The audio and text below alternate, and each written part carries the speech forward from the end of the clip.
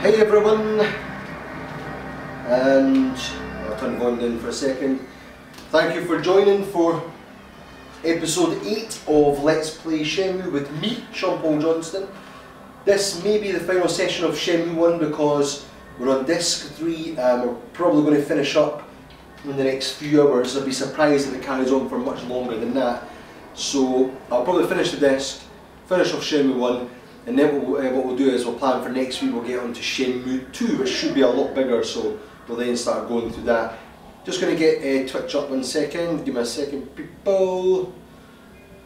As you'll notice as well in the stream, we've now kind of finalised the final sort of design for retro stuff, so down the bottom we've got the donation feed. If you donate to the stream, that goes towards improving the stream and making it better so we can get more games in, more consoles, all that kind of stuff. And improving things like the sound. The sound's a little bit echoey in here, but down the line we'll maybe get wireless lapel microphones that we can basically bring in a few people's voices in, so it should be a bit cleaner and get rid of some of the echo. And that way we could then start taking direct feed from the game. We can do that now, however it does pick up an echo, so we'll probably be able to work around that. At the same time we've also got the Twitter feed now at the very bottom, so you'll see that down the bottom. If you send a tweet to #SmallFryUnify, it should show up there. I'm not too sure if it shows other people's tweets, I'd have to check that. But right now it's showing our feeds tweets, but I'll be checking them anyway on the phone throughout the sort of game session. So what I might do is, each hour, like I've been doing on other streams, is every hour we'll maybe take a 5-minute break. That gives anyone a chance to go to the toilet or grab a drink or anything like that. And also give a chance to answer any questions, which should be a bit easier. So I'm just trying to find the Twitch feed, 1 second. What else? There was something else I was going to say, but I forgot. Yeah, check out the other streams we've got. You can see the schedule on Twitch on the front page of our channel. If you go there, we've got a schedule. So on Tuesday it's Shenmue just now, it'll be Shenmue 2 probably next week. Wednesday we've got Super Mario World on the SNES with Kirk. I'm sitting there with Kirk whilst he's playing that. He's dying all over the place, which is quite funny, considering it's his favourite game of all time and he's like a game designer and stuff. Maybe once we finish that, because that's probably not got much longer to go as well, apart from maybe we can do other bits and bobs in it.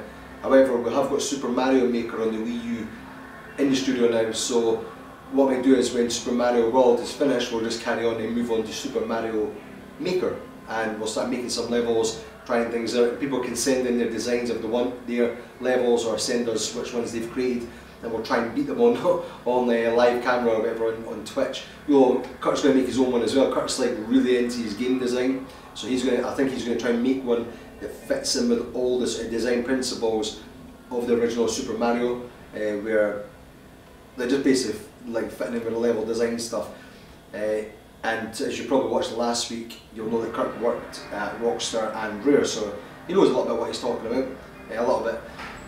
On a Friday we've just finished Until Dawn on the PlayStation 4, so we are moving on. This Friday will be Outlast. It'll be episode 2, because we actually played an episode a few weeks back. We've had quite a lot of people in the studio, so we're going to move on to episode 2 of Outlast, and that'll be myself. Not sure if Kurt's going to be there. It'll be Kieran who's playing it, myself, and whoever else is in the studio. We'll probably try and get a few more people up. Thanks to Jamie, or Lord Lonnie. Thank you very much for the donation, £2.50. It's our first donation, so big thanks for that. That goes towards the studio, like I'm saying. And yeah, we can't thank you much more for it. We'll give you a mention, a shout out. You'll see the thing popping up if someone's fallen or anything like that. But yeah, so let's get on with Shenmue. We'll carry on. I'll try and keep an eye on the feed. If anyone wants to ask me any questions, or like I said in the Facebook post and posts in various other places, even if you're just want to tell us about your memories of Shenmue or the Sega Dreamcast, what you liked and disliked about it, fond memories, things that we maybe not know about, send them in and we'll speak them on the camera. I'll let people know who sent it and stuff, and yeah, it'll give us something to talk about as well. So, by the way, if I'm sounding a bit funny, it's because I've got a cold just now. I've actually been off work for 2 days, I'm feeling pretty crap, but I'm down the studio anyway. I was something to tidy up and stuff, so I will be maybe like not talking as much as normal. Whether that's a good thing or a bad thing, who knows? But yeah, let's get this going. So Got stocked up as well. This is the t-shirt, by the way, in case anyone's wondering what that is. It was a t-shirt from Super Mario Maker. We've got the limited edition, but we'll show that on Wednesday. I've got my cup of tea, I've got my juice, got my crisps. Let's get going. So we're on disc 3, we're doing the docks. Can't remember what we just finished. I'll read the chapter thing. Anyway, let's get down the docks.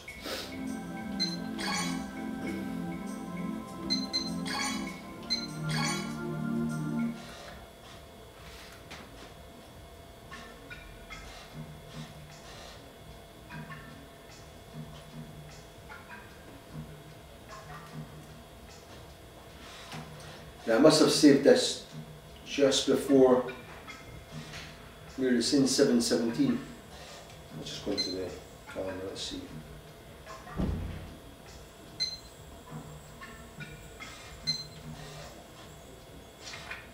So Connor says he'll find a job for me. Right?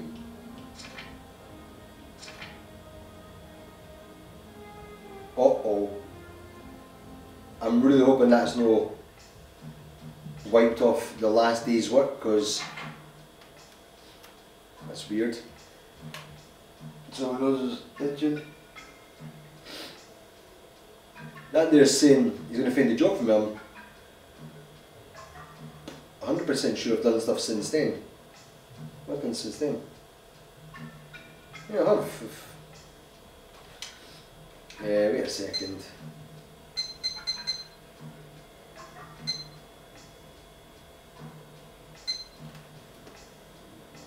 I hope it's not messed up my time.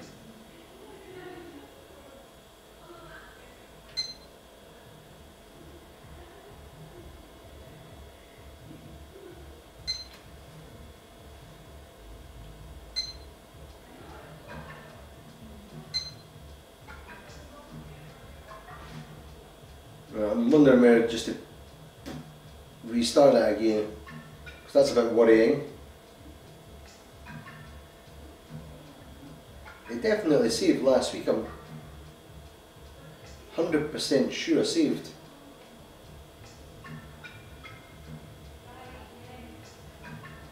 I've been a tube and done something weird. I hope not.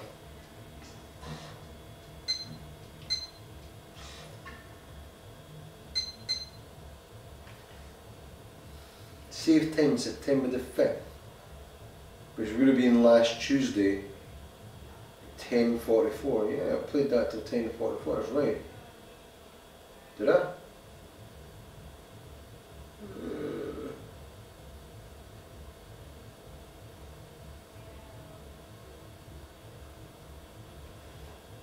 Did I load up the wrong save file?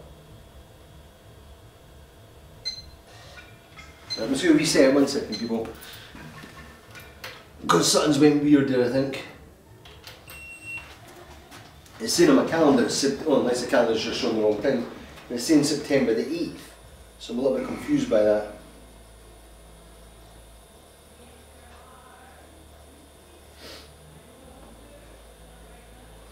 Yeah, so if you send any messages or anything on the chat, I'll see them on the little chat page thing. I should do anyway.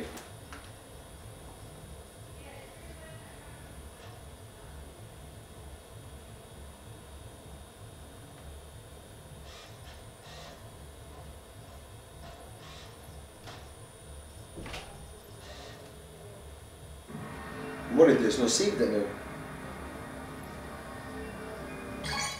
which will be annoying. Load. Select to load and continue playing. The game saved to the resume file.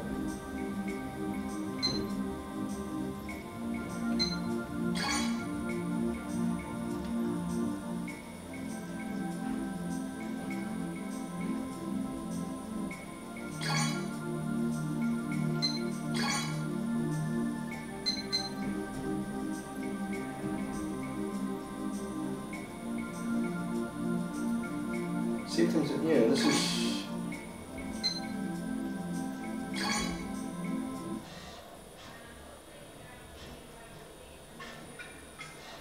Ah!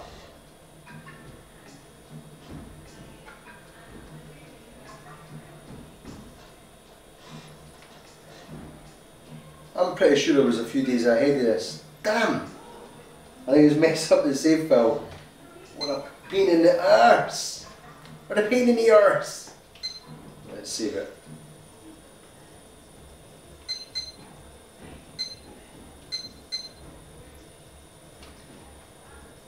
Unless it's just the diary's not updated. I'm sure it updated since then because I got the job. I've looked for the old geezer. I'm sure it's updated. I'm sure it updated the diary since then. It must have done.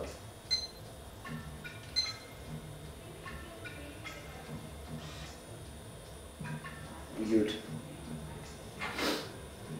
I was looking at some videos online on YouTube yesterday about this, and there was some people doing texture packs.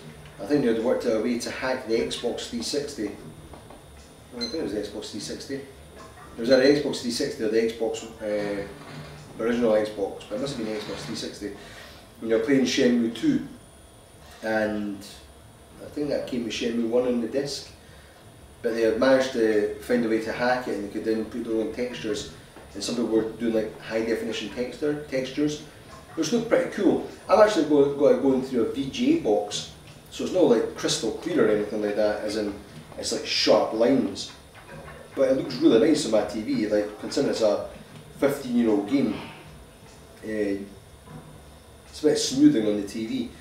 But if you play it through a monitor, it's even sharper. So the VGA is designed to go through the monitor.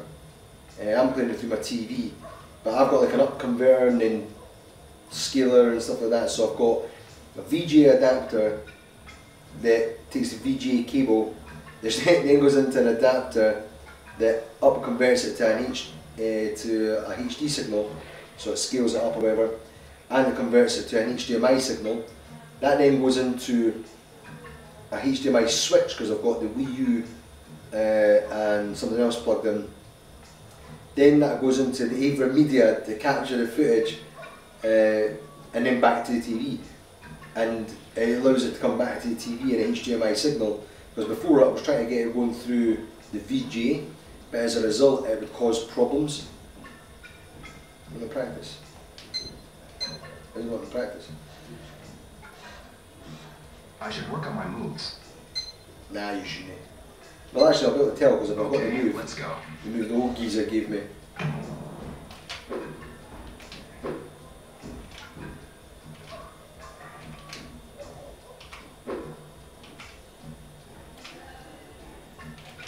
Oh, you're kidding me.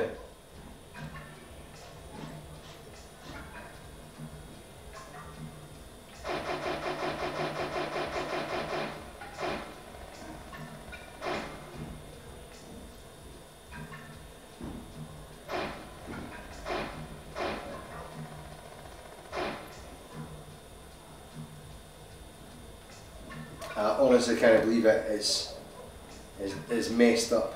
What a joke. Damn!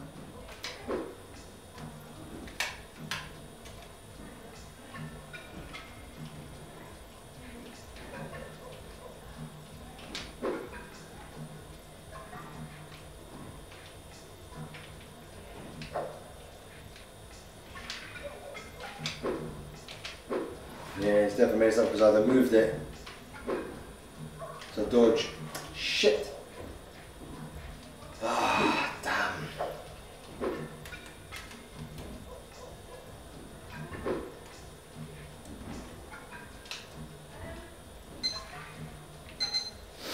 Right. Let's get to the save. Let's get to the job. Messed up. Made a complete idiot of it. Somehow I've screwed it up. I'm not too sure how.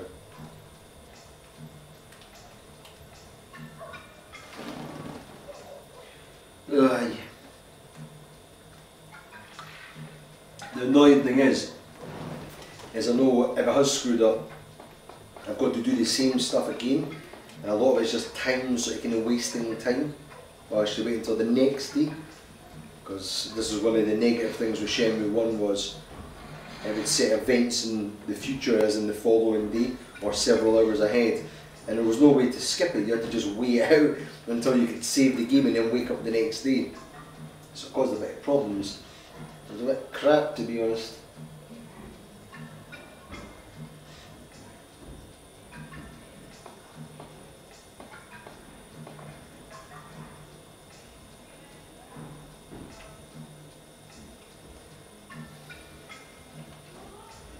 I should hopefully be able to go to sleep now.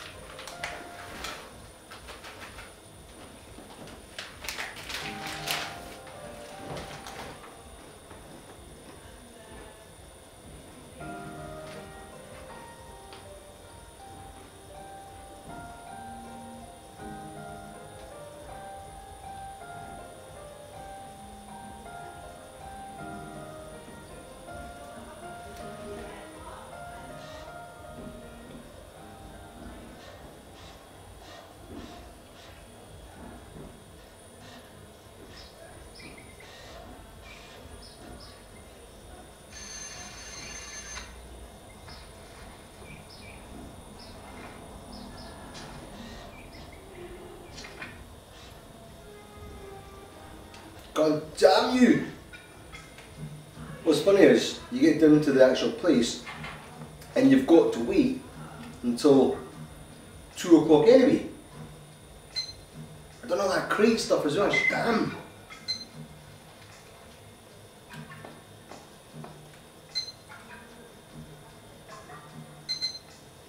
I suppose the only good thing is, last time I was doing this, the signal kept on cutting off from the TV. This is before I got the HDMI switch. And it kept on cutting off, meaning I couldn't see anything or hear anything. And on the feed, you couldn't tell, but you could hear when the sound cut off. That was it, the signal was cutting off on the TV.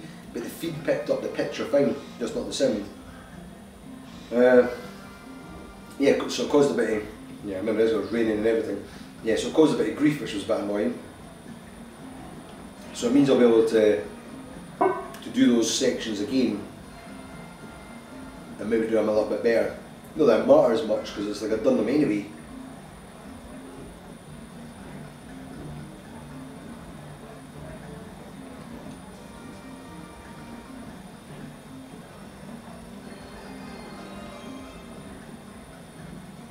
I'm sure you see Santa Claus up here as well.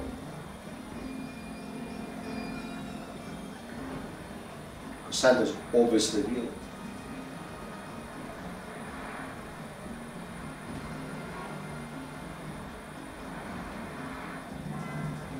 Yeah, so the mod that someone had done on the Xbox, I think they had it so you could actually run up the street here. You could run up the road and go all the way up there and see all the different buildings and stuff. Not that there was anything to do in them, but just quite cool that I managed to do it.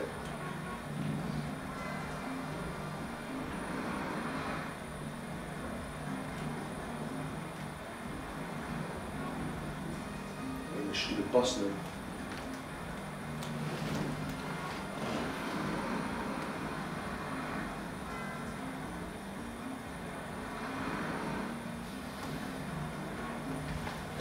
Look, if he did that, he'd put his umbrella. What?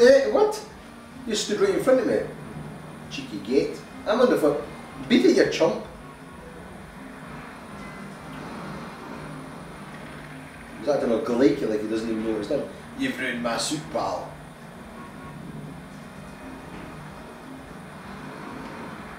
Walked around with his umbrella. Yeah, nothing's going on. Put his umbrella away. I thought, oh, nice, cool. He's going on to get some shelter. Yeah, you just stole my place. I think they've got his bald part in his head and everything. Oops. Have a look at your bald head. It's got a comb over and everything, look at that.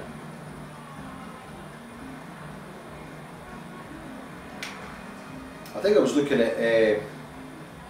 Excuse me. Oh, no. I'm tired. Come back some other time. I was watching the guys with the mods and the hats.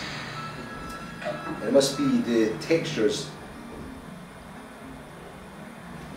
The textures for the face, for instance. It's like if you imagine your face, it's split open and it's like sort of peeled off at the back, and it'd be like lying flat. It looks freaky as hell.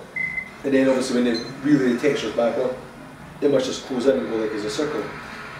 And it gives you all the textures and everything, and the eyes and stuff like that. But it looks freaky, man. But some of the people have done the mods on the Xbox version, sorry. And they had, for instance, Inisan, they had the young version of Inisan. They had remodded it so the fight scene at the very start of the game with Landy and Iwao-san, or whatever, his dad. That fight, instead of it being his dad, it was Inisan. They had also switched over the roles, so his dad became Landy and Landy was Inisan. So it was really quite funny, because then Inisan was just kicking ass. He was like hardcore. Right, I'm way too early. I need your glow.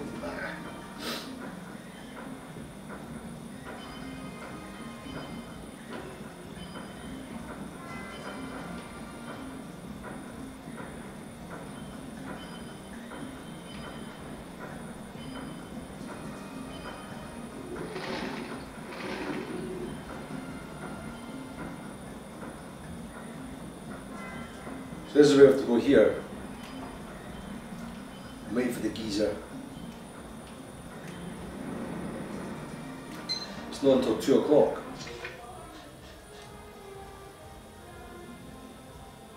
Sorry, noon. Not too bad, I suppose, noon. That was 2. But then once you get the job, you do the part, and then you have to come back the next day, so you've got literally the whole day with nothing to do.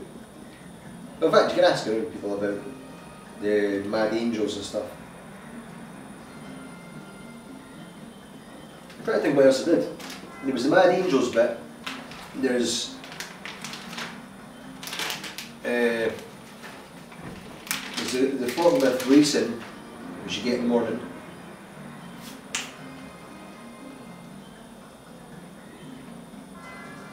There's a bit with the forklift. Once you start the job properly, you've got to get the crates in as quick as possible, and you get them enough, you get a bonus.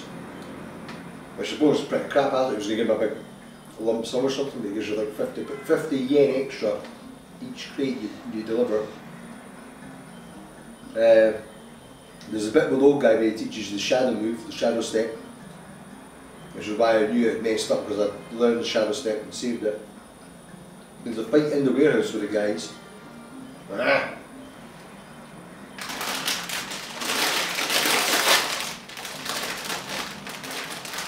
Barbecue Doritos, eh?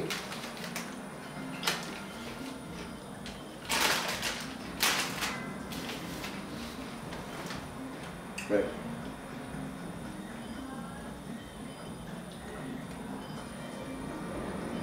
What?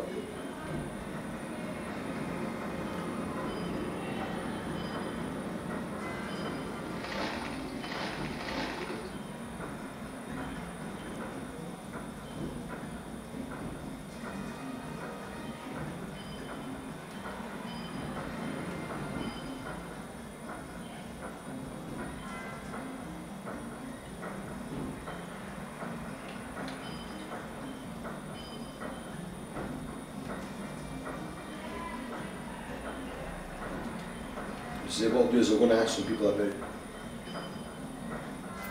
the Mad Angels just now. Excuse me. Hello. Are you busy, Hisaki-san? Well, it's not so bad, I'd say. I see. I'm in a hurry, so... Okay, see you later. So he went up and talked to her and tells her that he's in a hurry.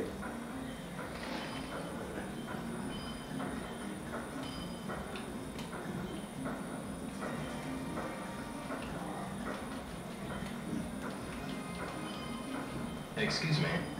Look, I'm sorry, but I don't have time to talk now.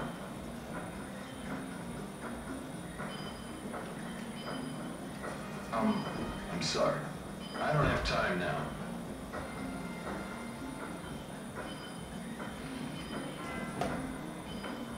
Excuse me. Excuse me.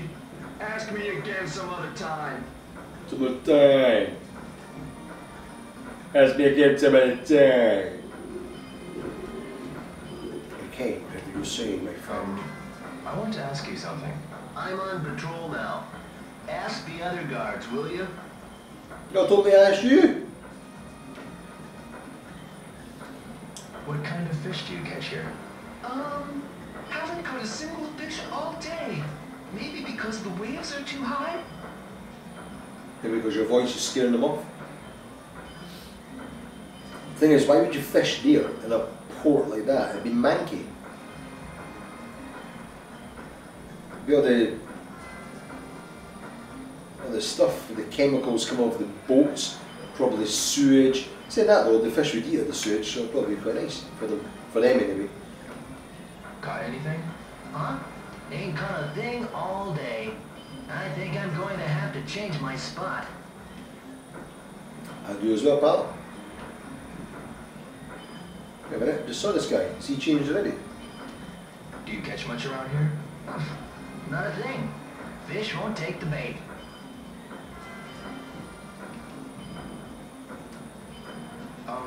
Hey, I got...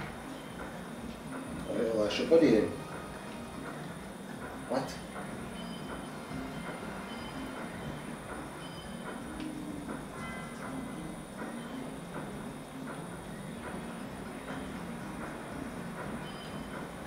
The guy's trying to hit his productivity, I'm just causing grief.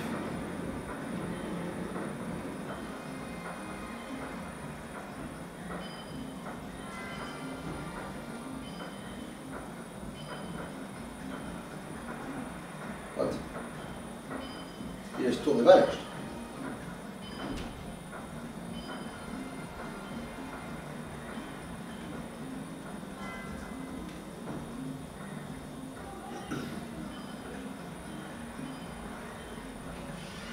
Just ruined his day.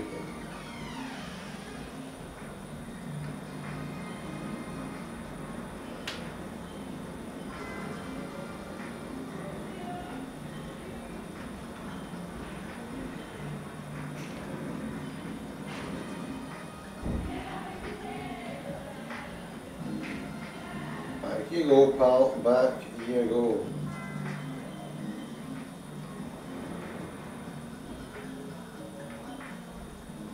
So you can just walk them off like that.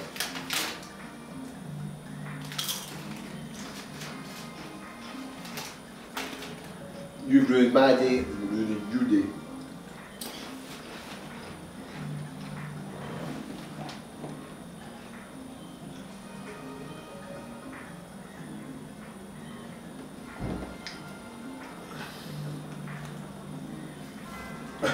Open them all up.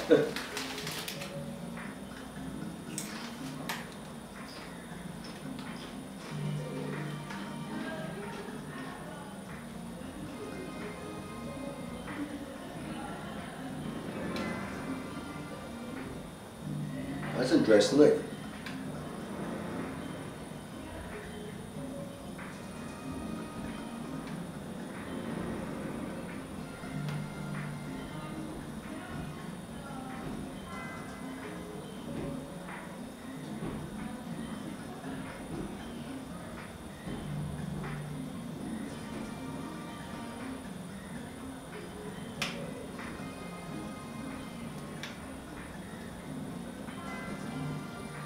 Let's get to this job.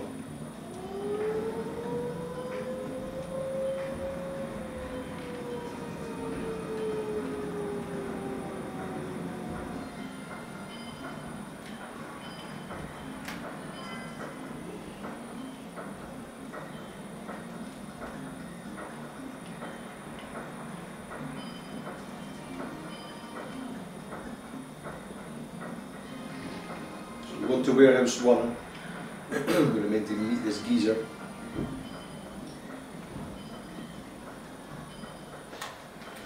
That was not meant to do this all again.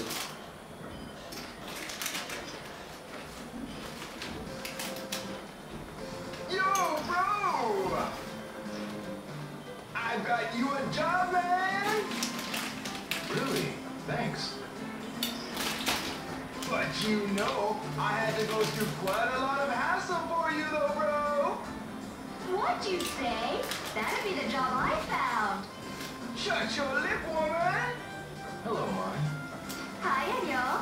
Hey! You two know each other? Airhead here asked me to find it for you. I'm always delivering lunch to Harbor Dorm, so I asked the foreman I know for you. Batting your little eyes like, oh, pretty please, Mr. Foreman, huh? Ow! So, where should I go? Be at the Alpha Trading Office by 2 p.m. Just ask for Yada-san. You have an appointment. 2 p.m. Yada-san. Alpha That's Trading 2 p.m. I was right. Thanks a lot. See ya.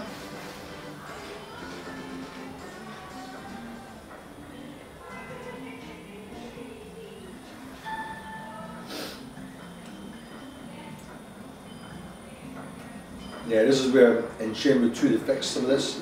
Well, they fixed it full on. Is you could then skip ahead to the next event if you wanted to. If you wanted to just float around and do nothing, you could do. I don't even think there's any arcades in the water here.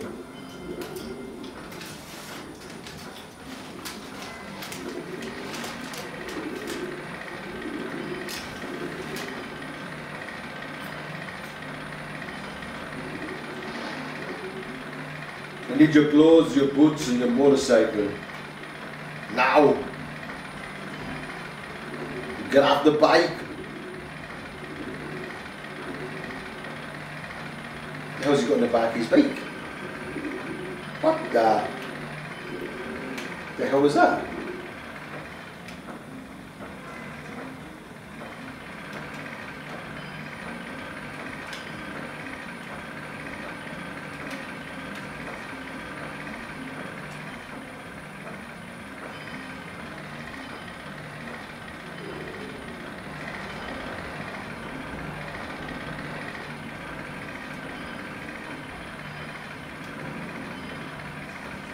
What is that?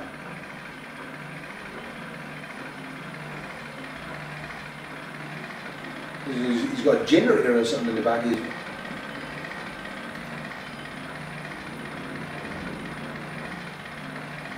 The hell?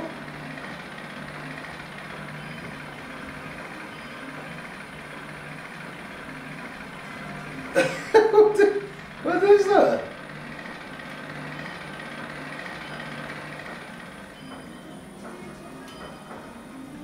It's weird. Oh, got to wait until...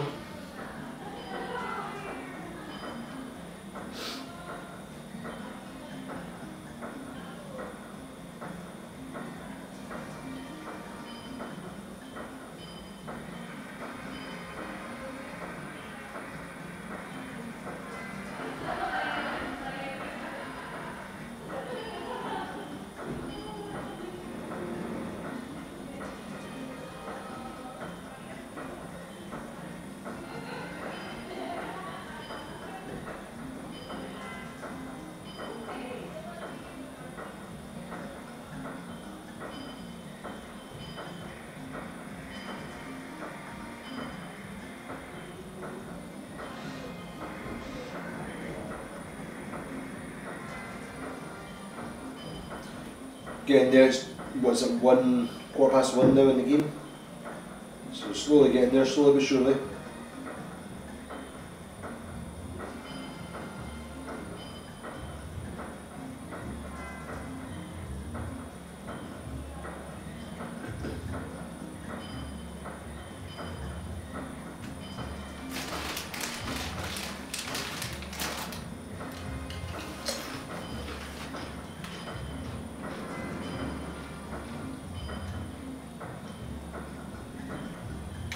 What's like here, weather-wise?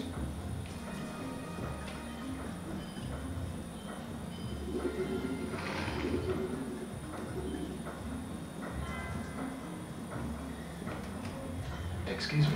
Yeah? What is it, youngin? Youngin. Do you know where the Alpha Trading Office is?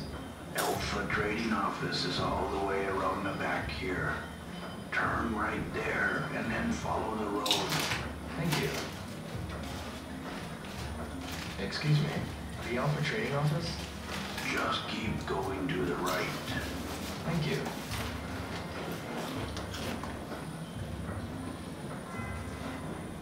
That's the old geezer that teaches them the move.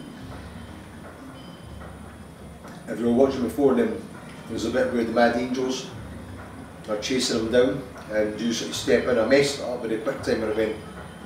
But the Mad Angels then sort of kind of leave him alone. They must leave him alone. Because I failed it, I never got to see what happened. I thought he was going to get his ass kicked. But then later on, you bump into him again and he thanks you and stuff, and it turns out he's an old master and he teaches you the ways of the old masters. So he teaches you the shadow step.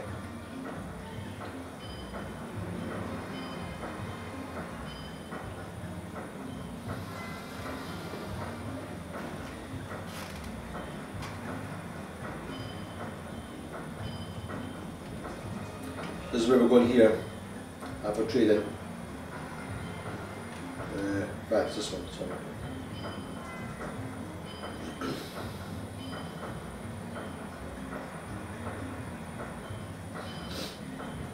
But then what I'll do is, once we finish this bit as well, is we'll go back to Dobita and play some games to pass time, so we can skip to the next day. Excuse me. What do you want? Are you Yada-san? Yeah, that's me. Mai-san at the lunch stand mentioned me. Oh, yes. Mai from the lunch stand. Yes, she did. Can you start right away? Yes.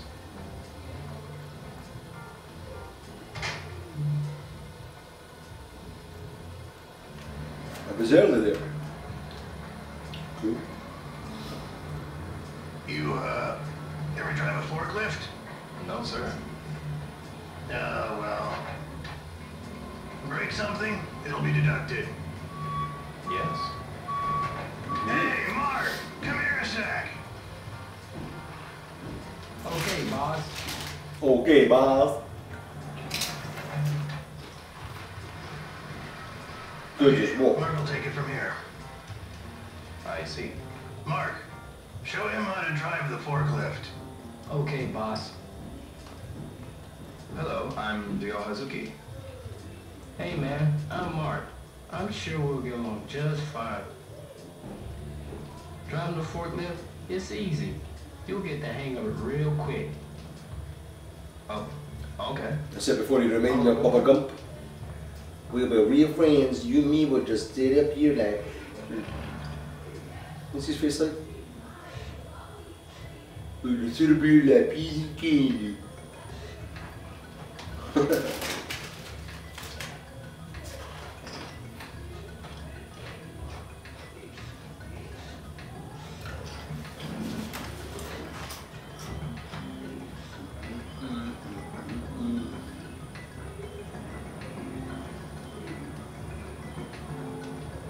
Come on. Okay, you ready? Let's start your lesson. First turn the wheel either left or right. Good, that's it.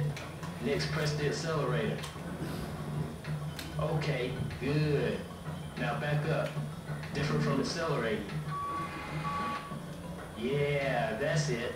Finally try raising and lowering the left. Okay, not too bad. Now, you try moving that crate. Take that crate to warehouse number 3, just there. First slide the fork under the crate. Then lift the crate and go.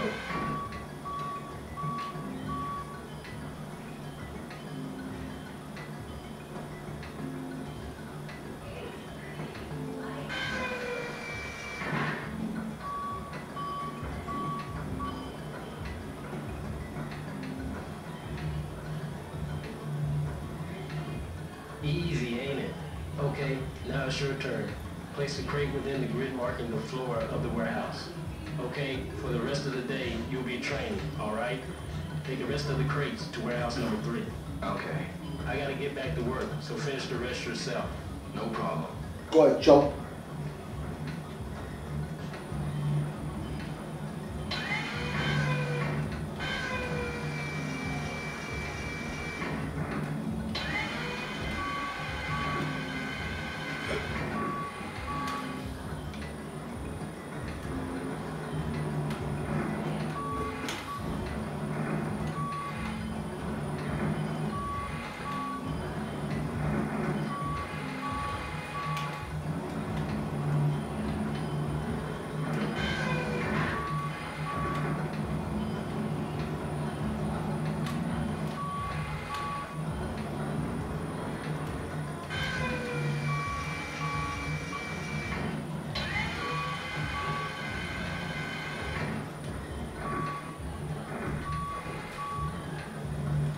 Driving like an idiot.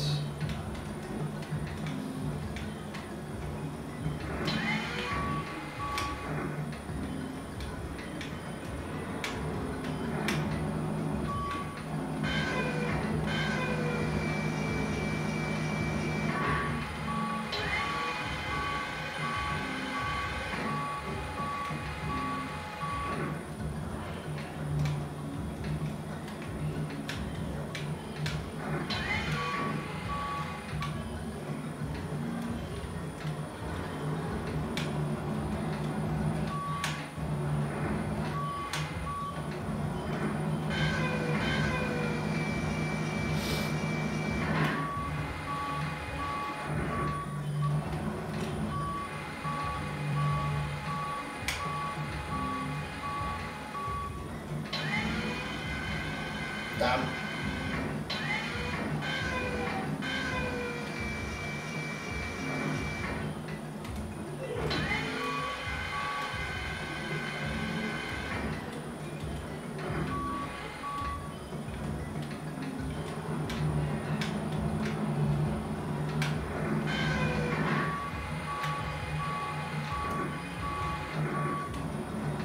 Treat.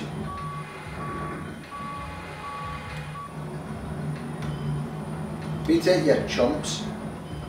Try work here. Yes.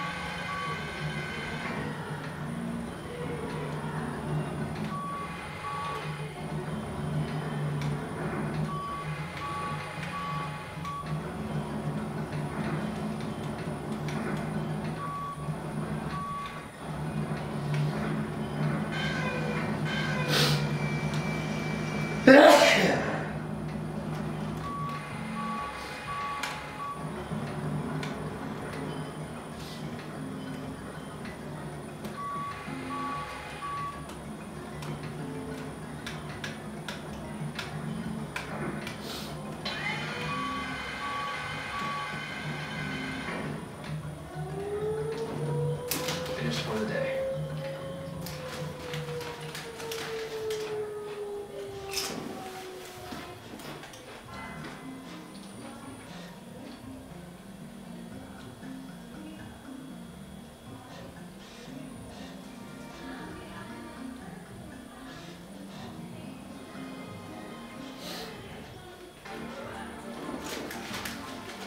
Ah, good work. Thank you. You're getting used to the forklift. I suppose so. About your wage. You start at 300 yen per crate. There's a quota every day, so don't go slacking off. Yes, sir. They were slagging off the new pal. If you do good enough and meet quota, I'll give you a raise. I understand. Sweet. Well, good luck. Thank you very much. I thought he said he'd give me a bonus as a raise, right? I heard it wrong first time. So when he gave me an extra 50 yen when I'd done it before, I was like, what? I thought he was going to give me an actual surprise or something. Yo, Mark, I need you to come tomorrow at 9 a.m., okay? Yeah, sure. There's something we gotta do before work. Before work? Really? Yeah, man. You'll see when you get here. Oh, and don't be late. Okay.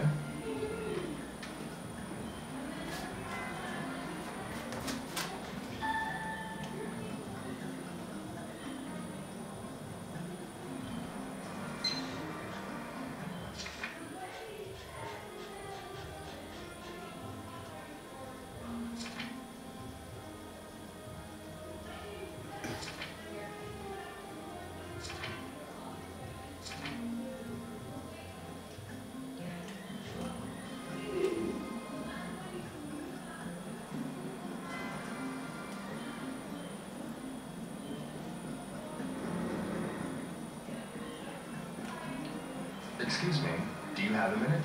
I'm really new here. Would you mind asking one of...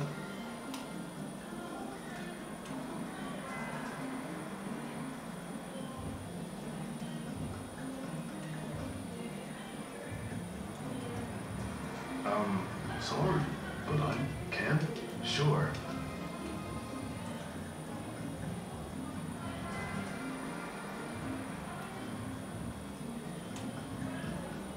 Warehouse number 4 is where you can practice as well.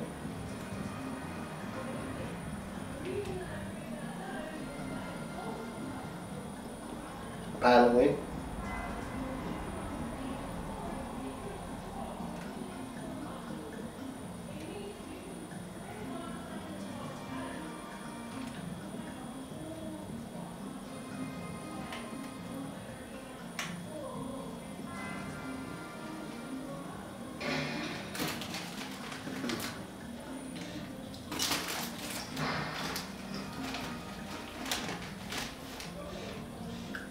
Maybe I can practice here. Think I'll warm up a bit. Let's get sweaty.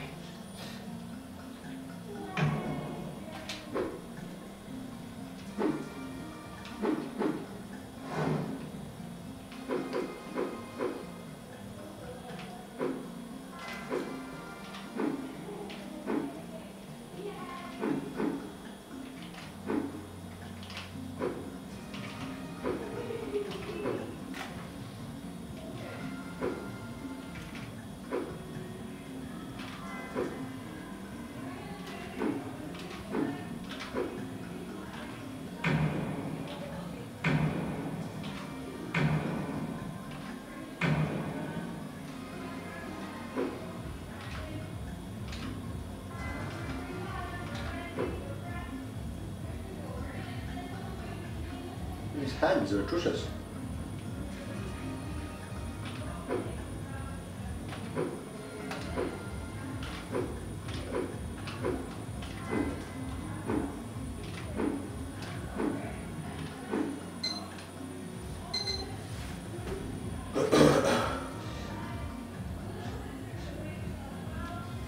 I have learned nothing.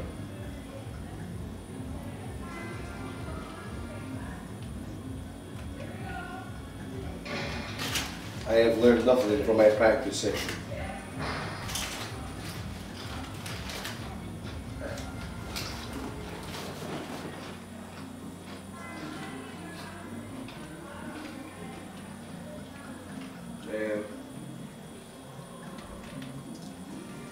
This geezer looks dodgy. Can I help you? Do you know anything about the Mad Angels?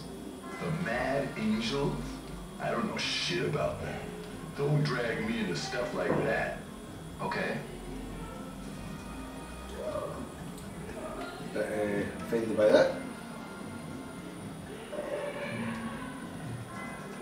Right, doll. Hisaka-san. Tell me about the Mad Angels. Anything about the Mad Angels? Mad? What? I haven't a clue. What is it? If you don't know, don't worry about it. I'll be on my way. Yeah.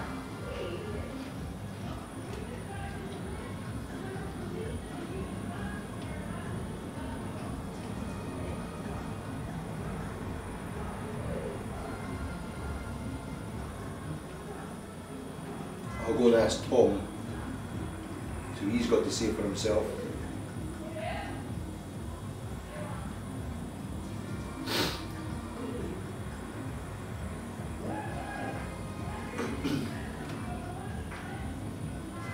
I'll ask Connie first. No. Hi, all. I've got something to ask you. Do you know a group called the Mad Angels? Oh no! They are very dangerous. Oh Bro, don't get mixed up with them. no! Okay. Do you know anything else? They ride motorcycles around and attack people. Lots of holders at the harbor get attacked and beaten by them. That's vicious, huh? Real crazy mothers. Really? Honey-san, Hi, yo. have you heard of a gang called the Mad Angels? The Mad Angels? The Mad Angels? I guess Tom hasn't told you about them, me yet, but Told me about what? the Mad Angels have come here several times since we started opening our stand here. So what happened? Tom took care of things without anyone getting hurt. I see.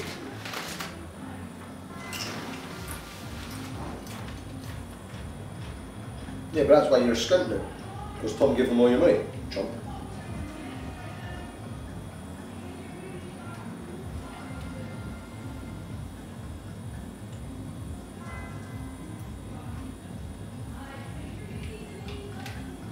Got a minute? Sorry. Don't bother me. It's my last chance. Last chance for what? Hopefully that allows me to leave. Yeah. I should look around a bit more.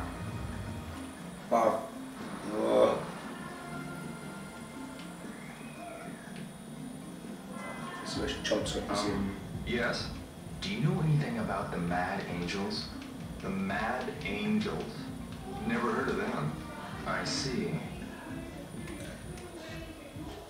Here comes the lights.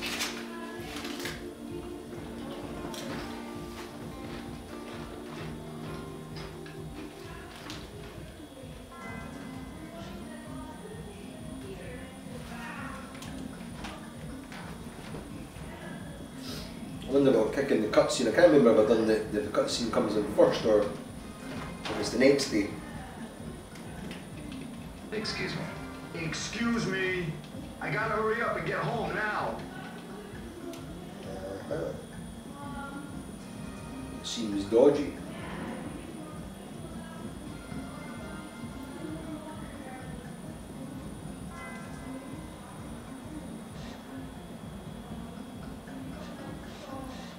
Let's see if I can do the quick timer this time. I'm gonna run you over. Help! Somebody! Cut it out! Who the hell are you? Quit terrorizing him. Look at him. Talks like a goody-goody little shit. All right, then. We'll just play you. What? How about you race us? Motorcycle? A chicken race. You do know what that is, right? Okay, I'll play your little game. But if I win, you leave him alone.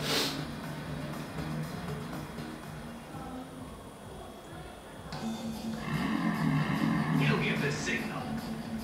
Start when this can hits the ground. Here we go.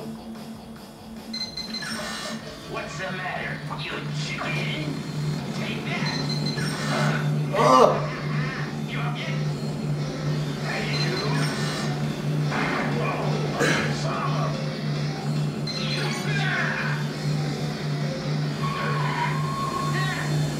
I won. This is our territory. You'd best watch what you say around here, old loser.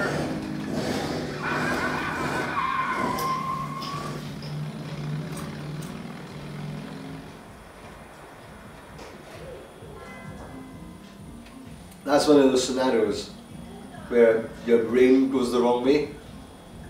Maybe you kind of win that, I can't actually remember.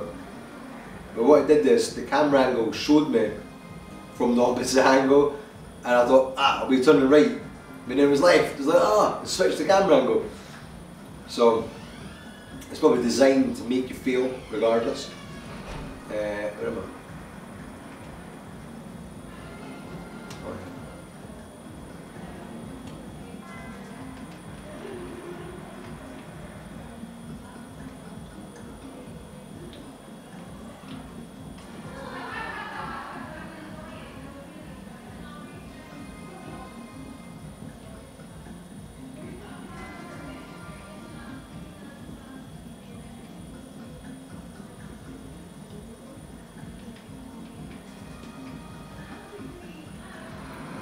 I'm out of here, Mark. Hey, good work. I'll see you tomorrow. Yeah. You must have was quite busy, like.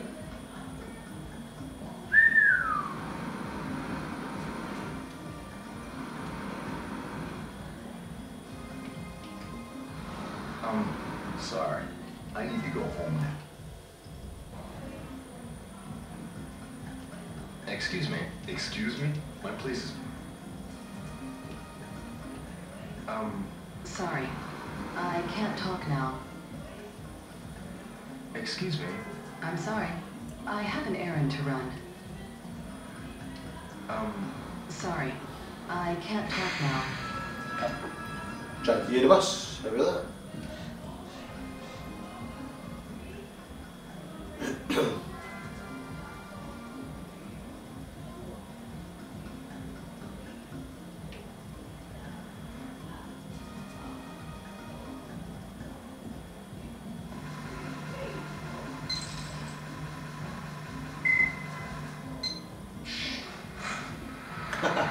I put 10 pence less than what was meant to be there. Didn't even check. Hey Wasabi, how you doing, man? I screwed up. For somehow I never saved the game. It's like I got the save corrupted or something. So the last time I played through all this part, and I'm having to do it all again. How annoying.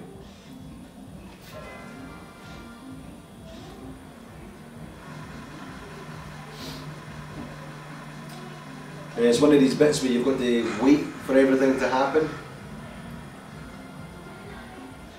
Chillin', chillin'.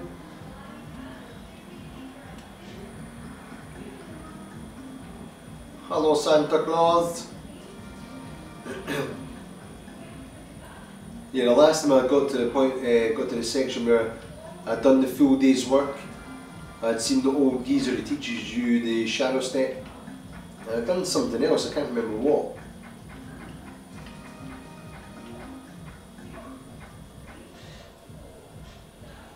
Yeah, that's like the best thing they fixed in Shenmue 2. Is obviously you know yourself, I'm sure you've played it, but that was the best thing they'd done in Shenmue 2 was have the bit where you could skip ahead.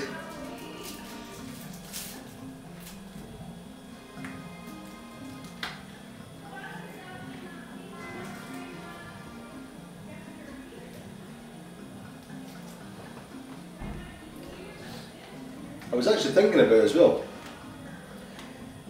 It feels like, like I've done, this is session 8, but if you ignore this duplicate session essentially, I've done 7 sessions, so I've done about 20 hours, maybe 15 because I only done 1 hour or something.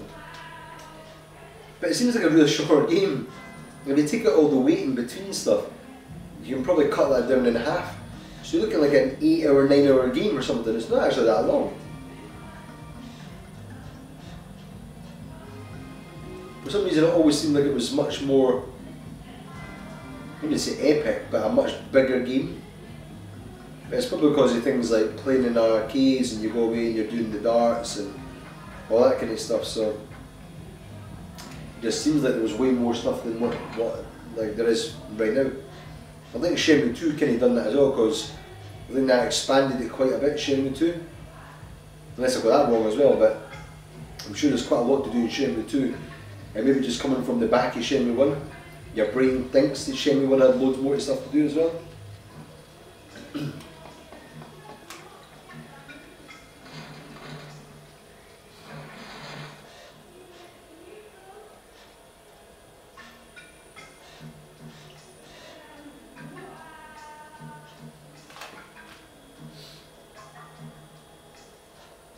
Yeah, exactly. First time through, you're playing it and it's all new to you, so it seems like it's a lot more sort of kind of grandiose. Whereas now it's like, I know I've just got to wait around for stuff, which is frustrating.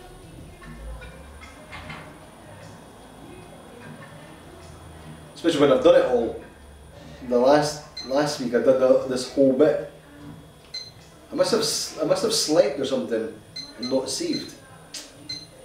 I'm 100% sure I saved this. Ah.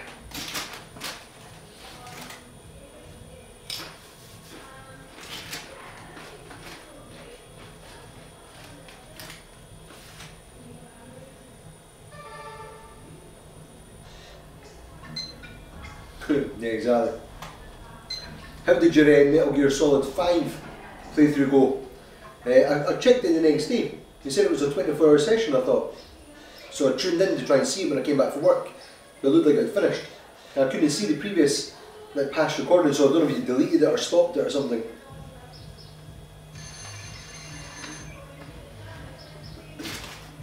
Forklift My new job starts today.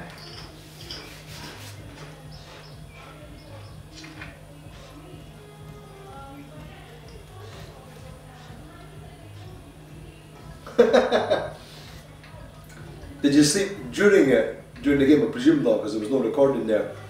I think you fell asleep before you started it. It's an epic feel. You're going to do an all set, like 24-hour session.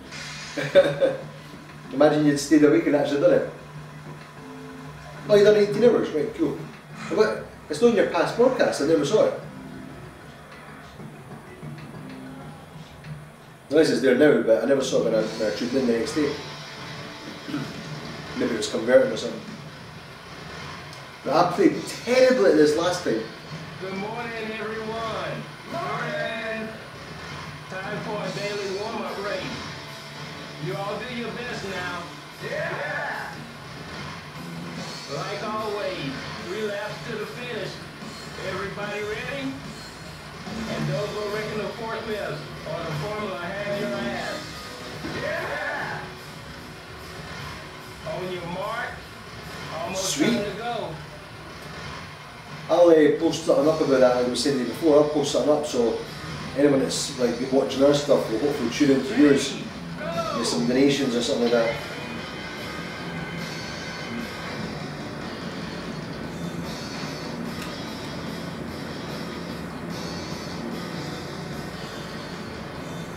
Oh, hey. Oh, you swine! Oh, terrible.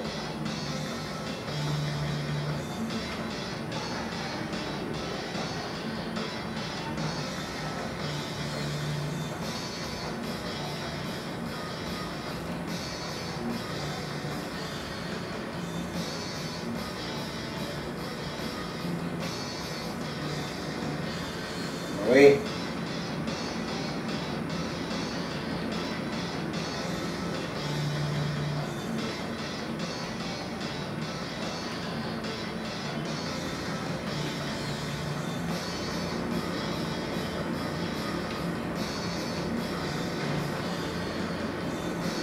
Away, you chump.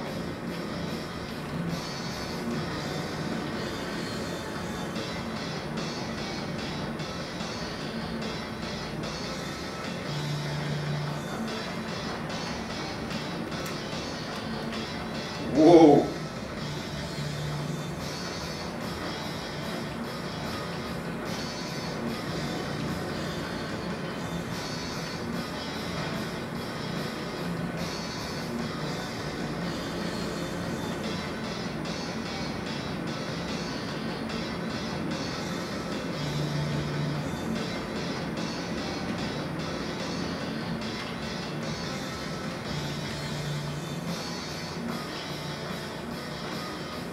I'm going to catch a moment.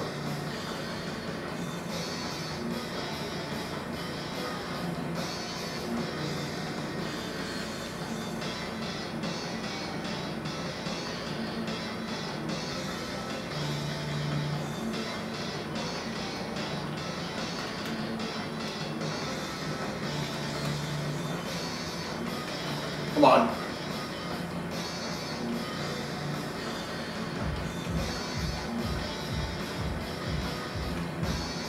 Come on! I know I'm going to catch him.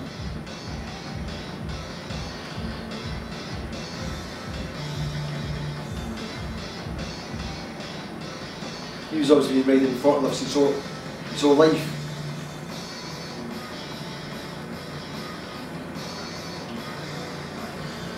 Oh, it's so close! Damn! Damn! Damn!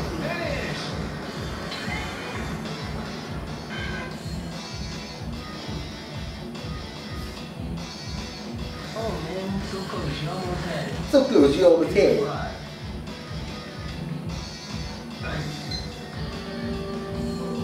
Yeah, what I'll do is I'll post something up on, if you send me details about it, if you've got any images or anything like that, send me, what I'll do is I'll post it up on the Facebook page and the Google Plus page and stuff, and obviously closer to the time I can tweet it and stuff, and try and get some people to come and join it as well, the charity thing. From today, welcome. I'll do What was it called again? Sorry, one Time to second. get to work. Extra Life Charity. Before we go. Cool. Where do I take them? Warehouse number 18. Warehouse number 18. The quote is written on the map. Read it carefully. If you exceed quota, you'll get a raise. Great. Just be sure you don't break anything. Okay?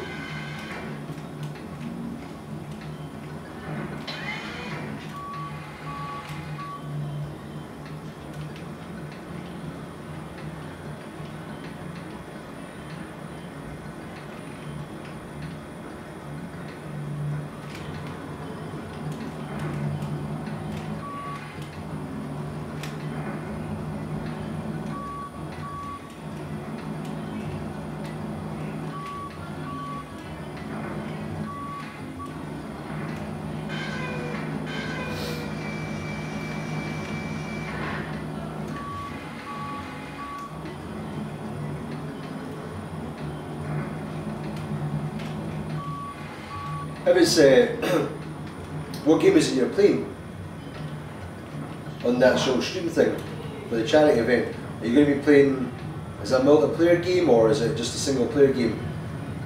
Because whatever you are playing, if it's something multiplayer wise, maybe we can join in or something. We'll get the camera set up here in the studio and we can come and join in and be quite cool. Obviously I'm not going to impose upon your own stuff or anything, it's obviously your own event and stuff like that, but if any other people are joining, then yeah, why not? It'd be pretty cool.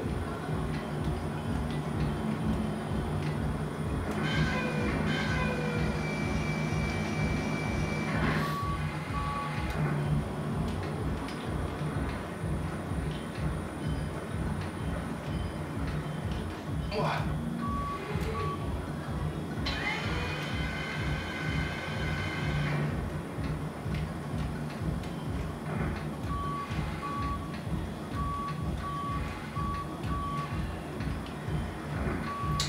Terrible.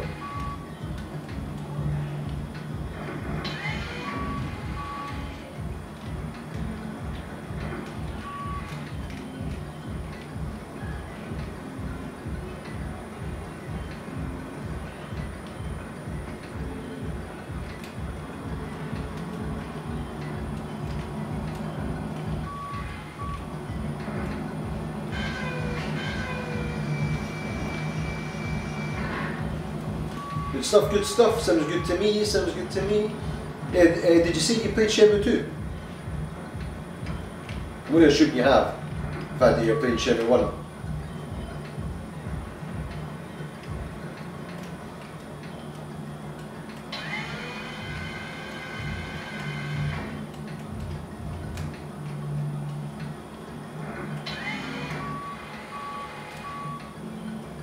One of the other things I never liked about Shenmue 2 was, you see the orange buildings when you come off the boat? I don't know what you actually call it, it's shimmering. Was it the shimmering effect on the boats?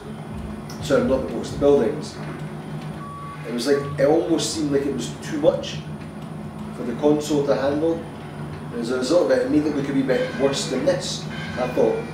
So it's like they were trying to add in more detail and textures and stuff like that, but as a result I thought it made it look a little bit sort of kind of dirtier.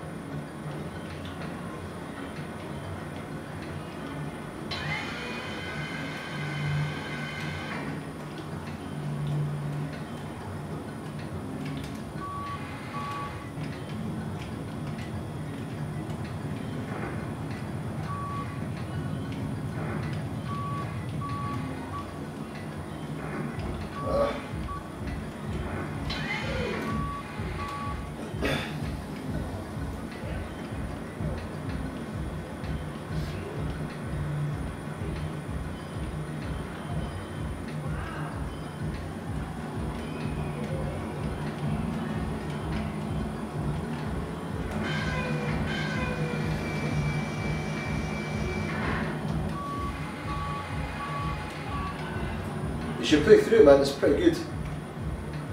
I was watching, I think it was game trailers or something. They had a Shenmue playthrough, and they played through the whole thing. And they actually had quite a number of playthroughs. It was like quite a few sort of days they spent playing it.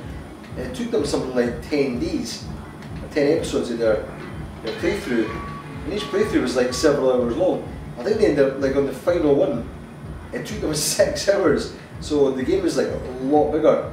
From what I recall at the time as well, I'm sure it said something like Shenmue 2 was it only like something like 10 times bigger or something like that.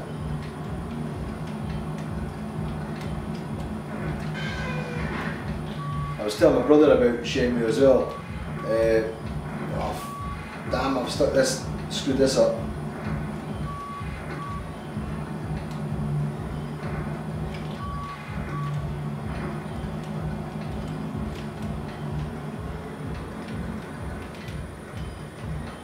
I was telling him how Yu Suzuki, I was sort of kind of telling him about how sort of kind of revolutionary for the time this game was, and how Yu Suzuki was the guy that developed the open world sort of kind of formula that was then used in stuff like Grand Theft Auto for open world games.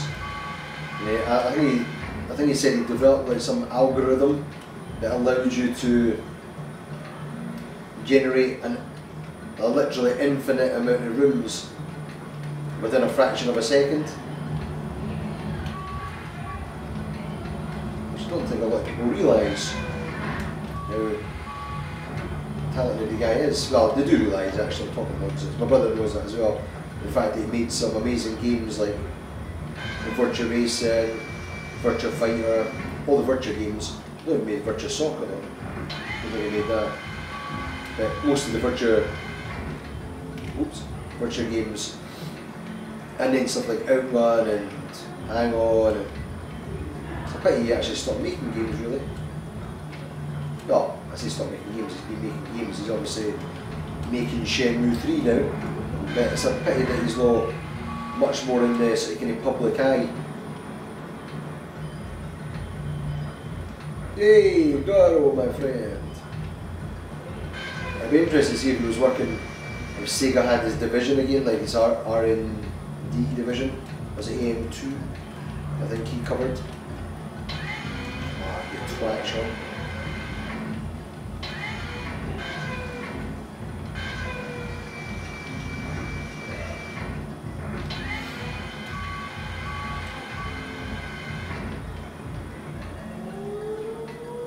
Lunchtime, eh? Lunchtime, eh?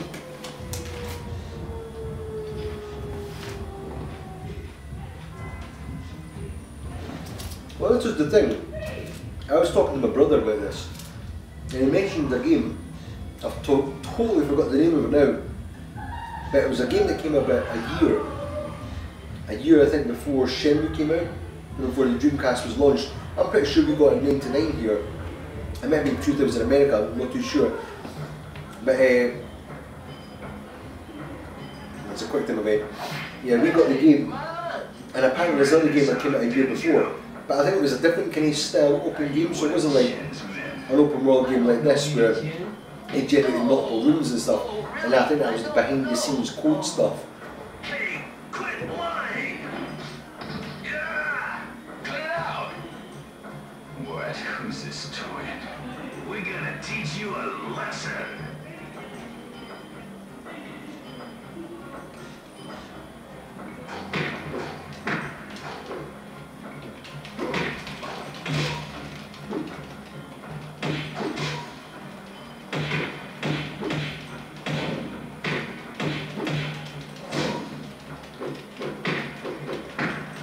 Grab him!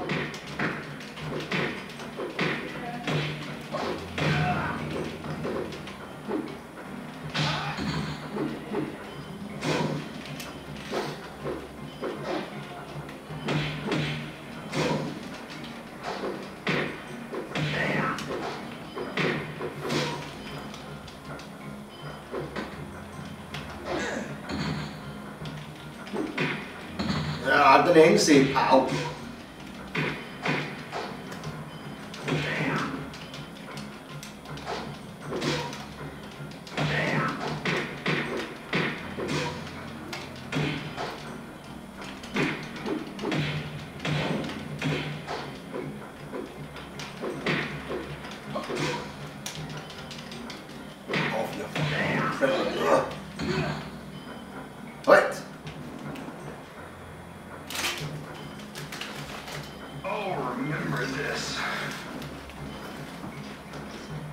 Good, remember it.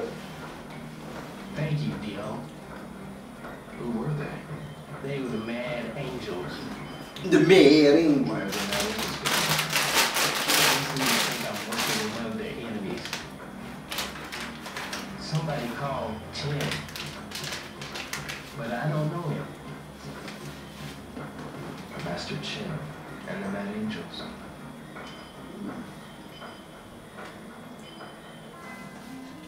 Back to work. Hey?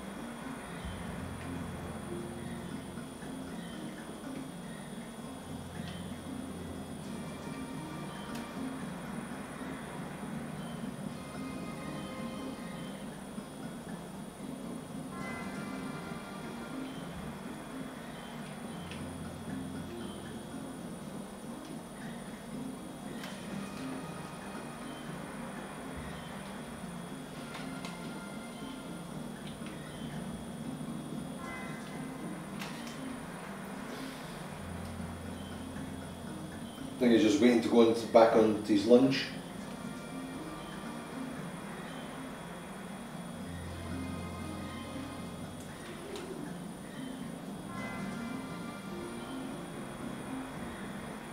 Hey, what's going on? It's like just.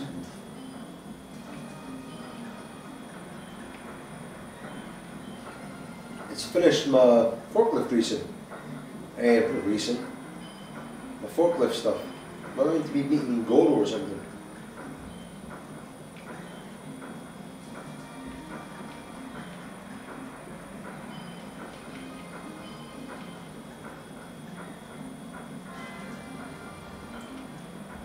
In a second, maybe I've got to phone Master Chen.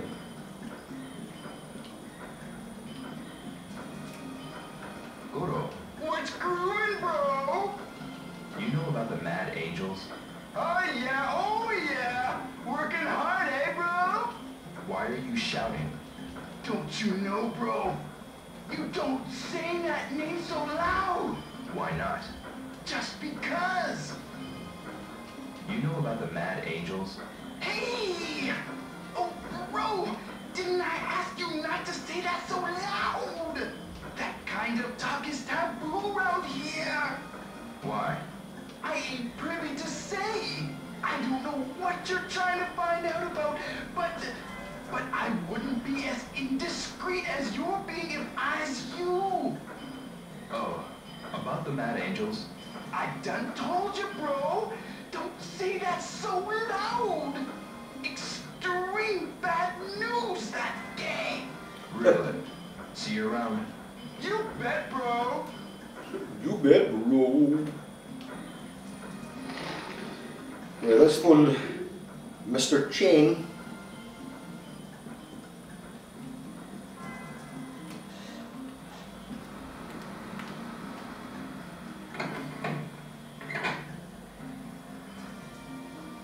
We certainly did. Got Mario Maker, and we've not done much with it yet, but we're going to be playing it tomorrow night. So yeah, we'll have that up ready to rock and over probably every Wednesday. So we're going to be playing Super Mario World on Wednesday. We've not got much left to do in that, and then once we finish that, we'll be going into Mario Maker. So damn, 1 second. Number. Done a bit of cheating here. I've got the number on my phone because I keep on forgetting it.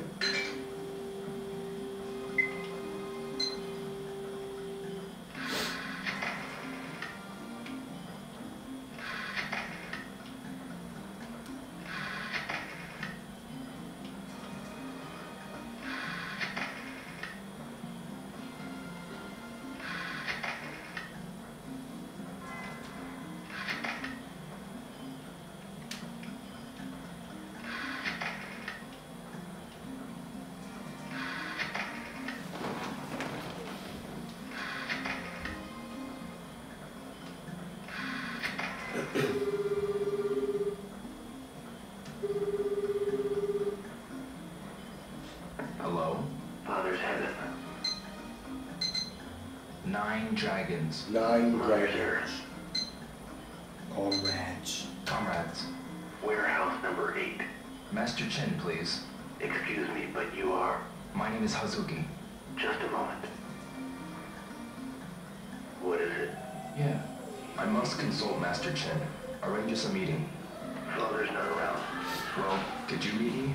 I need to talk. Tell him she bought. Oh.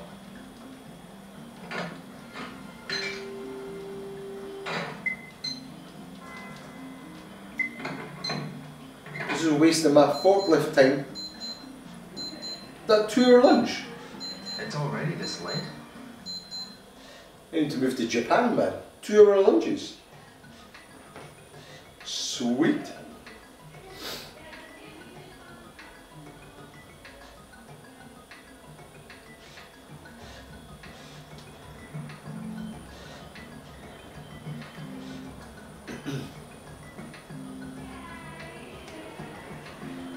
Was it number 18?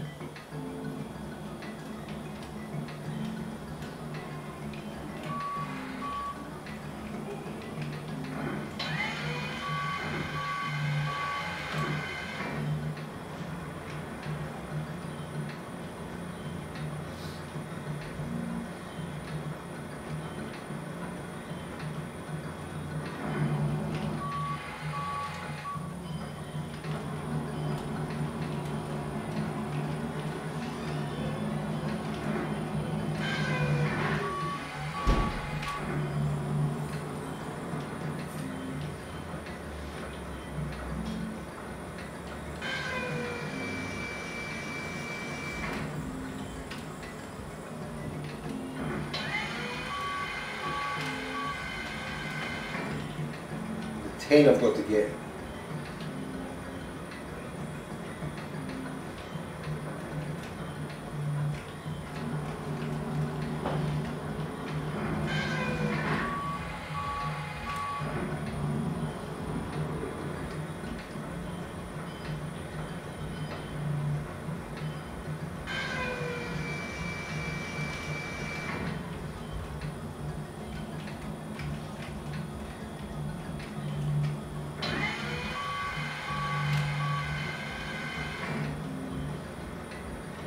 Then the last time I did this, I got all of them. Like with 5 minutes of game time to spare.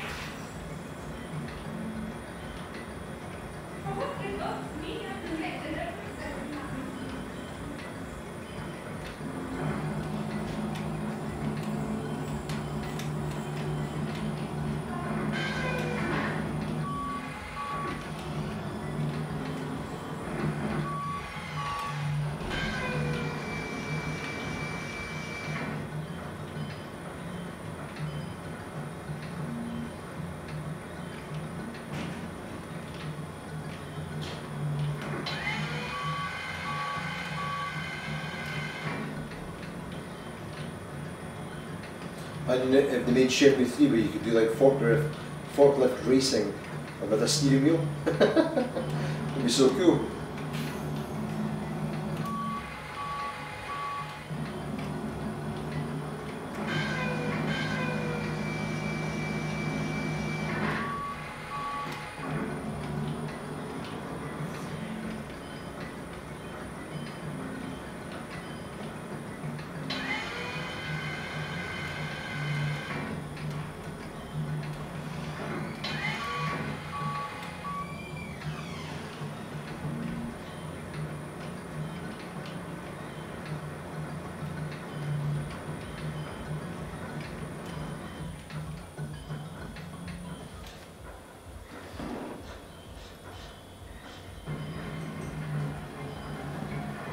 Don't think you can.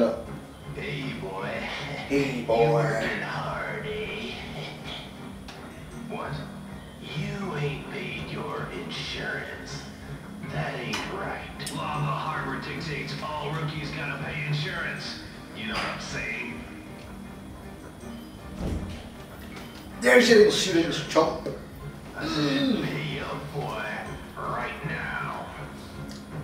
That's Harvey Keitel, obviously. Defiance ain't a good idea.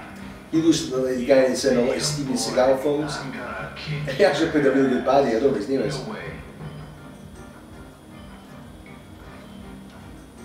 You are gonna regret that decision.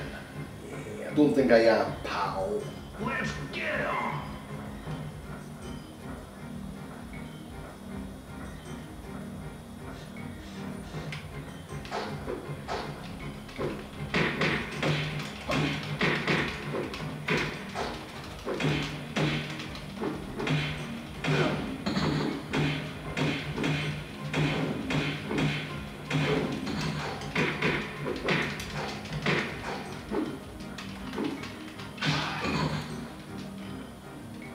Oh, wasted in there. All right, you guys. No! Hey, wait! Hey, wait! As he stands there, perfectly motionless. That is ate into my time, chumps. I'm trying to get some crates, man.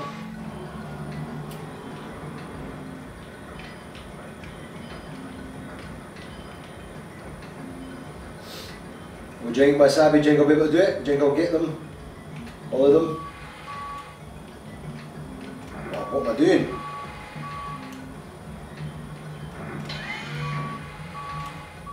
Five to go, 6 to go. I'm pretty sure I was more done last time. I wasn't trying to be so perfect placing last time though. Would have hit the quota, so I'm alright, but.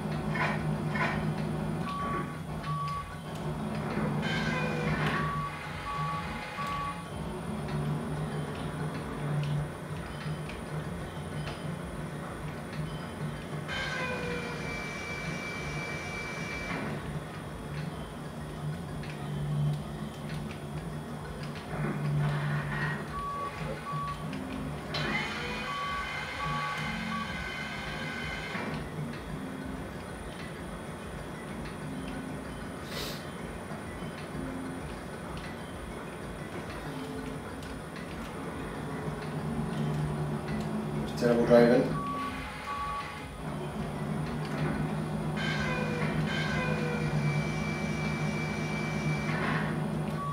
I'm not happy with that, was off the lines there.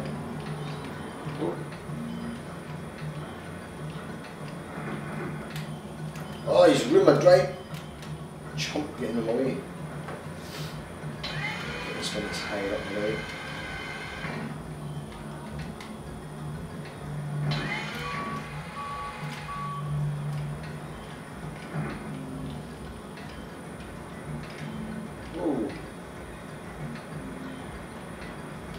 We almost had a mid-cream collision there.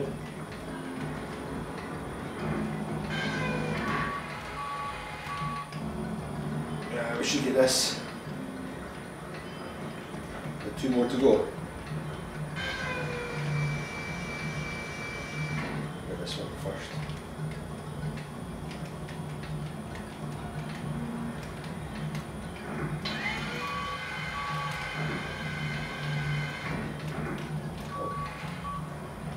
So we should have picked a time when I'm not doing stuff like that.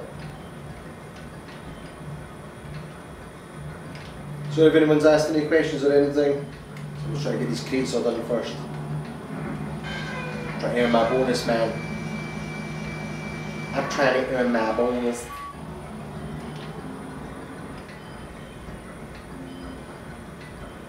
Cause I got bills every day.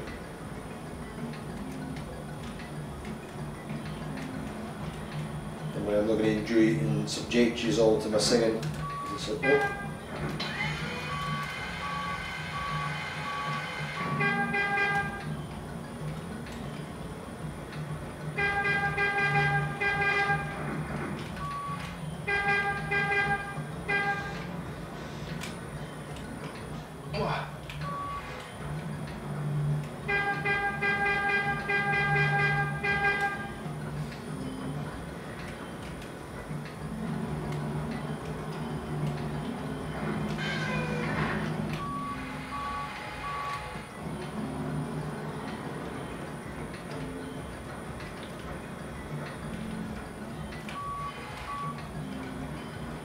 I'm going to try something and see if I can do it. Hey you, this isn't your work zone. Let's see if I can pick something up. Let's see.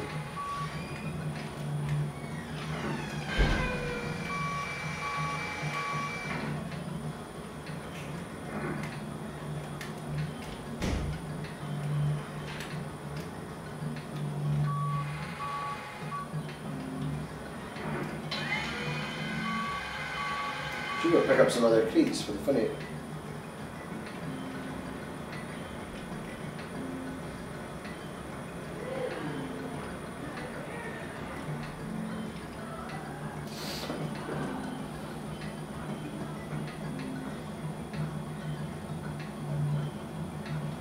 Yeah, last time I done it I had like 5 minutes spare, but it was because I was mucking around and being rubbish at driving because I kept on cutting off. So I kept on hitting into things. Yeah, it seemed a wee bit more this time, so that was quite good. A good idea actually, practice the laps, yeah.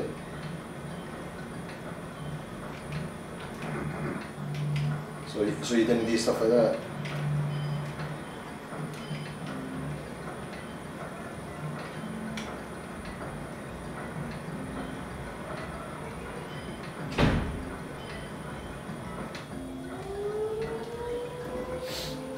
Finished for the day.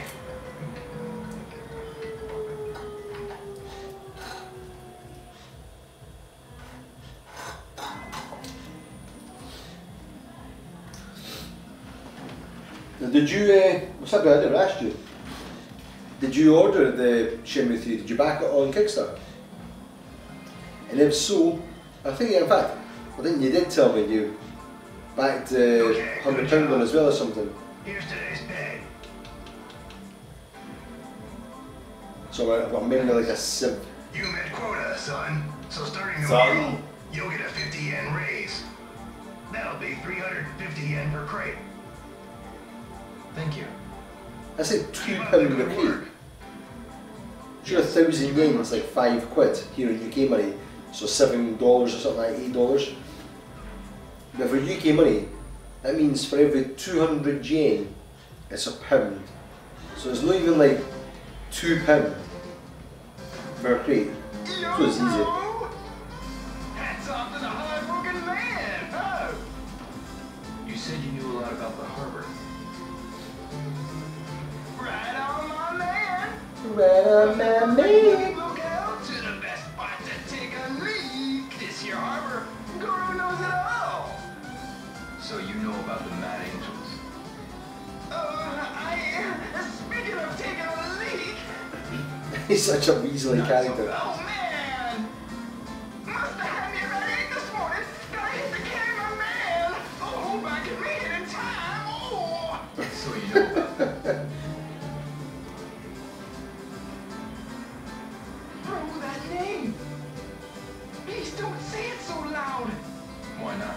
You get yourself fed to the fishes for talking about them, man. It's taboo around here. There's a rumor about some loudmouth kid who got himself concrete boots for talking. No Really? way. Well, bro, I'm out of here. See you around. Yeah, later. I'm gonna go find the old geezer now where he'll teach me my shadow step, and I think that's it for the day. I think nothing else happens.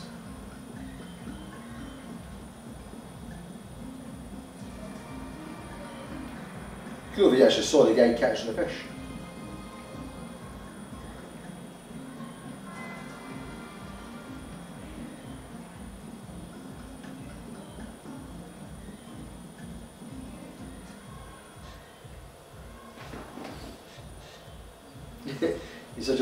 He's like a sort of kind of teddy boy from the 50s or whatever it is, of, is it, what year was that, I don't know, 60s?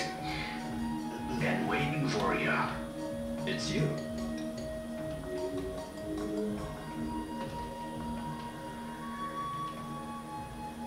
What are you doing here? Wanna pay you back for helping me out. Teach you something useful. Suppose I show you rather than tell you. He's like, come around here, boss, he unzips his trousers. Try and punch me. Let me into that, pal. Me? Punch you? Quit your babbling and punch. Quit your babbling, quit your jibber jabber. Poof. You call that a punch? That'll be the famous Hazuki style. How do you know the Hazuki style? If you really want to know, give me your best shot.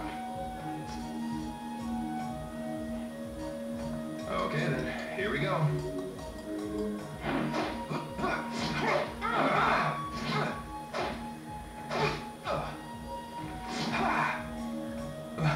Why am I missing?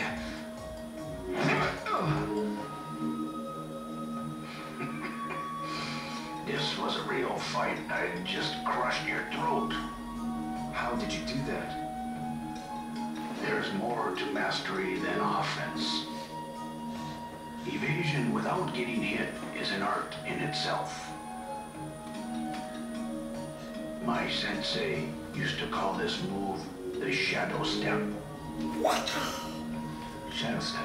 Thanks everyone that's watching, by the way. How about So I'm it, taking a bit of time to answer anything. son? Wanna learn it?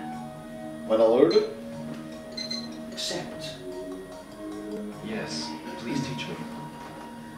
First off, show me that their basic Hazuki style stance. Alright.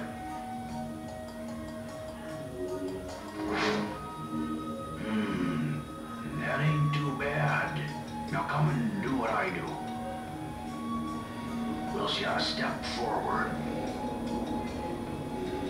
Pull your arms in a slide real quick. Once you slide up behind, cut a blow to the neck like so. Now, start from your basic stance. What's funny is you watch the old guy moving. He moves just like Move Landy. your weight forward one step only.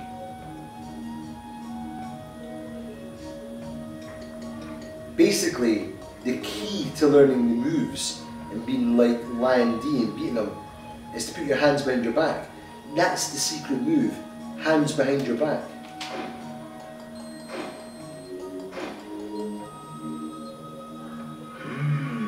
Look at that. Well there, youngin', you're quite skilled. Reminds me of me at your age. Nah, I'm not that good. Got that touch you do. That touch you How know. about a bit more practice? Cool. Okay, Have a master. sure, why not? Well, I'ma watch ya. Go on and show me. Alright.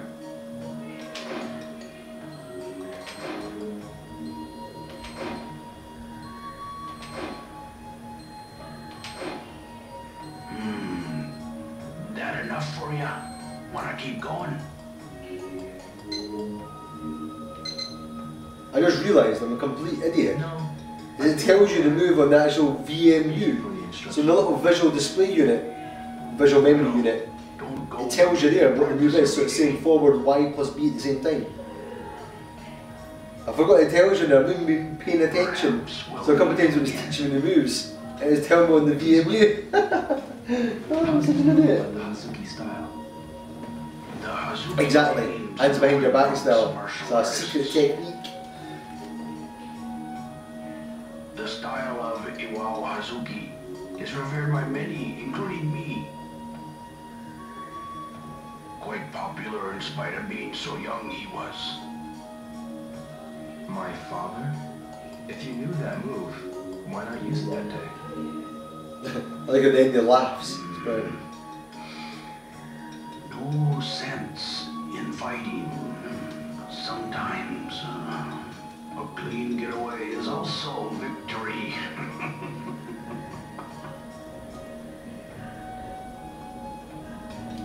Is that the first time you knew about that as well? Tried warehouse number 4.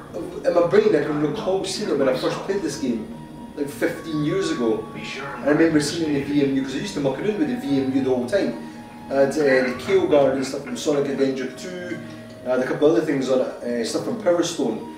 And I remember using it. It was like one of these things with the games, you always had little bits and pieces on them. So I can recall this, it used to show up in this all the time. I just totally forgot about it until now. But yeah, I'm going to have to keep paying attention to that.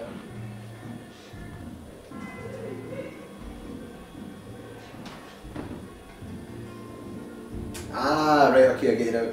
I've got a couple of different VMUs. I've got the sort of white ones, the normal ones. I've got, yeah, in fact, I've got 2 white ones, yeah, that's what it is. I've got 2 white ones. I've got the Rumble packs, and I've got myself a, I can't remember who made it, but I've got a memory card that's like 4 memory cards in one, so you can have like 4 slots. So it means you can fill the card up and do it 4 times essentially. But it's quite good. I've not got it here just now, just got the Rumble in, but obviously if you've got a memory card like that, you can't do the visual parts in it. I don't think you need to have it for anything else. I'll actually keep an eye on it whilst we're playing. I'll see if anything else pops. I should look around a bit more. I'll see if anything pops up. Anything else. I wonder if I can go and see Master Chen now because I phoned him up, and he's obviously expecting me. So I wonder if I can go in.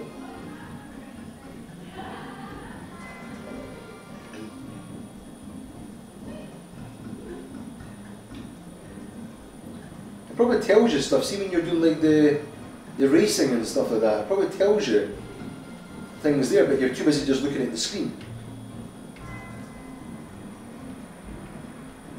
What's funny is this is like, you think of the Wii U just now, with the 2-screen gaming in a 3DS or a DS or whatever. This is kind of like the precursor to that. A wee screen down here where you can see stuff and you've got the main game. Obviously it's not quite the same, but in principle, in theory, it's the same sort of kind of idea. Sega, like, apart from a second analog stick here, and the controller's a wee bit sort of cumbersome. It's like, I think the new Xbox One controller is probably the best controller there is right now. But this, yeah, it was like your 4 buttons, your D-pad, your analog stick, your trigger buttons, only one set, mind you. And rumble packs, memory cards, visual memory cards. You think like they've incorporated all this stuff into a controller now, rumble packs, no memory, but obviously the Wii U has got it. But this is essentially what they should be having. If you take the Wii U, if you could scale down the gamepad to make it a bit smaller, lightness is fine anyway I think, but a bit smaller and a bit comfort in hands. Imagine a PlayStation, imagine an Xbox One controller, how comfy that is, and then put a screen in it that's built in, rumble, it can save to that, and you can take that away with you as a physical device, like a portable. So I don't know how you'd cover the screen, if you'd have to do something with the screen. Maybe even just have a wee bit that comes down for the screen or something where it lifts up, so the controller's like that, but you've got a screen can lift up, that'd be quite cool, or slide up or something. But that would be your portable device, that's your handheld console, and it's all built in, and it's powerful enough to run Wii-like games, but then you can connect it up to your TV. And I think, I'm hoping, I don't think it's going to happen just because Hey you! it sounds too good to be true. Excuse me, I need to meet Master Chen. But imagine if that's what the Nintendo NX is. I've been expecting Something you, like a sir. Wii U. Please, go on in. Oh, this here. Imagine that as a gamepad. Bit lighter, a longer lasting battery, a battery that lasts like 6 hours or something. So you have the new high capacity battery in it. A bit lighter, and the controls, like the actual hand grips, are a little bit comfier than that, and it's got everything built into it. It'd be pretty cool. Like that'd be your handheld console. You take it away with you. You can do everything from it, and then you can carry it up and you can connect it to your screen. So you can still play the digital games and everything like that. You could use it with a Wii. It'd be like a secondary controller and stuff. I really think that's what they do. They need to make the console so it's still the Wii U, sorry, and you still use everything with it, but it's just slightly upgraded graphically in between maybe a Wii U and a PlayStation 4. So it doesn't have to be like the cutting edge, but it's a little bit nicer graphics and it's closer to an Xbox One, but it's portable and you can connect it up. That'd be phenomenal.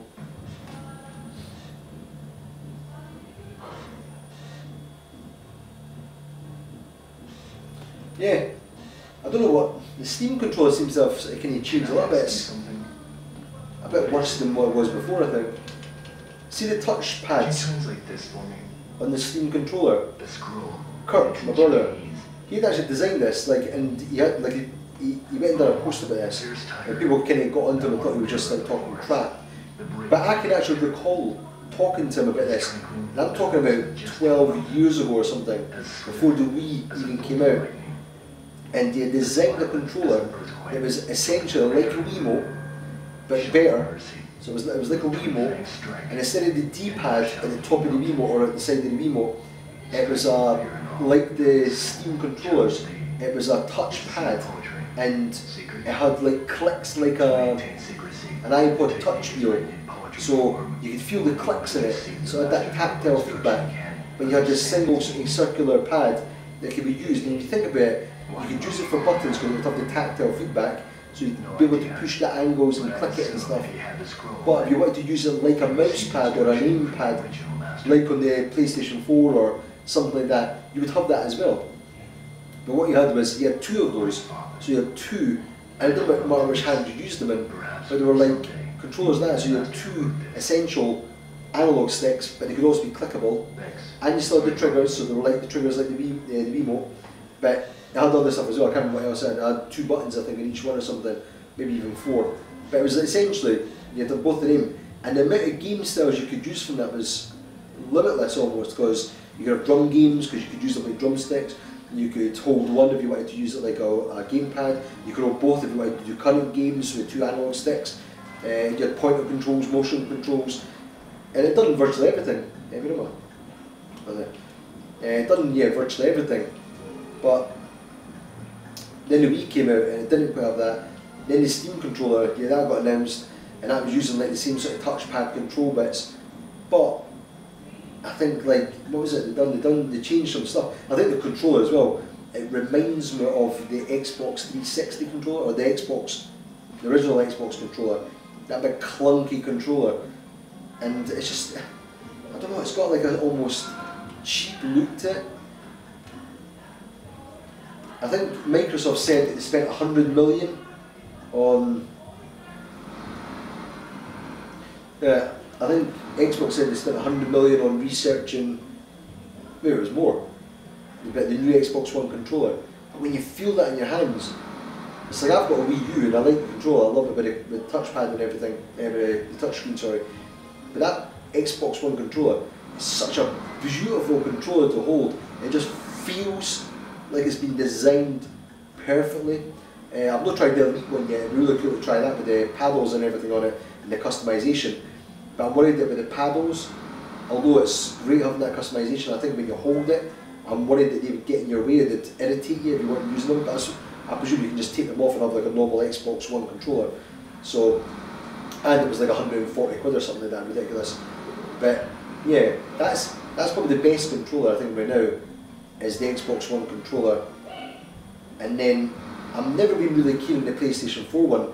Again, there's just something weird about it. I don't really like it. So I'd probably say my next one's probably the Wii U, and then PlayStation 4 probably at the same sort of kind of level.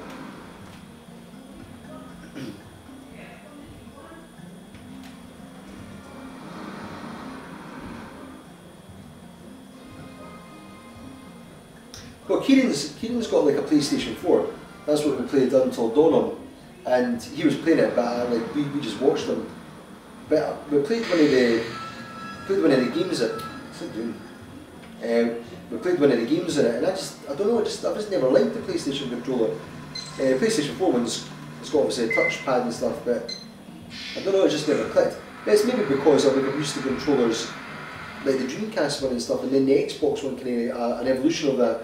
And I think the PlayStation, I think if you kind of grew up with that, and that was the controller you were used to playing with, you'd probably be more inclined to prefer that one. Maybe I'm wrong, but yeah, it just doesn't click with me.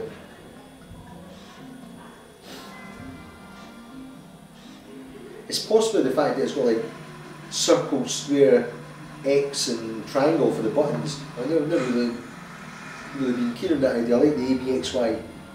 And the triggers, I always thought the triggers were a bit funny. I think the angle on the PlayStation 4, the angle of the grips, they're a little bit more angled out, and I think it's an unnatural angle. They're almost like that. Whereas the Xbox One, it's more like that, like you're kind of just relaxing your hands. And it feels like you're playing like that, which is what I think the Dreamcast one. It's quite sort of angular on your hands, like at the tops there and stuff, and even the trigger buttons and stuff. It's quite angular. And then with the obviously missing sticks and stuff, it's not the best. But the Xbox One seems to have just got that relaxed position really well. Whereas the PlayStation 4 is like, it's almost like you're like that. It's a slight difference, but it's like just noticeable. Maybe if you've got bigger hands or smaller hands or something, I don't know, maybe it feels completely different and more comfortable. I noticed that with my hands before, nothing games wise.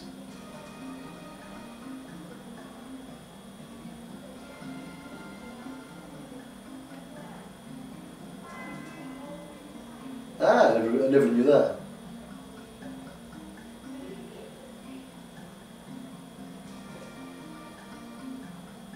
Interesting. And I never even knew that. I knew, like, obviously in the games when you're playing, like a lot of the time you press O for like to OK stuff, but it kind of makes sense when you say it like that. But yeah, the circle OK, cross the cancel, obviously that makes sense.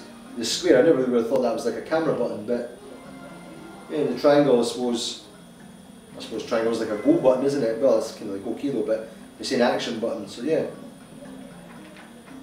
But again, that's the thing, like I'm saying, I never had a PlayStation 1 or anything. I cut out, between the N64 and the PlayStation 1, I cut out that whole generation. Because I went from the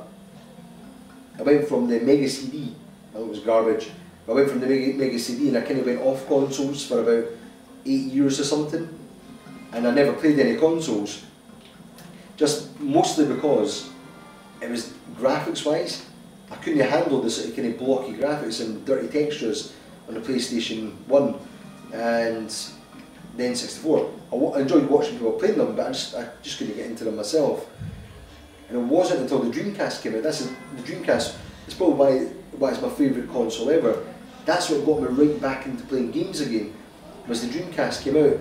And it was like the first console that had, I wouldn't say clean textures, but if you look at something like Soul Calibur on the Wii U, and stuff like, I'm trying to think what else, Power Stone or Sonic Adventure, the 3D was like at a level where it wasn't shimmering all over the place or really dirty blocky textures. I know you can see some of it here when you look at textures in Shenmue and some of the other games, but in general, it was a much more realised 3D world, and I could get on board with it. So then I had the Dreamcast, and I had that, obviously I've had it till now, it's like lasted for 15 years, but I think it was the fact that Sega was going through its transitional period as well, and it just seemed to, I don't know what it was, they just seemed to go through this phase where they came away with just crazy ideas. Seaman, sorry, Power Stone, Soul Calibur, Metropolis Street Racer, Shenmue, Rez, just loads of games like that. Virtua Fighters, Virtua Tennis. It was just crazy, man, the amount of games that came out. I mean, it was just a great console, but yeah, obviously since then everything's sort of improved. GameCube, loved the GameCube as well. And the PlayStation, I've always thought we'd get one, but other people have had them, so I've not been that bothered, because I never grew up with the franchises, so I was like, nah, well, Sega on the other hand, I grew up with all the franchises, the older ones, like Shenmue, Sonic and stuff like that.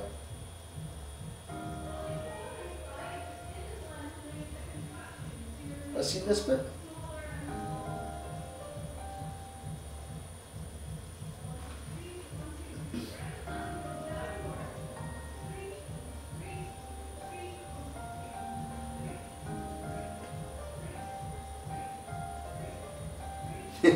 You saw the light, man. Well, ideally what I'd like to have in the studio is, I would like to have one of each console. Right now we've got the Dreamcast and the Wii U, and I've got a limited edition Nintendo 3DS, so I can play the 3DS games. But I'm waiting until at some point when I can get a second one for cheap, and I can modify it so we can actually film both screens. I'm going to try and do something with the Wii U as well, so I can film the gamepad screen. But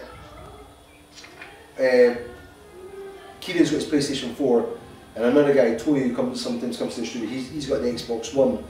So we'll have essentially got access to all the consoles, but I would like it in the studio so we can play them at any time, as I would like all the consoles here. And I think they're kind of getting to the range now where maybe towards the end of the year it's going to be feasible for me to do it, just because I can maybe save some money to get them. But I can maybe get the Xbox One and the PlayStation 4 for maybe a couple of £100 each, maybe with a game or something, and get them in the studio, and then we can start using them for streams going forward. But they're no essential, especially the PlayStation 4, because Kieran comes and does the streams anyway with his one, so that's great. No point in buying something if someone else has got it and he's here anyway. But yeah, it'd be good to have these things in the studio just by standard.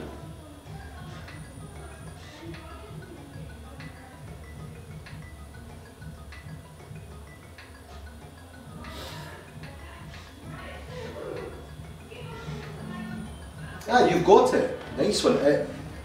I saw the thing, I saw the company, and I was going to, well, I looked into it anyway, I looked at the price, but I think to send it away it was still going to cost me £200 or something.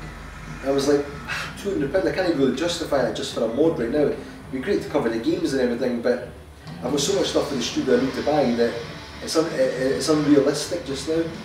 Maybe once I've got like a lot of the other stuff, like a second camera, lenses, like a wide angle lens, the other console, some more lights in here and stuff, and maybe it'd be doable, but that's a couple of grand later. Let's see if I can get first place here.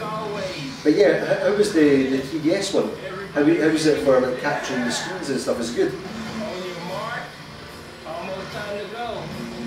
I'm also keen on sending my consoles away, although it's probably 100% fine. I'm just kind of reluctant to send them away. Probably because it'd take a bit of time anyway. But there's always that doubt in your mind, you're giving your console away somewhere and anything could happen.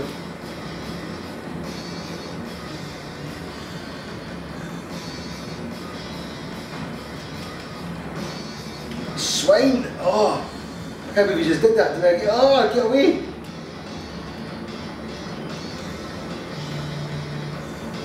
That's probably screwed up getting first place again. Best I'm going to do is hold off in that first corner instead of being impatient. Damn it.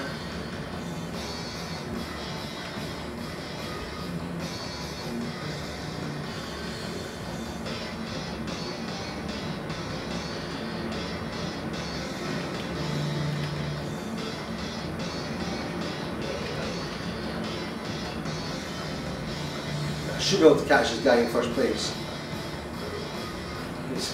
Because this guy doesn't screw up my chances.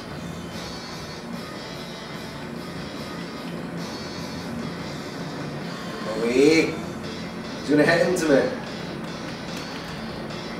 Oh yeah! Swine!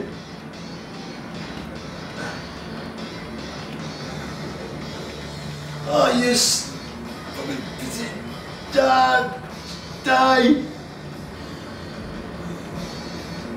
He's cheating, look at him! He's trying to ram me off the road!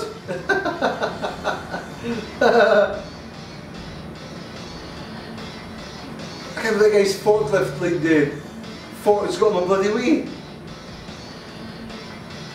Dick!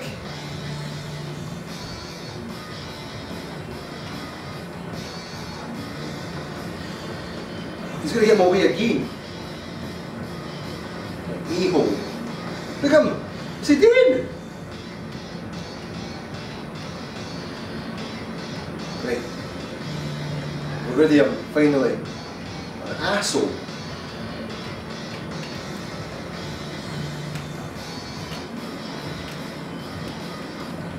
Ugh. I'm never going to catch this guy, he's far too far ahead. Shit! Second place again.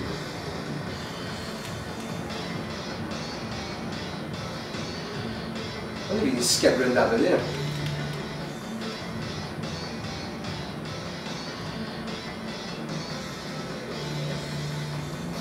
I think you can do it here, so I wonder if you can actually do it in other bits. Interesting. Maybe you're getting crap for going through.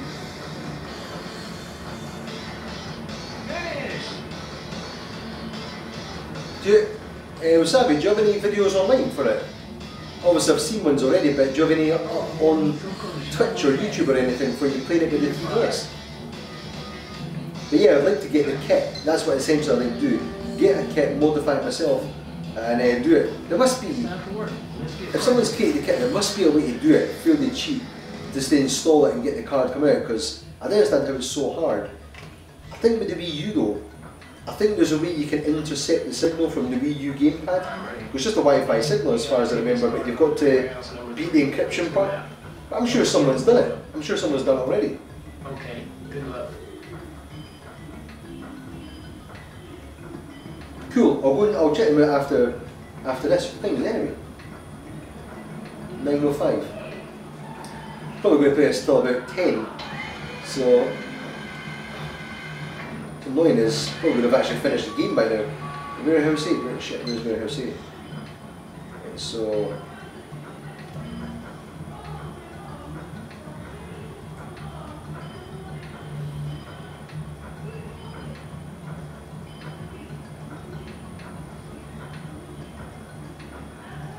we're in Warehouse 3.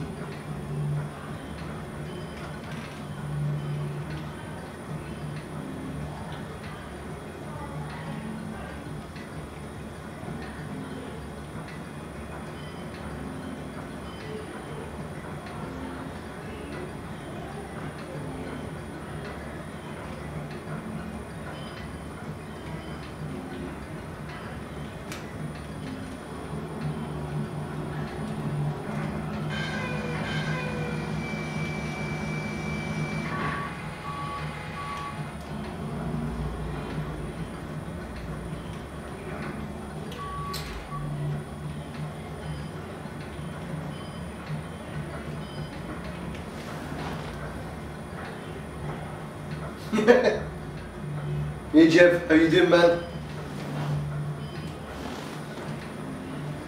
Trying to.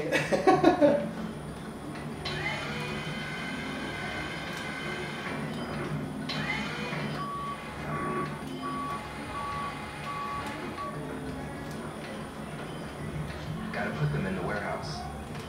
I was trying to lower that to get in a better position. Damn it. Keep rolling, rolling, rolling. I'm a terrible singer, by the way. Decent actor, crap singer. I say decent actor, I'm not like blow my own horn. I'm actually a pretty good actor. But nobody likes to feel themselves a bit modesty and all that kind of stuff, you know. At least I'm honest about my singing. Isn't that important? Go away. With security guards getting them away.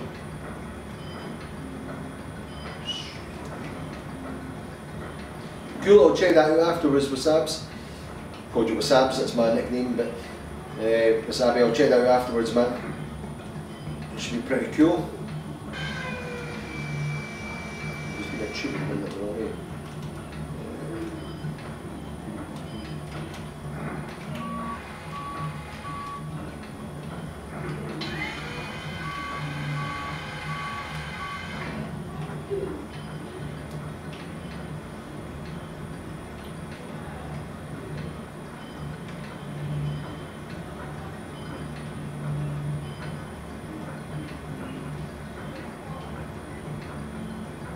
funny is this is like the most basic things in a game. It's like you're racing and you've got to do this. It's like a challenge. It's just there's something quite satisfying about playing this. See, something really satisfying about playing a forklift challenge.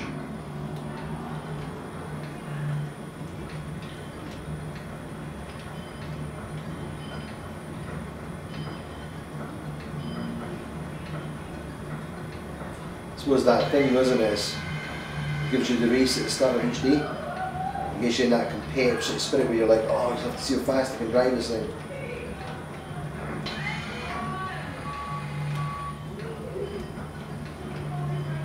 Tell you, man, if I ever give up the IT, I can always go on a job in forklift driving.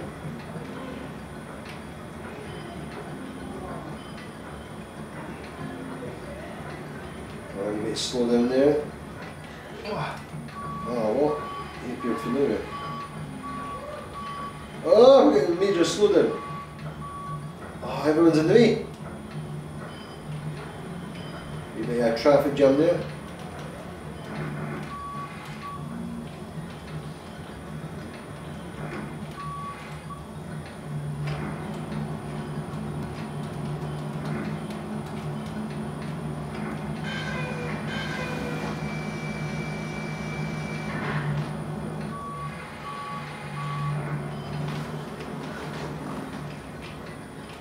Are you a big Shenmue fan? You can play the games. Played Shenmue 2. Looking forward to Shenmue 3.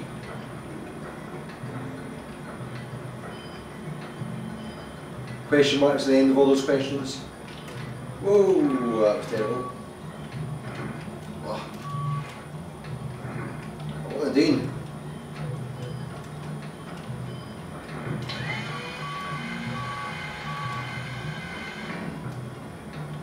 Whoa!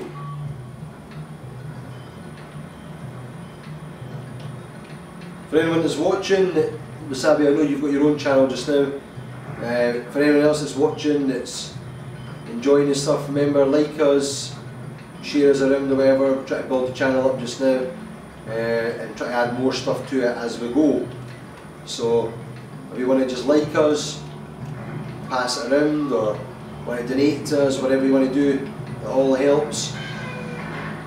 And the ultimate goal at some stage is to have Games Lounge Series 2 in the running, where Twitch will be part of it. We will have stuff exclusive to Twitch or exclusive to the show, but Games Lounge itself, it started off as, it was actually over a year ago now, a year and a half ago. The Games Lounge was a video game show. I say game show, not like as in like Your Price is Right or something. But it's a game show as a video game show, like the old TV ones. I'm trying to remember the one that was in America. My brain's gone totally blank right now. Here in the UK we had game shows called Bits, Games Master, and the one that, what was that? The one that Games that was kind of modelled on and was trying to replicate or bring back was a game called a show called Bad Influence. And the show was, it was like I can't remember if it was live. I don't think it was. It was like pre-recorded. But this was before everything was on the internet, so you couldn't just go in and like get information online. You had to watch like the weekly game shows, and if you watched them, you would get like your 30 minutes of a show, and it would tell you the latest games, cheats, reviews, previews. Sometimes the tough stuff, but they covered E3 or the game shows at the time. And I was wanting to kind of bring that back. It was something when I was a kid. I loved it. It was like one of the best things on TV. Now obviously I'm aware that there is the internet now, so a normal kind of show like that is kind of necessary, where you can go online and get instant gratification or instant news. So I wanted to combine current with old, and it'd be like a show where it'd give you this information, but it was a live show. So you got the latest news, you got the latest reviews of games, and you were getting that live. It was like maybe streamed in the studio, but then people could interact with the show. So that's what it was all about. So Twitch is kind of like part of the plan towards that, where we can do live streams where people can interact like this. They can watch it, they can ask questions, tell us things they'd like to see us do in the game.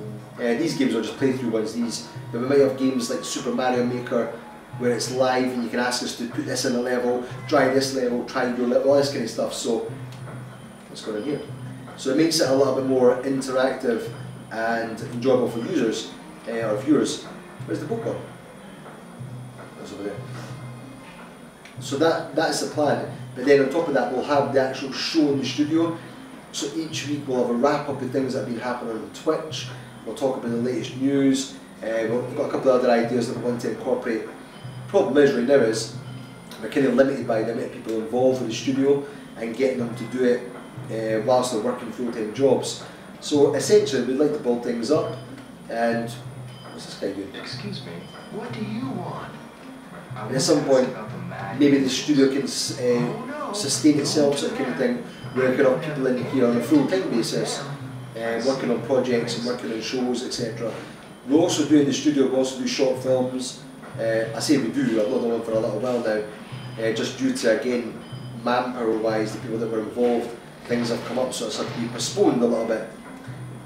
But we did do a film here about 2 years ago.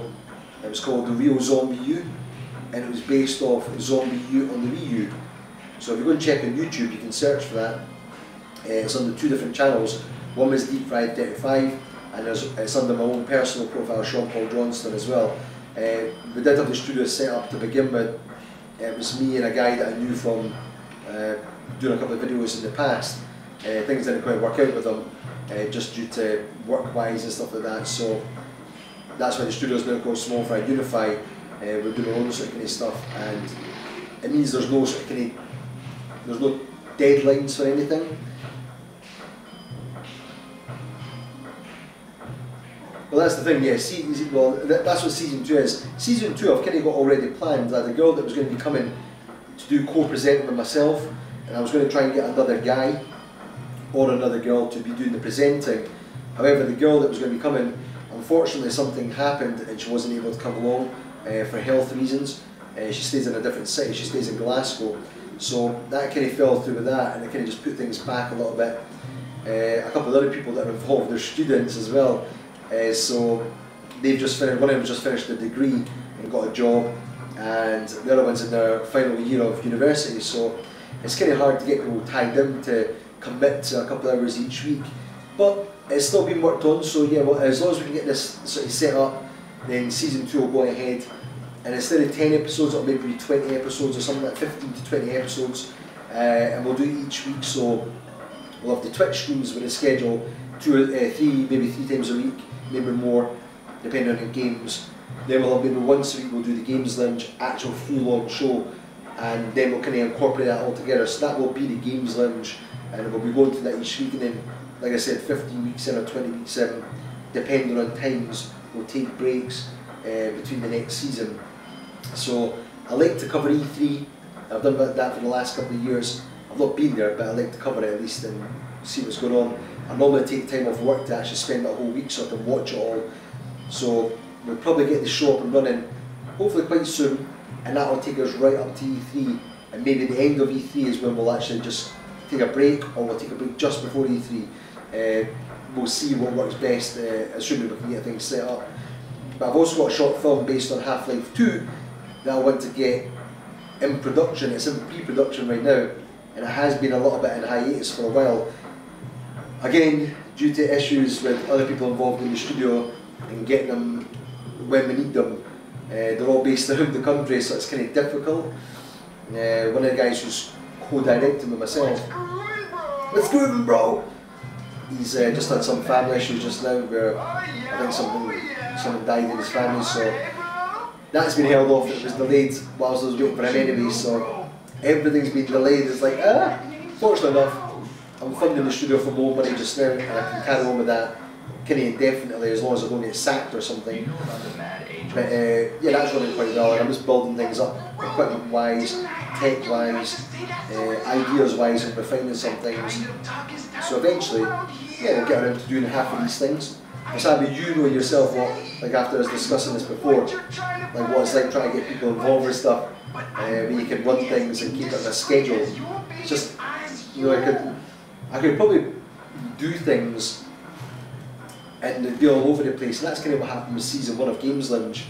You can do stuff and you'll maybe get something set up for a week, and then the next week someone can't turn up or can't do something, so do you go ahead and do it with just one person and it's kind of a bit garbage, or do you go ahead and wait for a couple of weeks and then do it with 2 or 3 people where it's a little bit more community driven? And that's kind of what I'm trying to go for anyway with the studio. It's meant to be a community studio, so I'll give you a lot of background on the name itself, SmallFryUnify. The idea was that it was small fries, as in people that don't have abundances of cash or don't have the resources or are new to the industry, whether it's games, films, music or whatever. They had an opportunity to come to the studio and work in teams or groups together and work on projects, whether it was projects I was working on or projects they had ideas on themselves, and they could work on these projects and they could create something for the studio under SmallFryUnify or Games Lounge or whatever, but at the same time they could get some experience working in essentially a live studio environment, and then they could use that to go and take towards when it was applying for a job elsewhere. And there's been a couple of people in the studio since we set up that have done exactly that. There's a couple of people that have worked in Games Lounge. Hey, Theo. Yeah. How you like to work? A couple of people who I have suppose. worked on Games Lounge and SmallFry projects that have used it as part of their show reels or to get jobs elsewhere.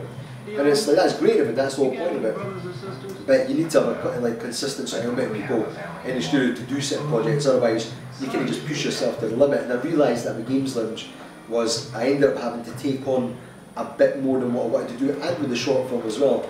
I had to take on a lot more than what I planned to do initially. Like I'm a trained actor, that's what I am, it's like by trade essentially. So acting is what I want to focus on. But when I did the short film, I went from a producer role, because it was just me and the other guy, I went from a producer role where I was meant to be just promoting the actual project itself, and I was acting in it, to then designing graphics, posters, doing all the social network, and I ended up directing the project essentially, because the other guy couldn't quite do it properly. He came in with like very little experience, came straight from university, and I think he didn't really understand how much work it would take to get these things done. So I ended up like directing the thing and having to kind of try and direct him and drive him to get things how we needed it. Unfortunately, at the end of it, we ended up with a pretty cool project, but things just didn't work out with him because he wasn't really willing to put in that amount of work. And I know how much work it takes. My partner, who's got a studio next door, you can sometimes hear the music. She's got a dance studio, and it's taken 5 years to build that up to the stage that it's at right now. It takes a lot of work making websites, graphics, posters, social networking, media, all that kind of thing. So I'm now in the studio, I'm kind of in a director's role in the studio, but I know it's better just to get the people. I'd rather hold things off and get the people for projects. Is that what? Yeah, is that? I'd rather actually hold off and get people for a project and it take a year longer than rush something and end up with something half-assed. So that's the kind of stage I'm at right now with the studio stuff.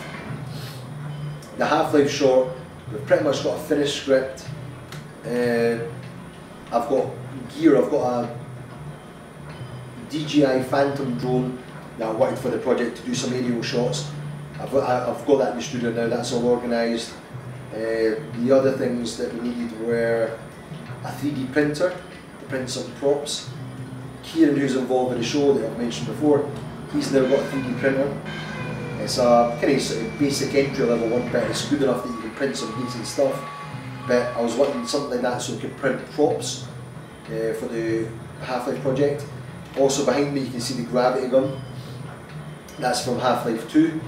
We're also looking to get a portal gun at some stage, but they're for props in the background of the Half-Life short that will just kind of make a little cameo. So yeah, it's like things are kind of in place, it's just got to get the actual people on board for directing the project now. and working on marketing it and getting actors and locations and editors and special effects people. But once I get that all in place, we should have a pretty cool Half-Life short. Something I've been planning for about 4 years now. So the idea was already there for about 4 years, and then we've kind of just worked on a script with me and another guy, well, 2 other guys, who helped write this, the actual final iteration of the script. So that's came along pretty nicely, and it's very close to what I originally came up with the idea. So I'm quite happy with that. It's just getting in action now. So I'm babbling on a lot and I'm not paying attention to stuff. 1 second, we'll get the...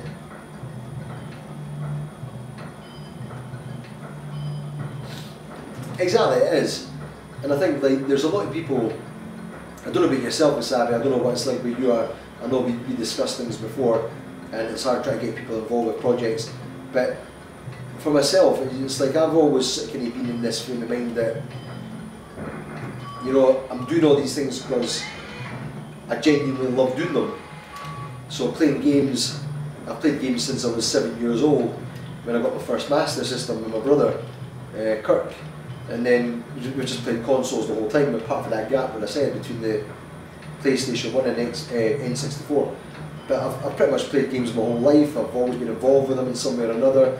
I've done voiceovers for games, indie games right enough, but I've done voiceovers for games. In fact, I've done the voiceover for the 90s Arcade Racer, if anyone's paid an interest in that, or backed that on Kickstarter. I've done the voiceover for that. Unfortunately, the game's been bloody delayed for 2 years, and it's got some sort of kind of negative responses as a result of it, which is frustrating because then I'm involved with it. But assuming the guy gets it fixed at some point and finishes it off, then it should be alright. But that was a terrible... Oh, what are you doing, Sean?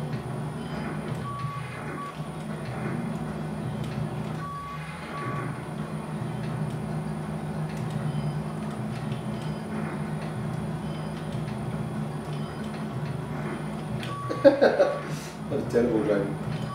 Oh. I'll not hit my coat if I drive like that. Anyway, what was I saying? Yeah, games. I've always been involved with games. And then filmmaking, since I've been about 20 years old. I'm 37 now, but since I was 20 years old, and I started doing acting, I've always been into performing and working on films. I've done loads of short films for people, and as I said, I've done voiceovers for various things. So I've always been involved in some way or another, even if there's been large gaps between some of my work. And at some point I will put my personal setup again where it's got some of the old projects I've worked on. No like Hollywood productions or anything like that, but there's projects that I enjoyed working on, you know. It's like some of them were fun, some were garbage, but I was there to get experience or credentials and stuff like that. But right now I'm in a position where, fortunately, I've got a reasonable job and I can afford to kind of just enjoy myself and not worry about things a bit as much, on a financial level at least. So yeah, a big chunk of my cash each month goes into renting this space for the studio and buying stuff for it. But it was actually one of the guys who's hopefully at some stage going to still co-direct the Half-Life 2 short with me. I done a project with him about 4 years ago, and it was for a pilot for a web series, and the web series was based like an old sort of kind of original Star Trek. So it was called Star Patrol. Again, you can see it online, and it was that cheesy old 1960 or 70 TV shows for sci-fi stuff, and I mean cheesy. So I was playing the captain. Captain, what's my name again? Captain, I forgot the name of my captain. There was like a bad name called Captain Shapiro and stuff, and what was that? Oh, there was a cutscene. But yeah, well, I'll do this cutscene. I'll carry on with it.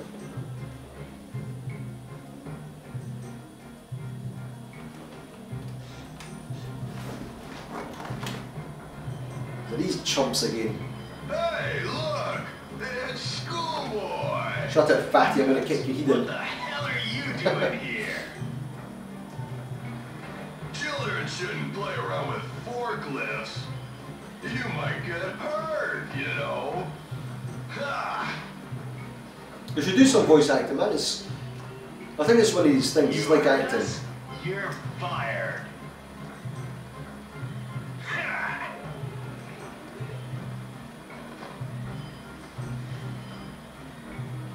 What? Nice taxi you got here. Take me on home, okay? Gotta move on. Whatever.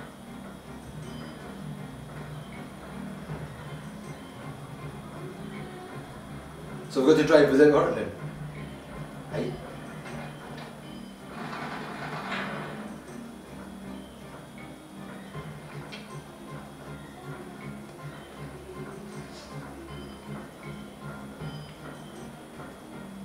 Hey, cut it out. Joke's on you, schoolboy. That's it. I think I'll find the joke's on you, chump. It's showtime.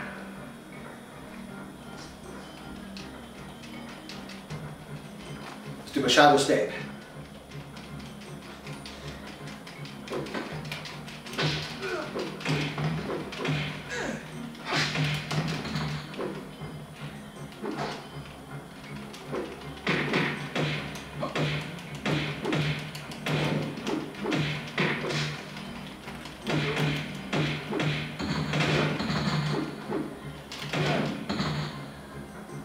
Oh, I wasted him. So YMCA, come and get it.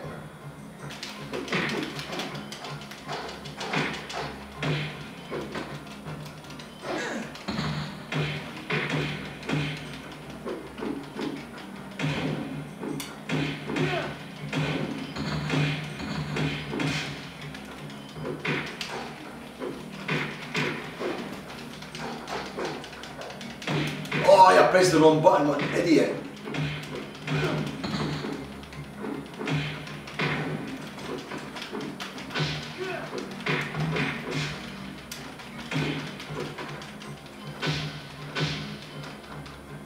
Alright. It sounds like I was button mashing there, but I was actually trying to do combinations. Oh, man. Exactly. They're all workers and that, and they're like, whoa!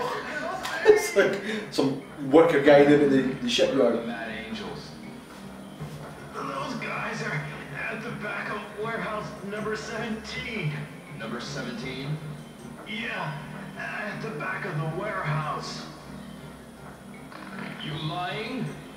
If you don't believe me, go see for yourself. This might be the bit where I've got the 50-man battle or something. It feels like it for some reason. Anyway, I can't remember where I was there. I was saying something like, yeah, it's like I've always been involved with films and stuff. Yeah, the guy that I'd done the short film with, Star Patrol, the pilot episode, it was actually quite cool because it was a pilot, it could have taken some work, but that was the whole point. It was to do a pilot, then move it on to a series. Unfortunately, I don't think he got funding for it, so we couldn't do the full series. Shit, where am I going?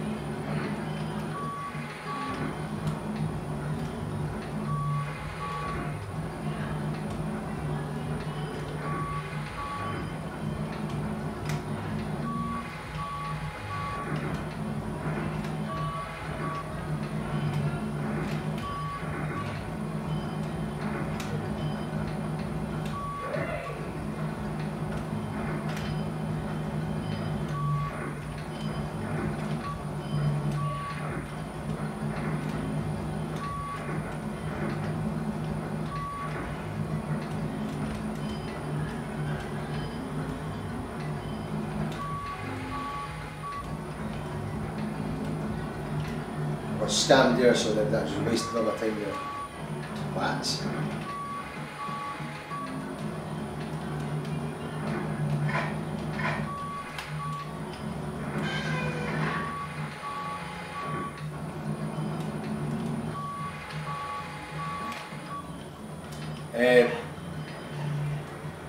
Yeah, Star Patrol. When I done it, when I went down to the guy's house, they basically put me up in accommodation, and we were down there for a week.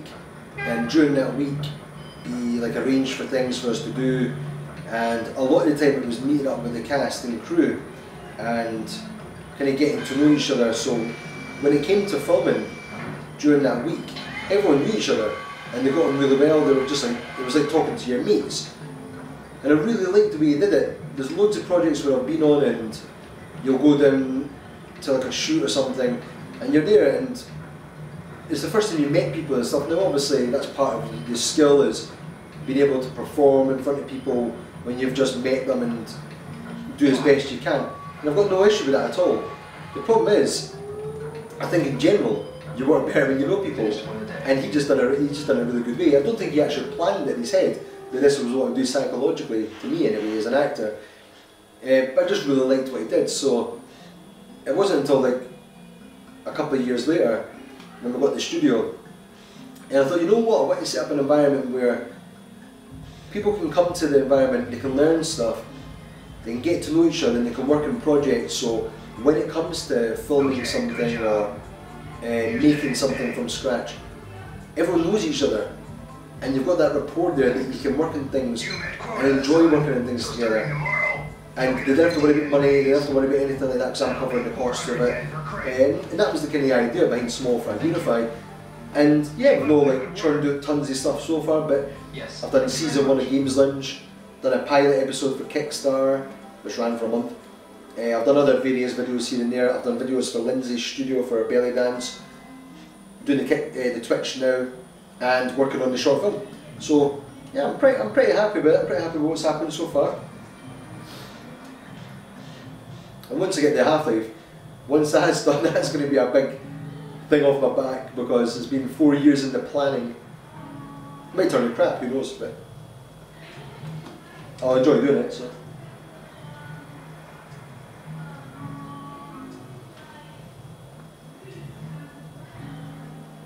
Someone playing the guitar?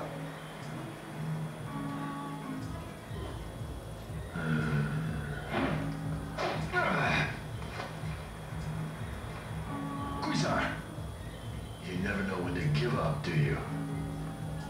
What do you want? I'm here to teach you a new move. Like, that'll be real helpful. You couldn't even handle the Mad Angels, much less take on Landy. Take on Landy. Shut up. Look, I don't need your help. Hey, fine by me, but it's wise to accept the goodwill of others. So, what'll it be? You want mine or not?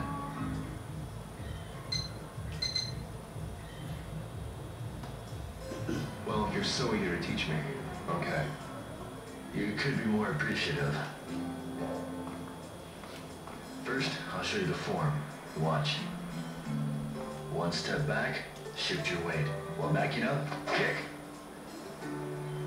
This is called a swallow dive. Now you try it. Look at the VMU.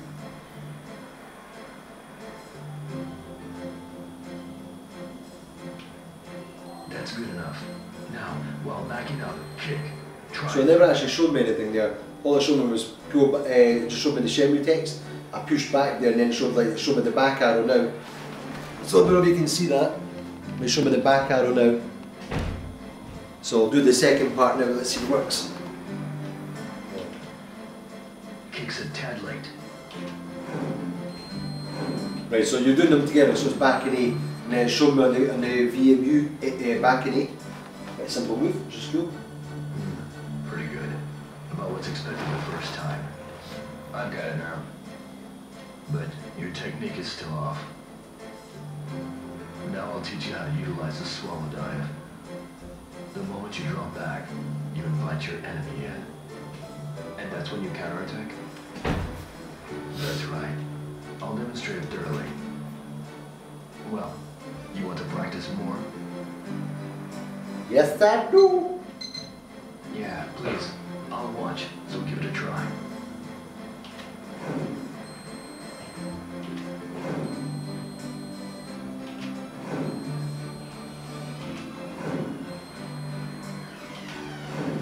I think enough. Still want to continue? Yeah, I've mastered it. No, that's enough. Keep in mind, you've only learned the basic form. To properly utilize this move, you'll need to practice. Yes. And apply diligent training.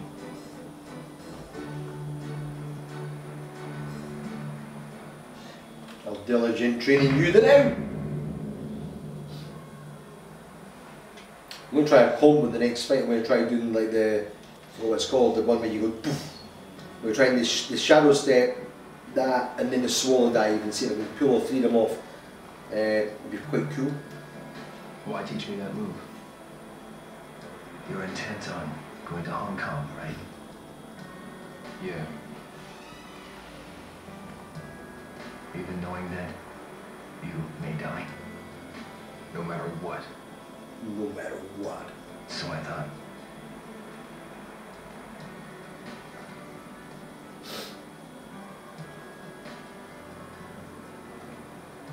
By the way, if anyone's followed or liked or donated or anything, sorry I can't see the actual bit, trying to check on my phone whilst I'm playing. If you've done that, thank you, much appreciated. That's why. I'll probably see it afterwards, but if it's like, if you're thinking I'm not acknowledging you, sorry about that. I appreciate everything. I know we've got like 6 viewers just now, so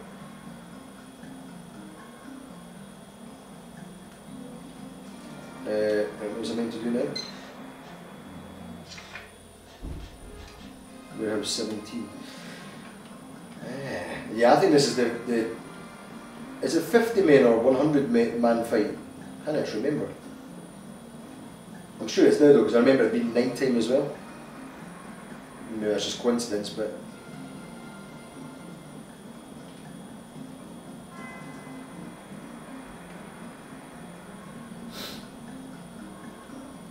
I'm pretty sure I got my ass handed to me the last time I played it as well. As in, I said last time, the first time.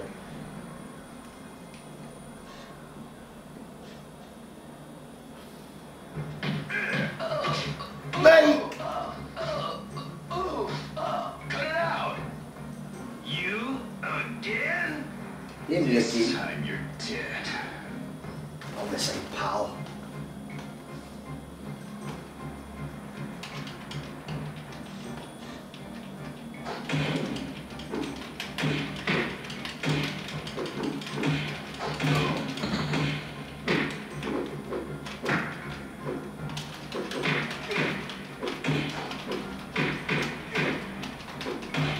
Oh.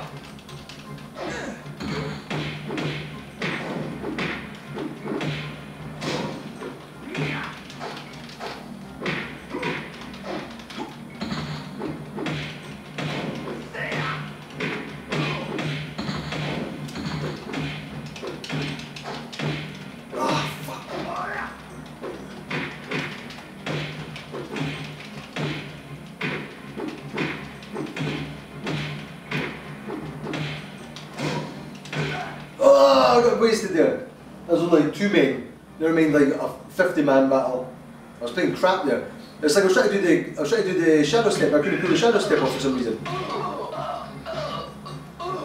Garbage. You Let's play it properly. This time you're We're just warming up there.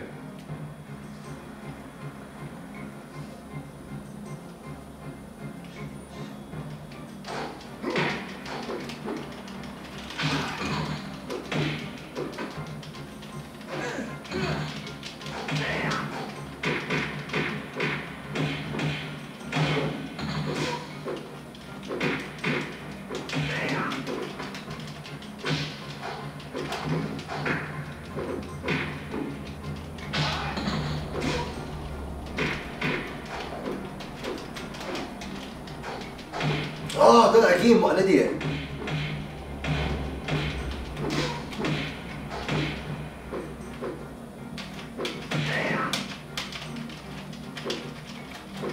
Oh, go in, you fucking idiot.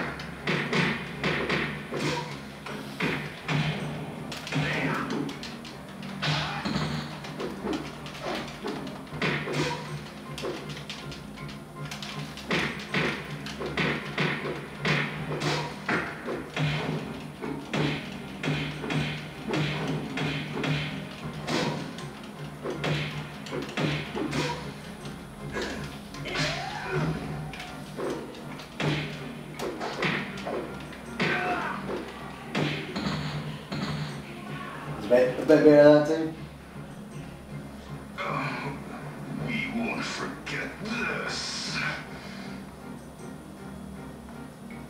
Mark, you okay?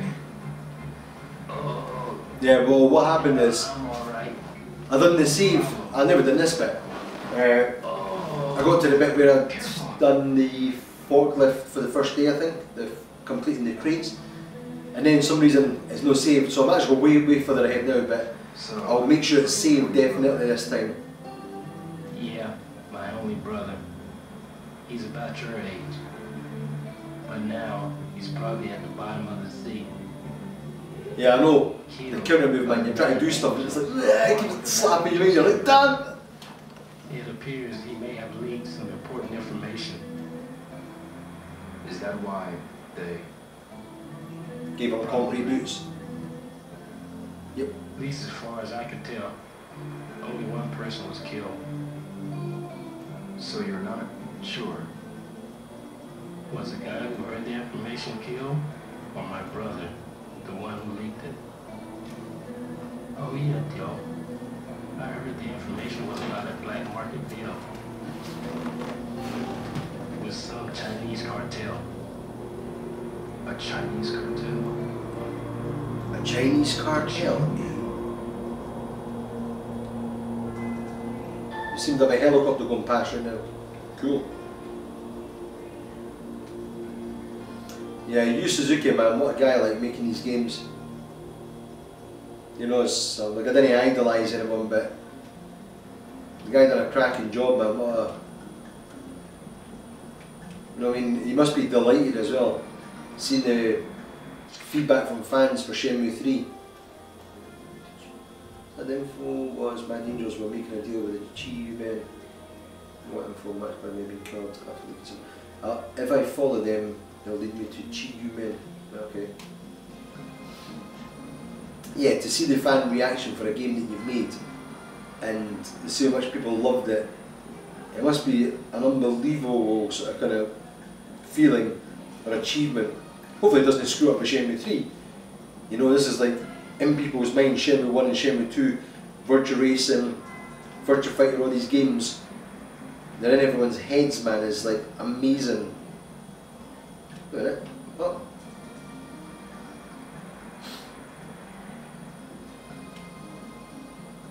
So does that mean there's no door here, though? Yeah, he left his kind of legacy after leaving Sega, when Sega kind of went tits up. Then, you know, it was like historically, it was like right done out stuff, but now he's back in the fray, making Shenmue 3. Is he going to screw it all up and then do what these things happen with these sequels you see in films and stuff? They come back and try and recreate the magic and they've just not got it. I doubt it, because I doubt it as in they'll mess it up. Just because I think the guy's such a talented guy and the same teams coming back and stuff. Have you seen any of the Mad Angels around? Whoa, bro! Like I said, don't say that name out loud! You know, right? Tell me. Ah, bro! Well, I ain't got no choice, I guess. Motorcycles, they ride around the harbor at night. At night, huh? Huh? At night, huh? Let's go find some bikes.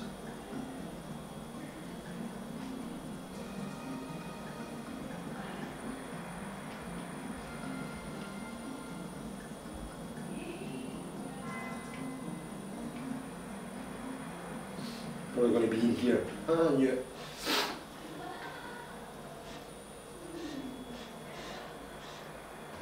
Hey, mister. Oh, it's you, youngin'. You been training? I've been fighting. Yeah. That's great. Now then, I can show you how to use it. Sweet. Use it. The shadow step? It's rather hard to do, so I'll only do it once, so pay attention. Before, I just showed you how to slide behind your opponent. Once you're behind your opponent, strike the back of the neck. and unprotected necks weaker than you'd expect. An accurate strike can paralyze. Strike just after sliding past your opponent. If you practice, you'll get it. I understand. Thank you. Just a normal strike.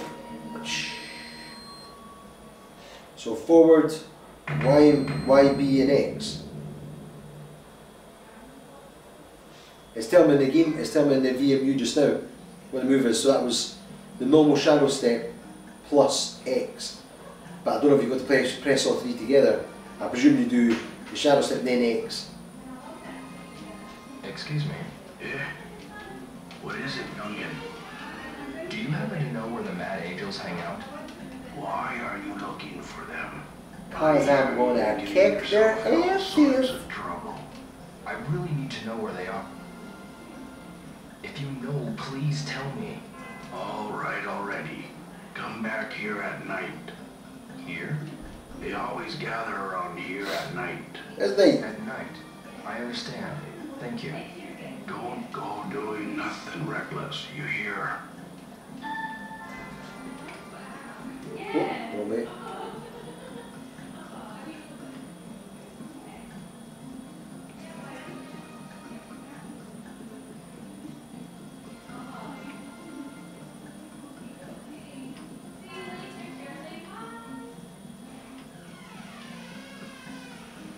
Always run around, maybe 9 o'clock will come.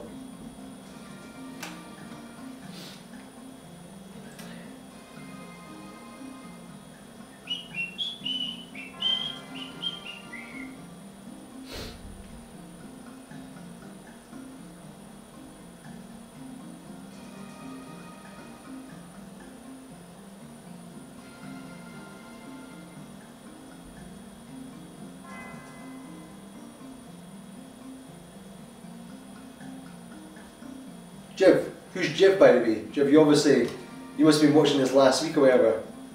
So I'm forgetting, like, because it's always usernames.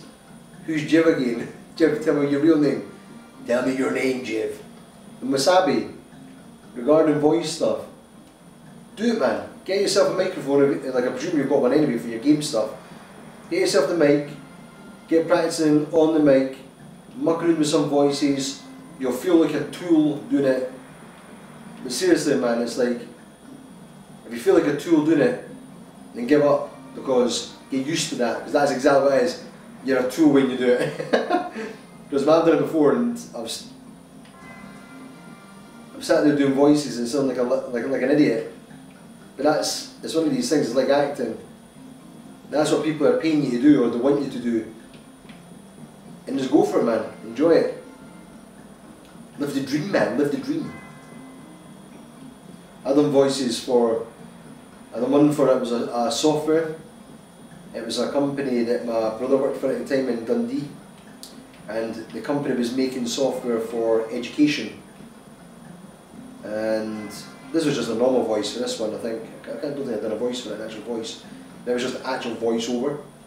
And the company were making education software, so the thing they were doing at the time, it was an airport scenario. And it was used to train people how to deal with other people or something. What's your name? Dio Hazuki. As far as I know, Master Chen is not expecting you. I'm afraid I can't let you in. I should go home.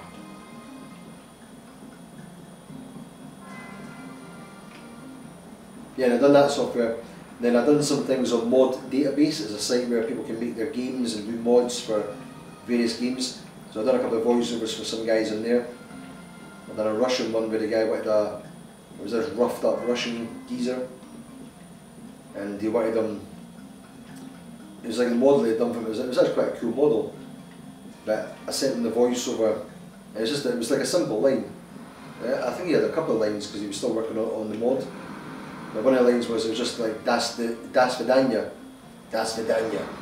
So I did it like that, I did it like, das vidanya. And I sent it off to him. I did another line, there was another line as well. And then he got back to me and said, oh yeah, like I want it really rough, I want it like, you think he's solid snake, I want it even rougher than him, so like he smoked 1 million fags or something. I was like, Alright, so I was going as deep as I could go at that point. I was going, "Das Vidanya." But then I had to practice doing the voice. So I was trying to like, get it even deeper. So I got it going, "Das Vidanya, Das Vidanya." And by the end of it, when I sent the voiceovers, my throat was knackered. Just because I was pushing it like to be raspy. So I was like, "Das Vidanya, Das Vidanya." You seem quite happy with that. I've done another one for, I've got a couple of sim samples that they were on my site previously, but they're not there now because the site's down. But I had ones that I did for, there was a game called Kryler's Mod, and the guy, the intro that he had, he wanted it like, I said to him, I can do a voice that's similar. I said, because the kind of things I like watching is like manga and stuff like that. I said, the voice I can do for you is similar to, what was the game there? It was a Wii game. Oh, it's called the. Anyway, it was a Wii game, and the intro had Kevin Sorbo, the actor from Hercules, and he'd done the voiceover for the intro. I think it was another guy called Mike something had done the intro part, and it was just a basic, simple voice. But I'd done this for him, so he had like a little intro piece. And I did it, and it went something like along the lines of what was it went like again?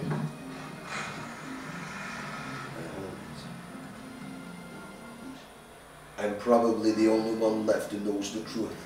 I know it because I was there. So it was like that kind of voice. It was like a sort of kind of, again, rough, raspy, sort of kind of Gordon Freeman sort of kind of voice. It's like, "Our homes were destroyed by the galactic Chorg. I'm one step away from taking it all back." So it was like that, just really cheesy. Now the lot by the end was like, "Kryler's Mod." It's like hardcore. It's like this video where I had the guy doing Halo, or Call of Duty piss take. He's like, "Level up to the extreme. Master Chief to the ultimate Master Chief, Supreme Leader." It's like that sort of kind of thing. And then I've done another one where it was like a crazy voice. A guy was doing like a Bioshock kind of game, and he wanted a kind of crazy.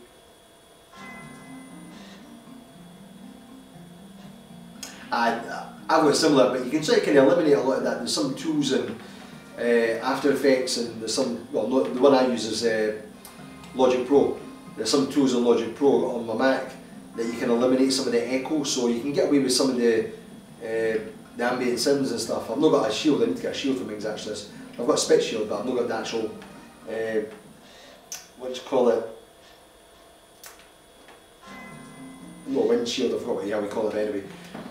It's for absorbing sounds, ambient sounds and stuff. I had to get one of them because when I moved in the studio, I had a different setup. But yeah, the one I did for the back voice, it was like kind of like a crazy guy. I wish I had the samples up online so you could check them out. I'll maybe get them next time I play or something, you can hear them, it's quite funny. I've done other ones, I've done one where anyone who watches their manga, Yurotsukadoji.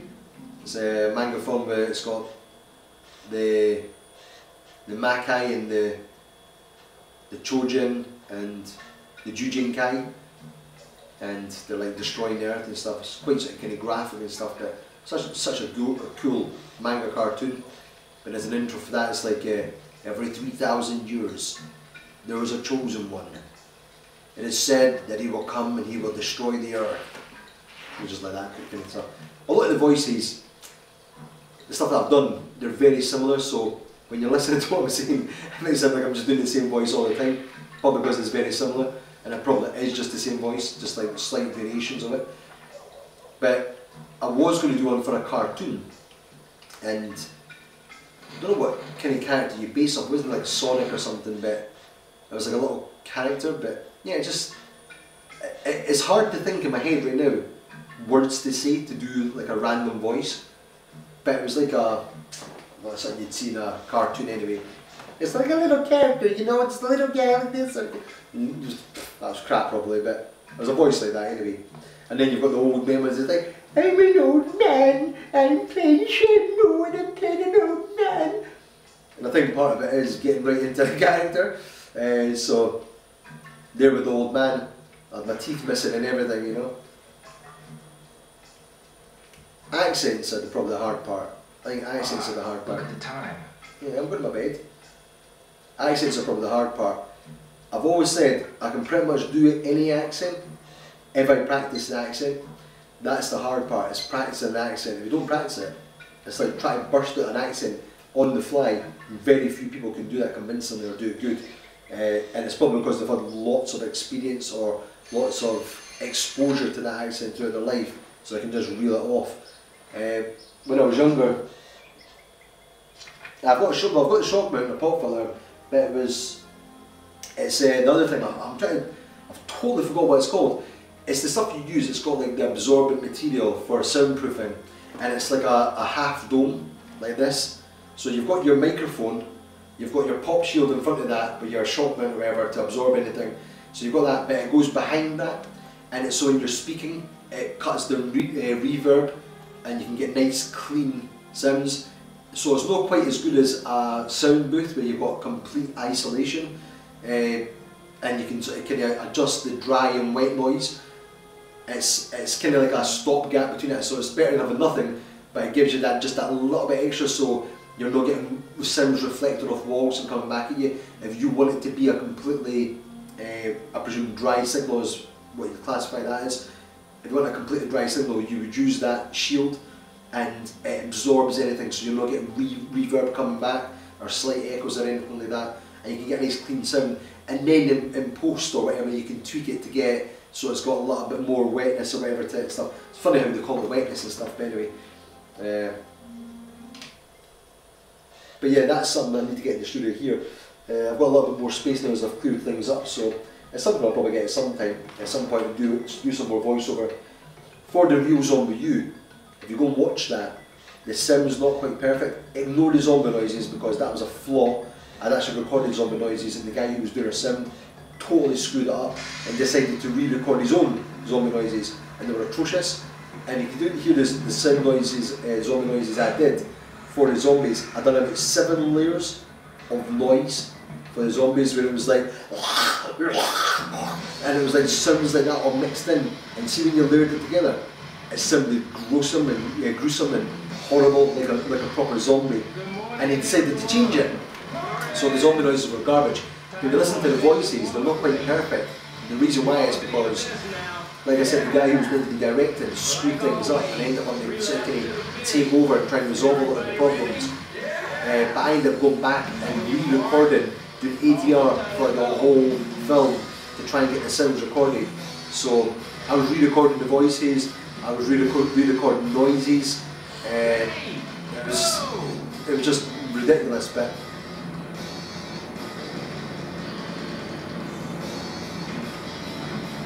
I can't believe it's messed up. The first turn. I should just hold off that first turn. I said it before. I've done it again like an idiot.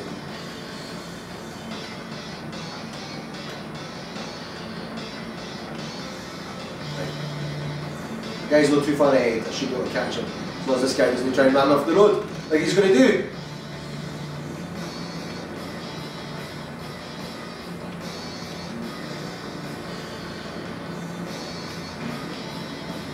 He's going to try and do it here again. Oh, you sneaky! What? Ah, that was bullshit. I'm stuck. I can't get it.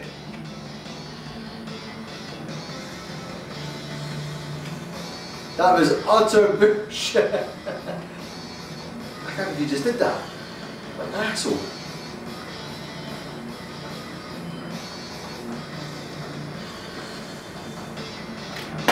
Oh, so I was looking at my phone there.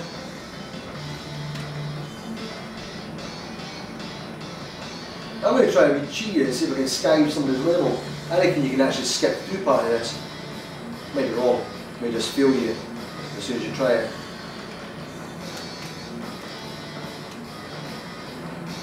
Who knows though, let's see. I'm going to assume that if you try to do it, then you'll just bounce off the wall. So here.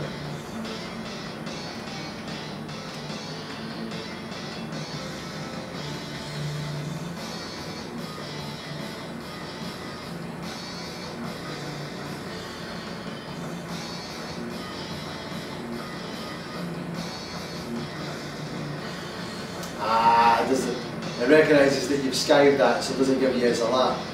Damn! So I'm still on lap 1.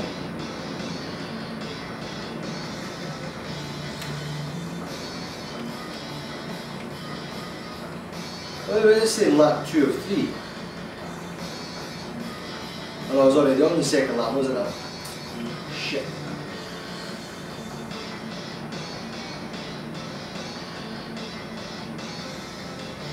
So you can't cheat. Damn! And that's my totally screwed up then. At least I get another forklift.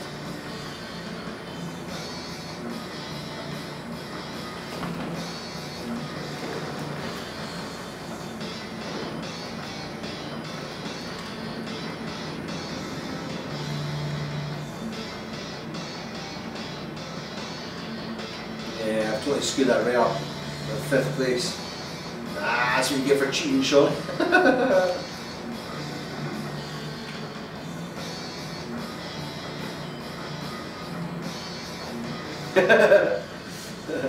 You might go back and try it again, but it's like I can't. What we'll do is, the next time I try this is I'll actually just skip that first. The thing is though, if I skip the first one, I'll go to the second corner, you just ram into the second corner. I'm kind of screwed either way.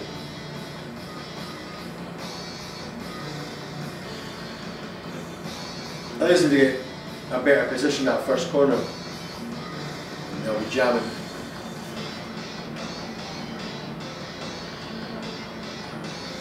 Finish! 5th place. Man, you really need more practice. Here's your 5.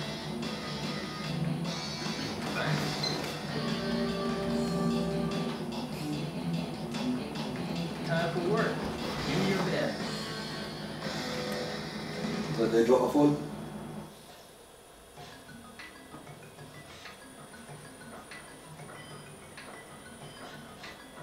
I'm ready. Take I'm this ready. cargo to warehouse number 18. Here's the route map. Today's quote is written on the map. No problem. Okay, get to it then.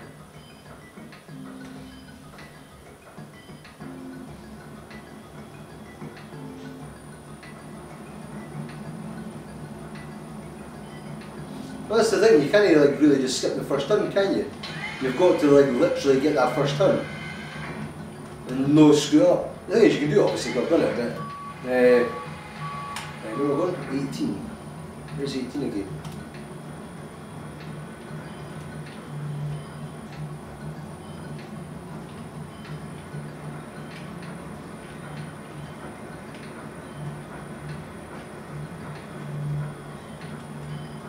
Where's 18?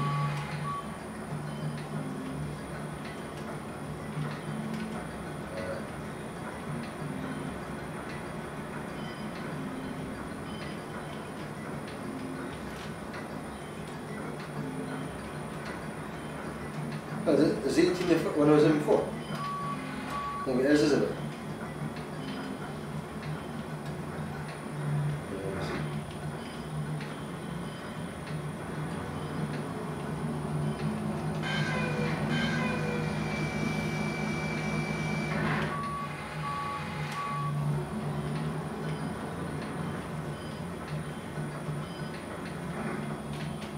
I had to practice that first turn. That's when I'm atrocious. I realised like on those sharp turns there, you just take your foot off the accelerator a little bit and a little bit of brake, you can get a nice sharp turn around it.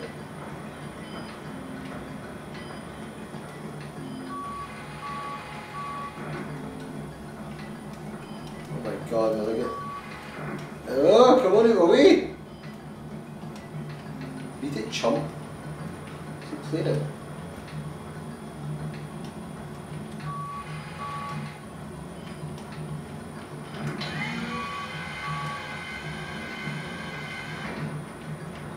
Tempted to go the long way around. Yeah, it's easier.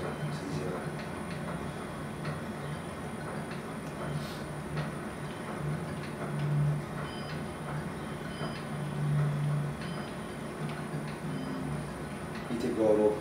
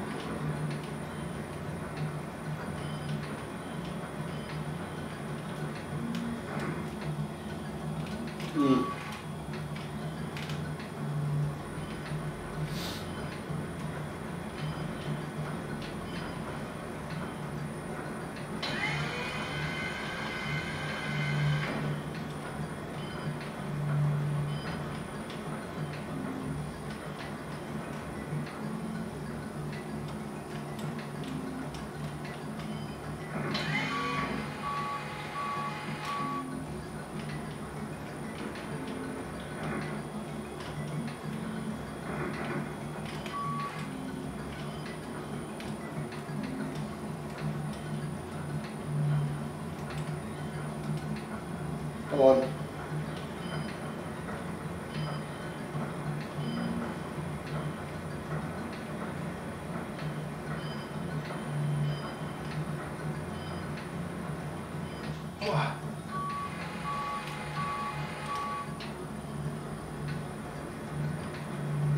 Doesn't there when crates and forklifts appear out of thin air?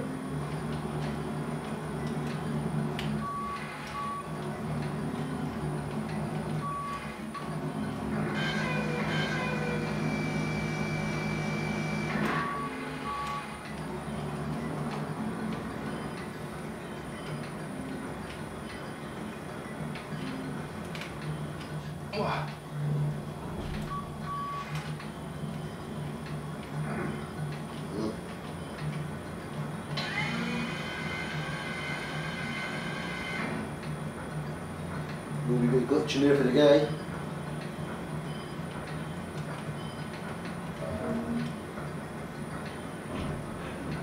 You should do with Sammy regarding the voice thing. Get some samples, send some over and like get them up on YouTube and let us hear them. I used to use like Lindsay. I used to get her to like listen to my voiceover sometimes. I used to get a woman's interpretation of like when I was doing the voices. And she was really good at actually giving me some advice on like sometimes I'd do a voice and she'd say maybe try and give a bit of this based on what they're asking, or you want to get a bit more sort of cheery or a bit more angry or whatever, try and do it like this, and I'd go away and I'd try and do some of this stuff. It was really good, it was really useful just to get that sort of kind of input.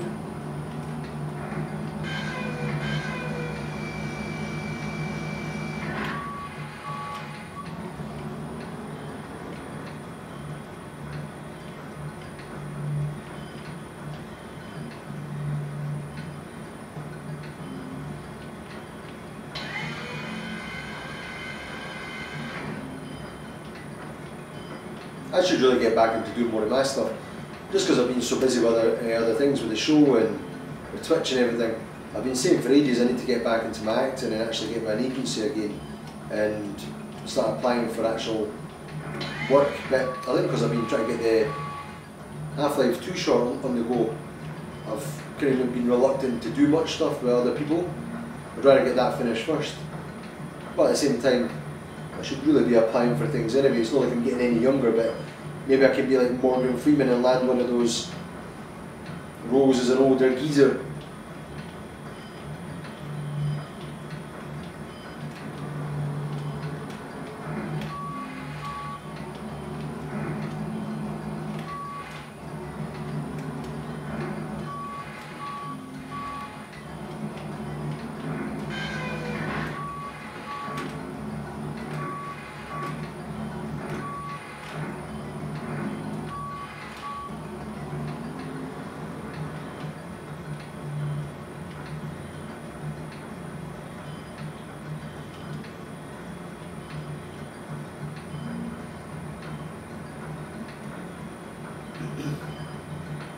How many crates did it say I had to get? It's a quarter.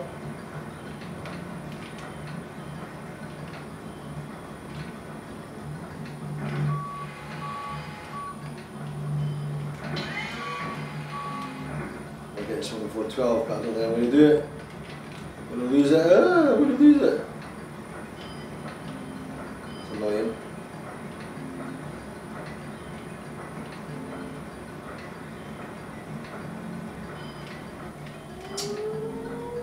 Lunchtime, eh? Lunchtime, eh?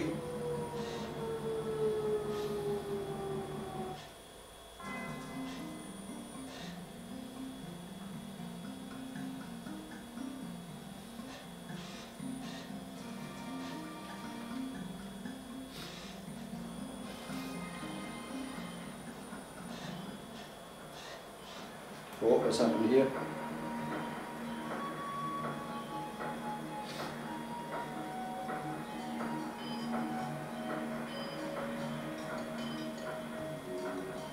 A wee bit of sushi for his lunch.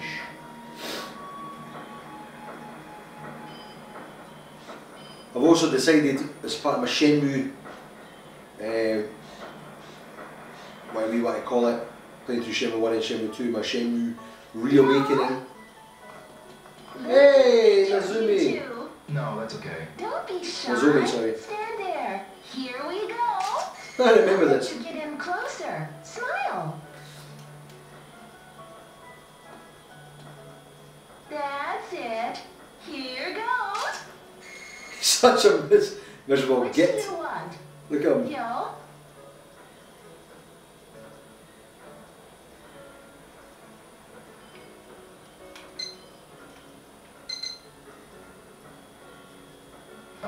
This one. Okay, this one's yours, and this one's Nozomi's. They're keepsakes. Damn! What's with her?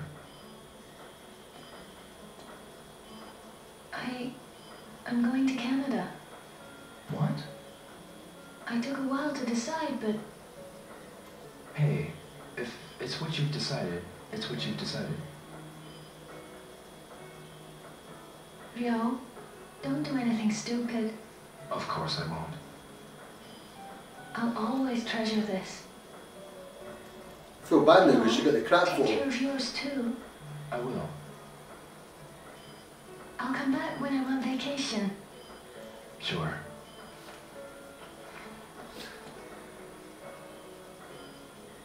Bye then, Rio. Sorry. Nozomi. He's such a heartless git. He's just like, yeah, if you decided, man, then do it. I feel bad because I took the photo thinking, oh, she'll want me to take the nice one. Then she gave the other one, the crap one, to him, to her. Like, that's nice. Fancy that. Mark, have you seen any of the Mad Angels? No, sure have. Exactly. Hitoshi, Ryo, is your lunch big enough for you? Yeah, it's plenty. You can have half of mine if you want.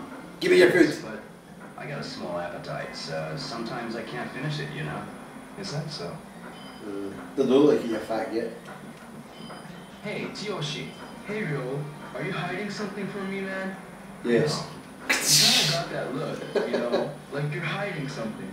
Well, I'm not. Looks like Bruce Lee. You sure?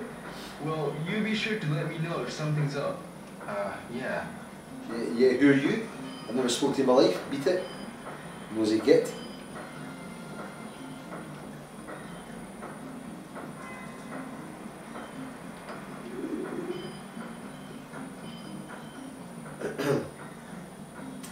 Let's have a wee stroll up here and see what's happening.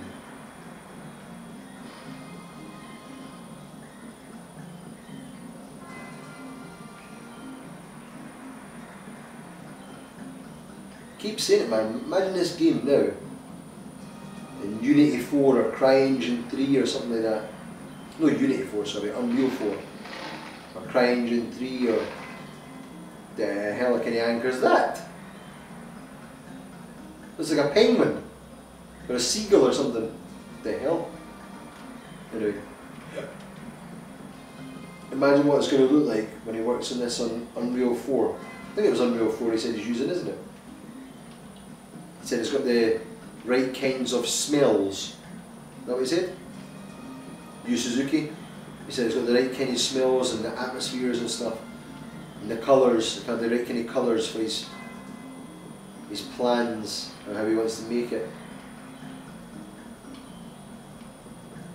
It's going to be so cool, man. It's going to be so cool just booting up the game for the first time when it's on a PlayStation 4 I've got myself, or when it's Keenan's PlayStation 4. But just booting that up for the first time is going to be so cool, man. Hearing the music, seeing it in a high definition. It's going to be like heaven. So geeky, but brilliant.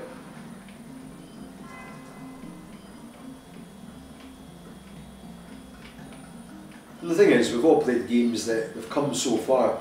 How many crates is there? There's tons. 4, 6, 8, 10, 12, 14 left to go. Yeah, we've all played games there like Grand Theft Auto and Untold Dawn or The Last of Us. Some epic games that, you know, this might seem a little bit outdated now. You think the scope of it and what it did. This was epic at the time.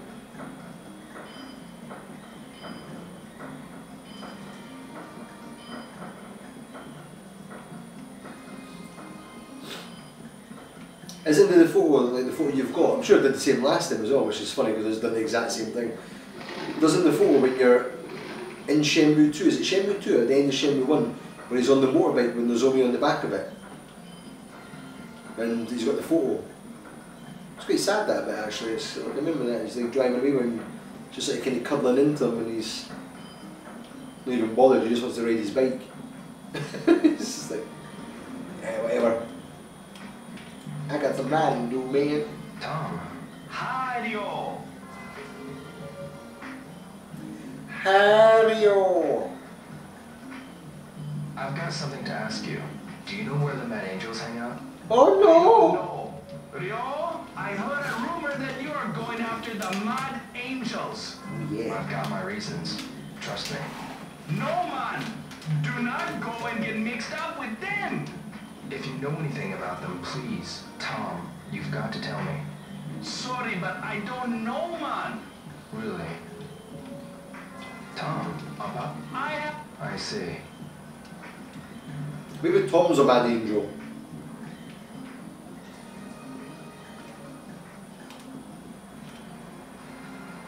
If I was a fisherman, I'd be fishing here, where it's quiet.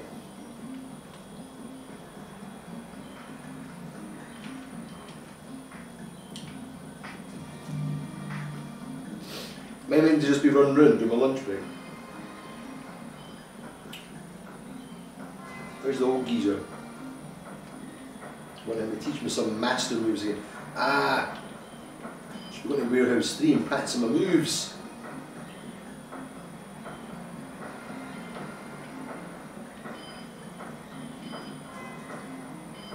What was the move anyway? Except the move. So it was forward X, Y, forward YB, sorry, and then X for the jab. But let's see. My break's finished now. I don't have time to practice now. Back to work. Back to work.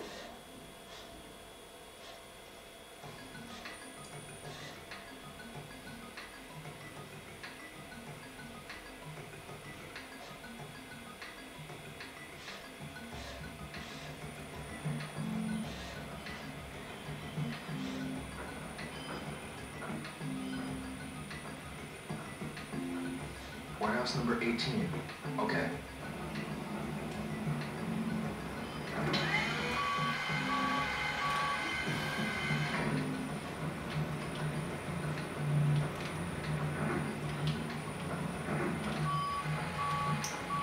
I was just about to say, let's not drive like a tube, and I hit the wall about 4 times there.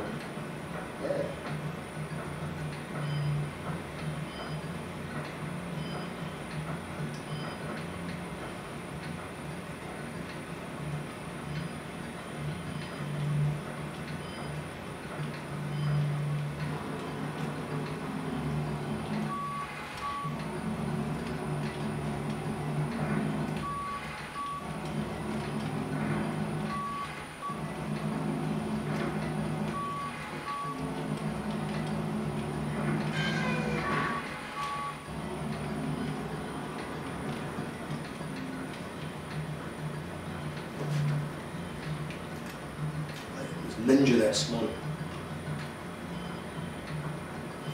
I don't know what, again, I don't know what the quote said, I should check that in the notebook.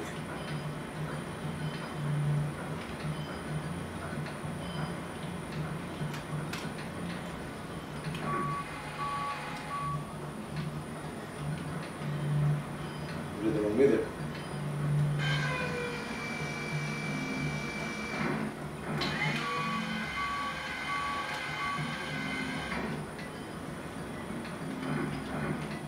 Hey, I'm stuck on.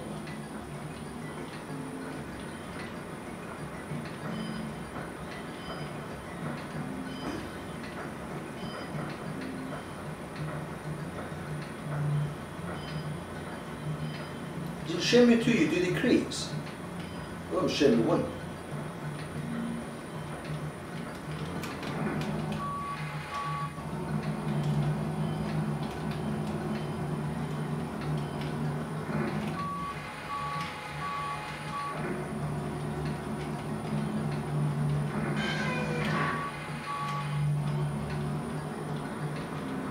This way. Every time that little crate there, that's my head in, man. I keep on catching it. Oh, come on.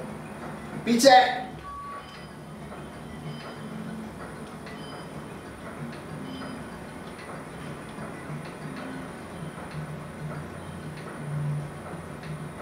You should be able to run people over and just get your wages docked without the compensation.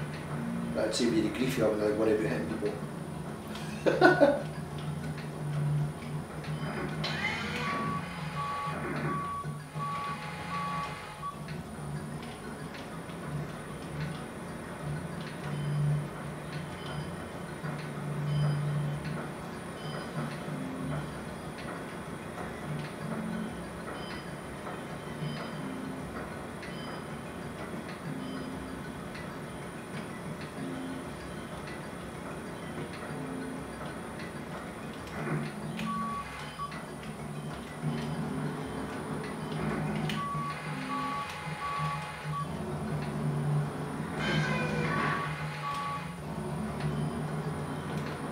I'm going to practice this tongue.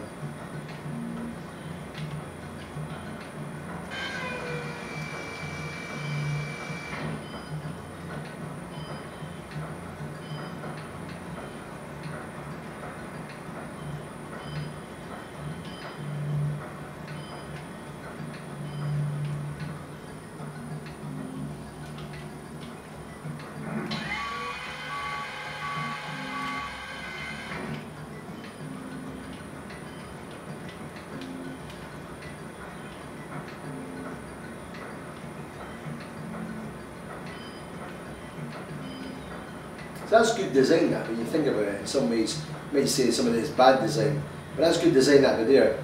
He's getting to come to this way, he's telling you to go the back way, I'm just going the opposite way for the fun of it. But he's actually, the game's actually trying to get you to practice driving around that corner.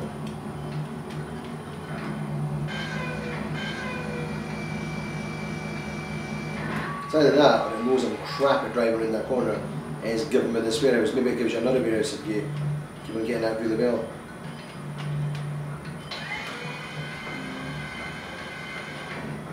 That's why I should be driving all the time like that. I flew in that there.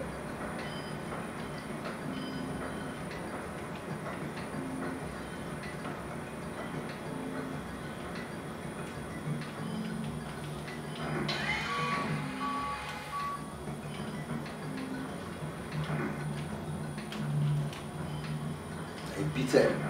Oh, you swine. Oh man. Come on, sit in.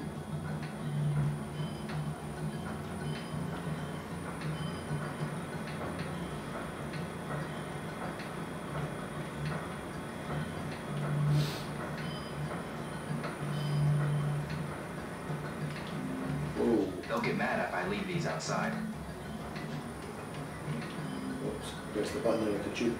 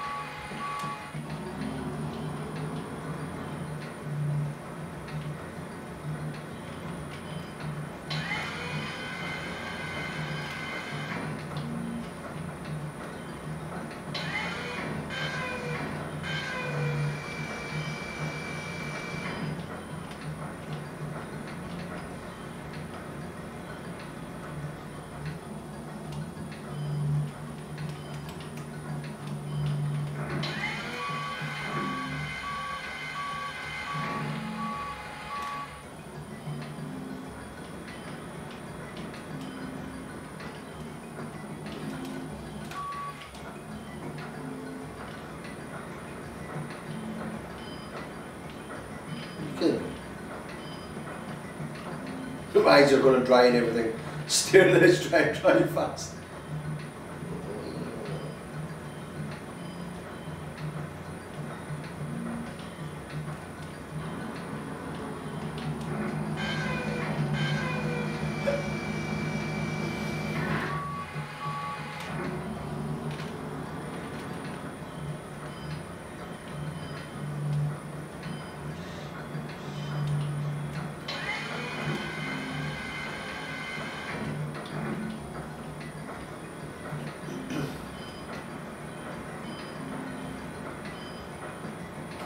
These guys still there?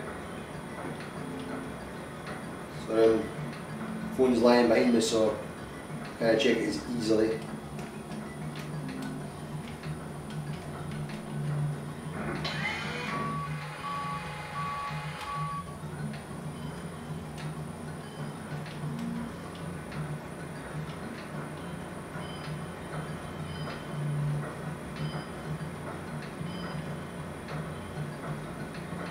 It was good as well.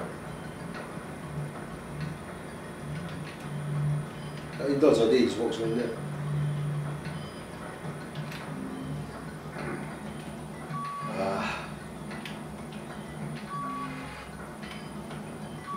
You're moving in your wee chump. You're in my way now. Oh, you kill me.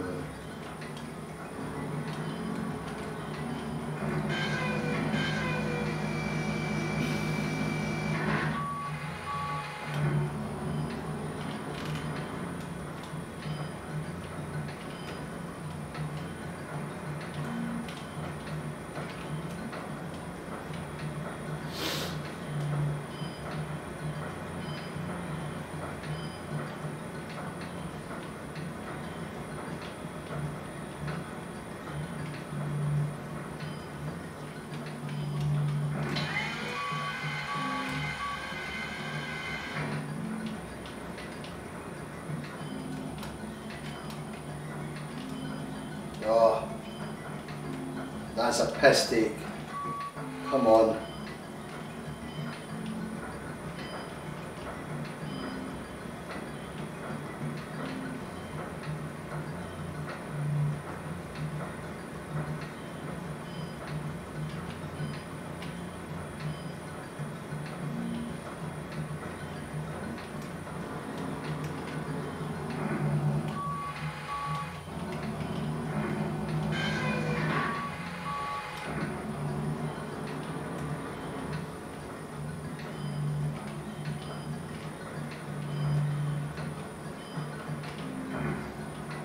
Oh, I was trying to avoid going that way in the first place. We're getting away and stuff. Getting away. Is the stream still working alright, guys? Because I don't know if he's just still there. I'm just assuming you are.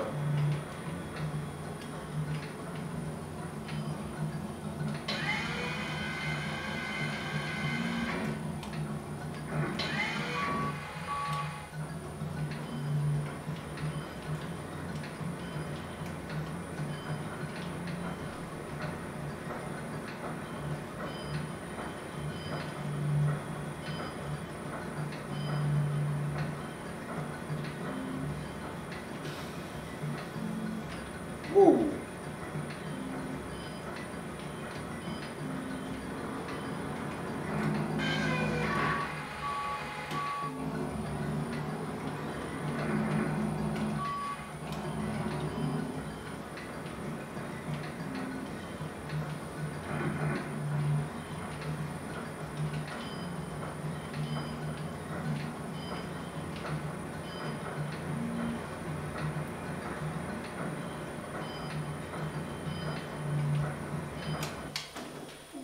I'm just going to make sure this is on because I don't know if it's cut off or not because I can't see the bloody thing.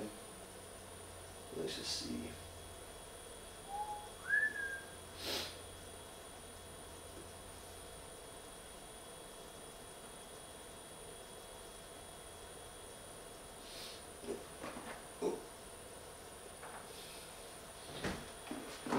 Back to the game, back to the game, back to the game. Let's get this last few crates hopefully.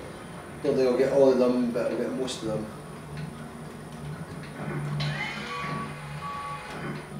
portion of it anyway.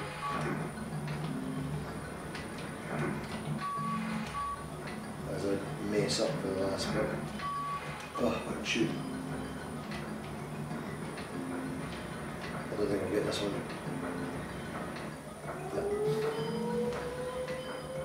Finished for the day. Finished for the day. How much you get? 2, 4, 6, 8, 10, 12. We've got 13 or something. Not too bad. I'll soon find out if I get a tip or a bonus.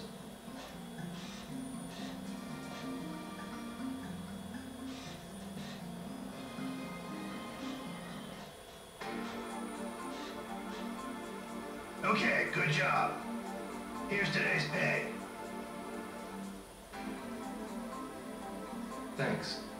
You met quota, son. So starting tomorrow, you'll get a 50 yen raise. That'll be 450 yen per crate.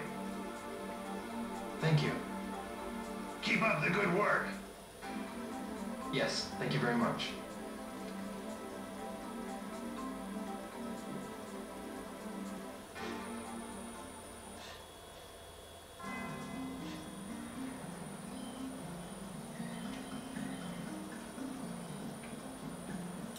I suppose that's actually not too bad. I'm slagging off how much money it is. But, if you think there, you'd quite possibly get up to 500 yen a crate there. You'd say you're doing like at maximum, you know, banging into walls and stuff. You maybe get 15 crates. 15 crates at that would be 7,500 yen. Is that right? Yeah, 7,500 yen. 7,500 yen is about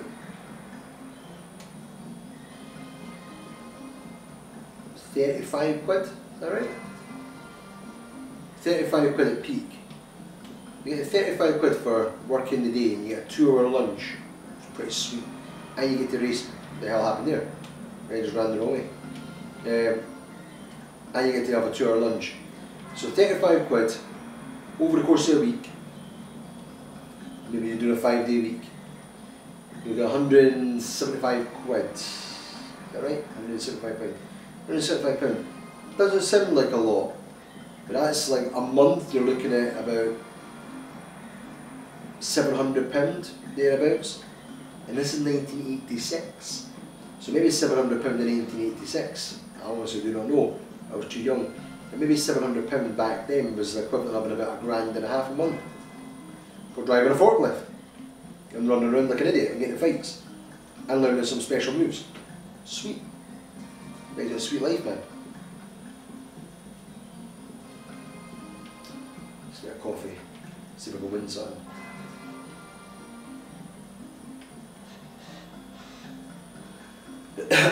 What should I get? What should I get, people?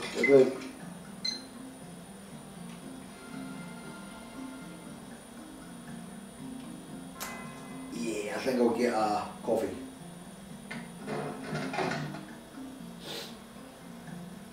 I'll probably finish this evening off in the game because it's getting quite late now. What time is it now? 20 to 11. Yeah, it's good. That's been a 4-hour stint. Obviously, an hour wasted on, at least an hour wasted on catching up to where I'd got to previously. Make sure I bloody save it this time as well. Ah, good. Ah, good. It's real good, man. It's real good.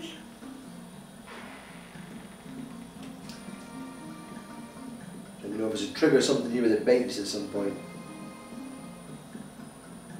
Tonight. Excuse me. Yeah? What is it, youngin? Do you happen to know where the Mad Angels hang out? Why are you out of here? I really need to...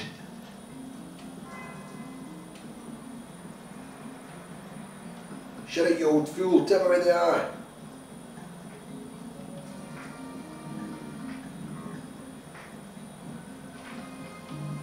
It is actually like real life. It's hard to see.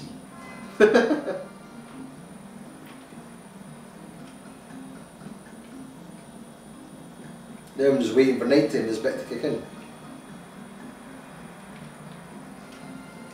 you, Mike. Mark, have you seen Mark. any of the Mad Angels? No, sure haven't. All right. No, sure haven't.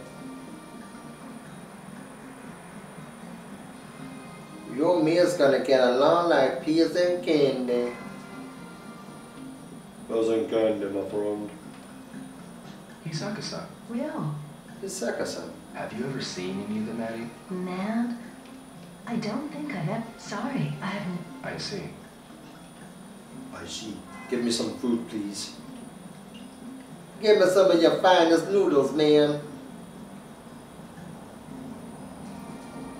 Sweet bejesus, they were nice.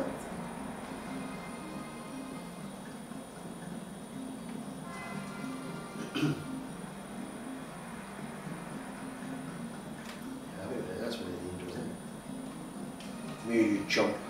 Got a minute? What the? Have you seen any of the Mad Angels around the harbor? Don't get me involved in shit like that. I didn't see shit. You seem to like to say shit a lot.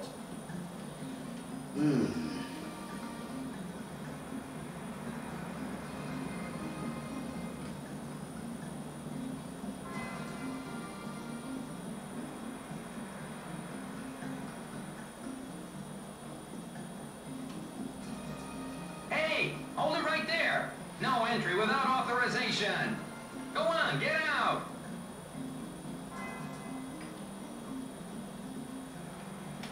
No entry with authorization. Go on, get out.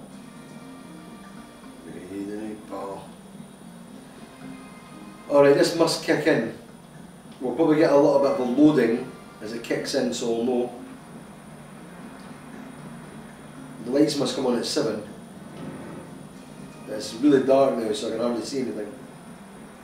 But I struggle to see it in the actual game as well. Or in the stream, I mean. So we're assuming that something's going to kick in shortly.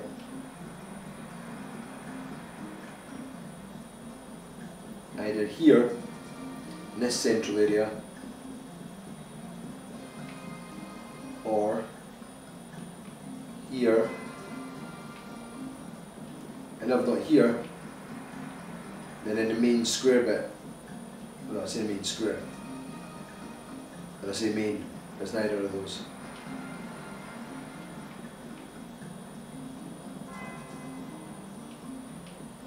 Here, this main open area.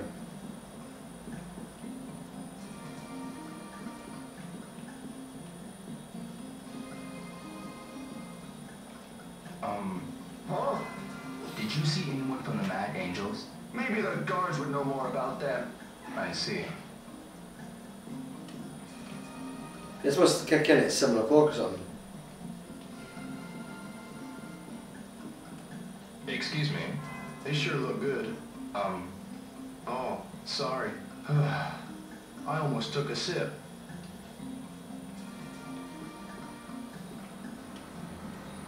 What? Maybe I should ask around about the Mad Angels. Maybe you should just get a grip of yourself, pal. Oh, with the jogger. Oh, here's the bit. Lights are coming on. I reckon this bit will kick in now.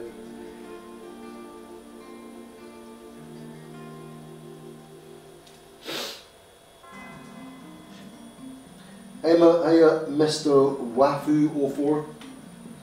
How are you doing? We're just going to finish up this section here once this quick timer or whatever it is going to kick in. Yep, this is here, finally.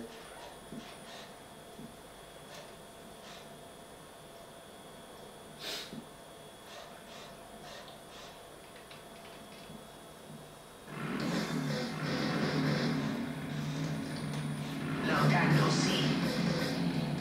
This the guy who's been sniffing around us like a dog? Like a dog? I have to run this straight up now.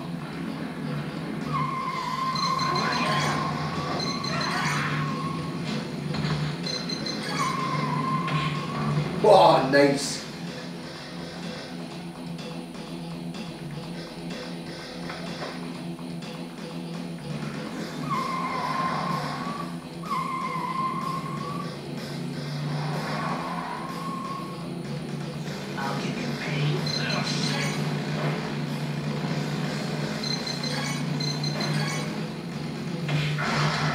He's like a ninja, man.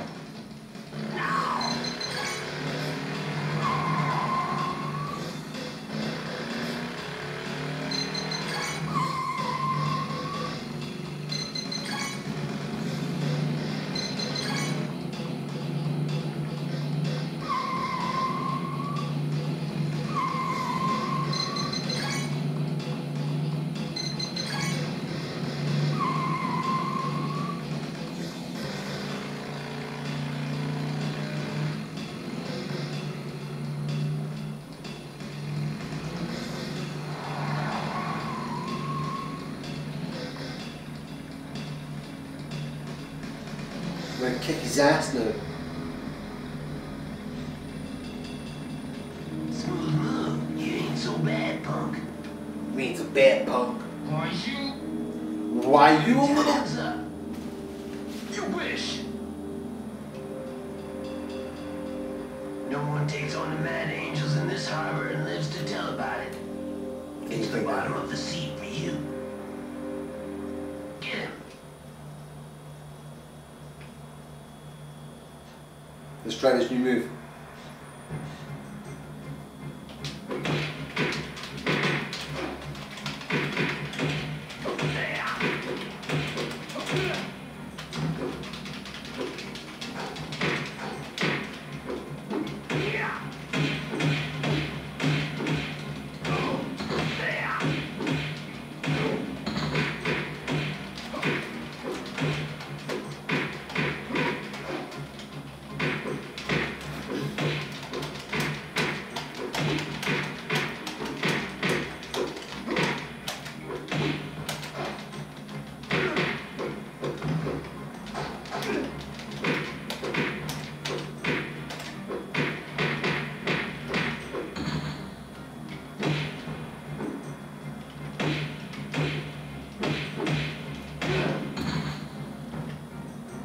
Kick their asses. You little brat, I'm gonna break your face. I'm gonna break your face. Come on.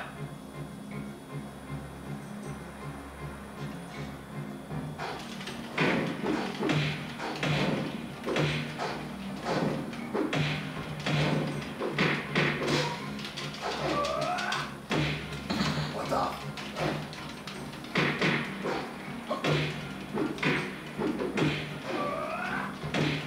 Oh, what?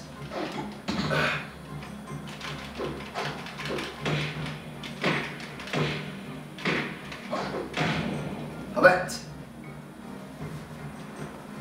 So like I've ever done suplex on the guy.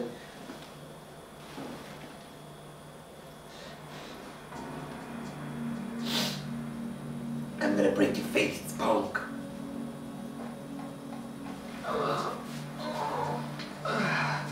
Steal his glasses. How are the mad angels and Chi remaining connected? I don't know. What? Wait. I don't know if he's human, but there's some Chinese big shot leaving here soon. Big shot? Yeah, they had me arrange a cruiser to take him out to a big ship offshore. What's his name? I don't know, but I hear he wears some Silk Robe thing with a dragon on it. Landy. Landy. He's still around here. Please, I beg you, don't tell anyone I told you. They'll kill me. That's what happens when you break the law. I am the law.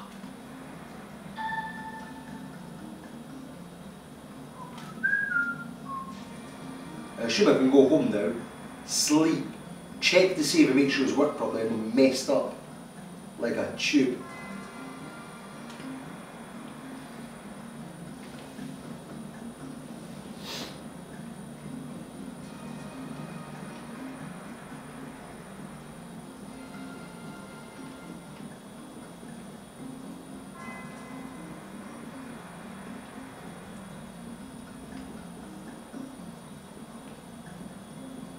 I'll go and run past the old geezer again just in case he wants to tell me anything.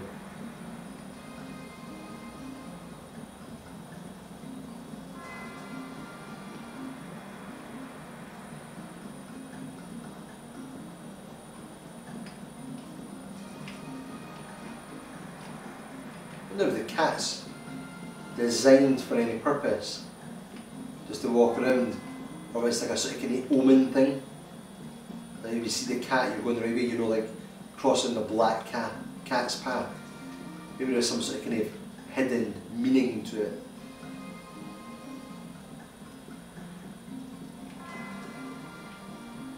That's good, I can go home now.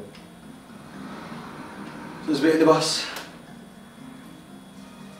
A lot of people, what I'm going to do is, I'm going to finish up this section and I'm just going to go and save the game at the house. Hey Seal. I'm going to save the game at the house here, and what I'll do is, probably the final session, I presume we're pretty close to the end now. I know there's the 100-man battle, I think it is, or the 50-man battle or whatever it is. I know that's fairly soon, it must be, because it's at the harbour and it's one of the nights and it's towards the end. And I think we're just about to get towards the end there, the fact that he's mentioned Landy and the boat. So I'm thinking you must go home, you come back the next day, you get into one of the final scenes or the final few scenes, and then you sort of kind of bump into the 100-man battle. And then after that, then it's kind of, you move on to Hong Kong, but that's Shenmue 2 obviously. I may be wrong, I can't actually remember it fully, it's weird, it's so long ago, it just went blank from my mind. But anyway, the point I'm making is, I'll go and save the game, we'll probably have that final section to do, which will take a few hours, and that'll be episode 9, I think it is. Who knows, maybe I'll run a little bit longer and take us into episode 10, but yeah, I'll get this done, I'll get it saved. Hopefully you've enjoyed it. Whilst I'm doing this, I'll keep the camera on, so we'll just finish this bit off. So fire away if you want to ask any questions or anything like that. I should go home. Go home.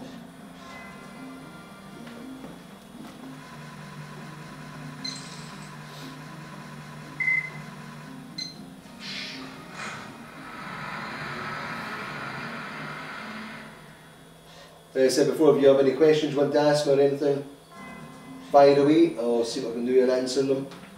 If you've not checked out our other pages, Facebook, Google+, Twitter, they're all under SmallFryUnify. We've also got a Patreon page, and on Twitch we've got our donations box.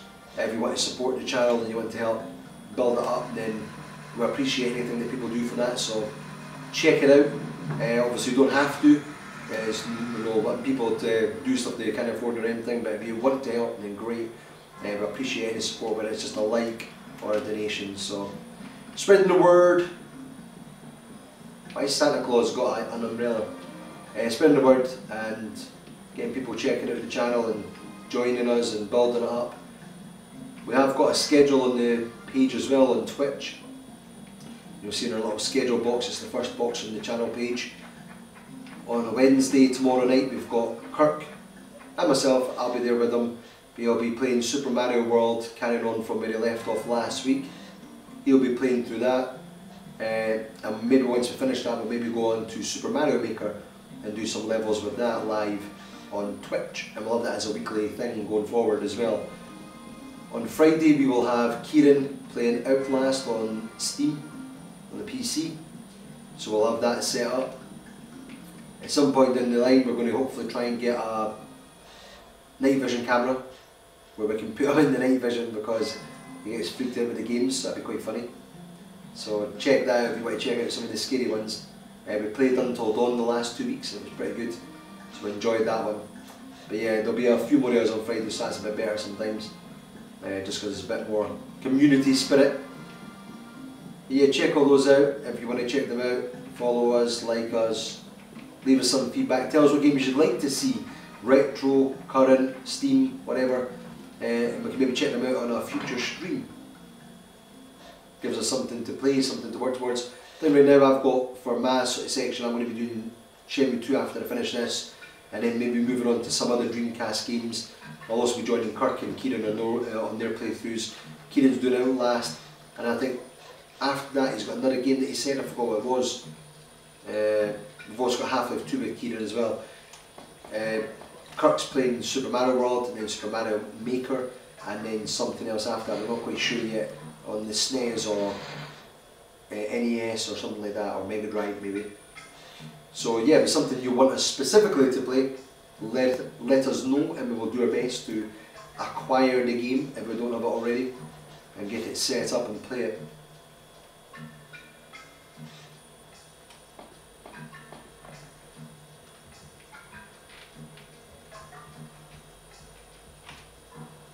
I'm going to make sure I save this properly this time. Last time I must have messed it up and never saved. I must have just slept or something. Maybe that's what I did wrong. Maybe I just slept last time. Because I came back this week and I had to read the whole section. Anyway.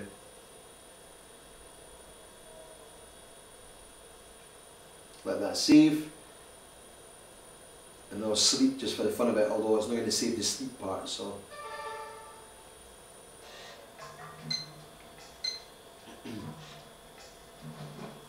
See if it does anything. I don't think it will.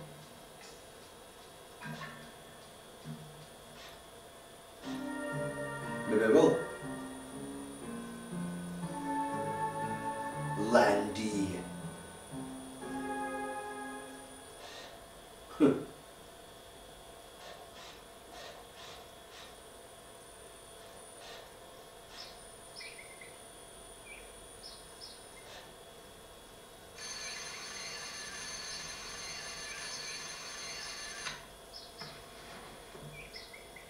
Wow, gotta get going.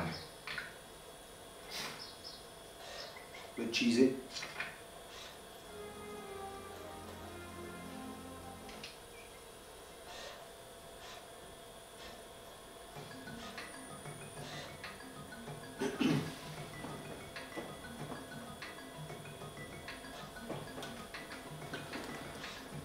Might just do the race for the fun of it, because I think I can save from the harbour anyway, so.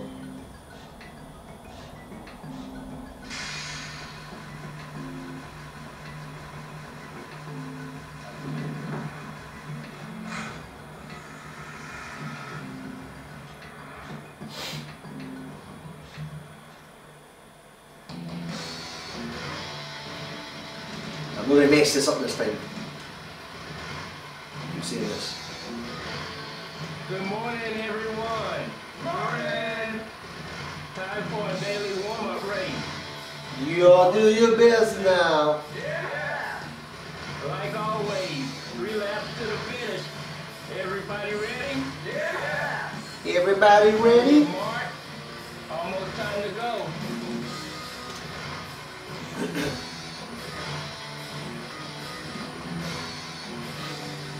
Ready? Go! We're on the inside.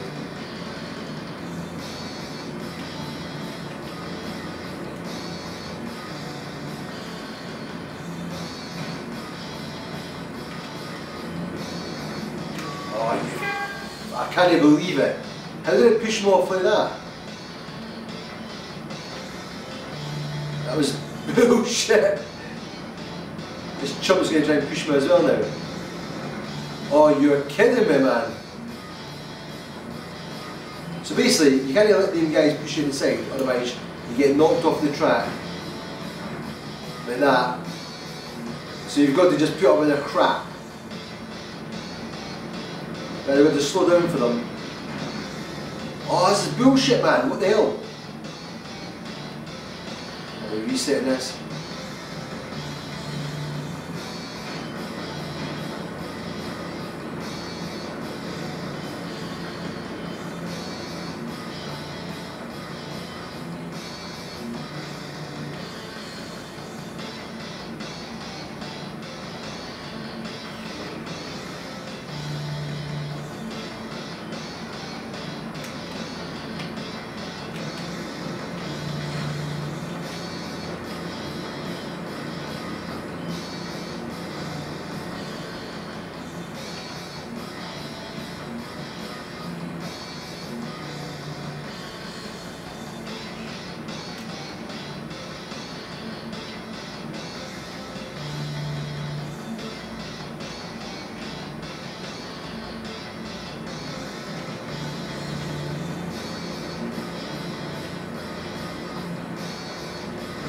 They'll possibly catch the guy.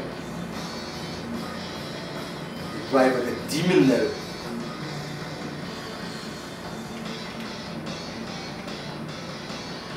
It's too far ahead. Ugh.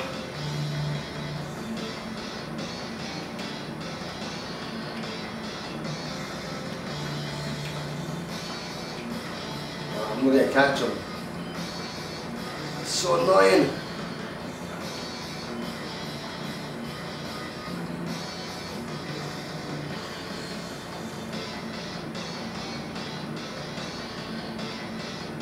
You really do need to get that first corner perfect. I'm not getting knocked off.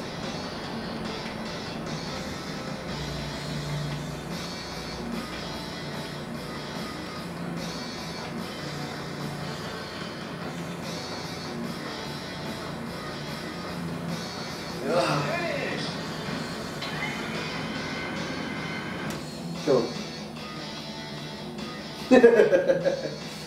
Oh man, so close, you almost had it. Here's your prize. Beat it, Inceptional. There's only one near to you, and that's me. I mean you! It's time for work. Let's get cracking. Right. You don't know what forklift driving's all about. Right, anyway, I'm going to say, we're actually finishing up, Kirk, so that's me finishing up, Gotcha. dudes. Take this cargo to warehouse number 18. Here's the map. The quota's written on it. No problem. This one's a bit further, so don't get lost. Shut it, Mark, and let me get on with my job. Come on. That's not what I want to do.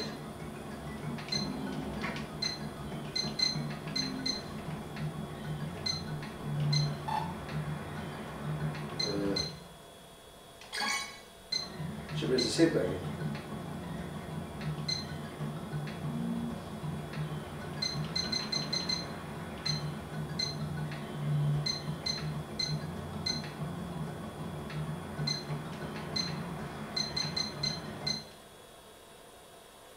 Hey? Oh shit, I just changed it on there. Oh, you're kidding me, have I got... No.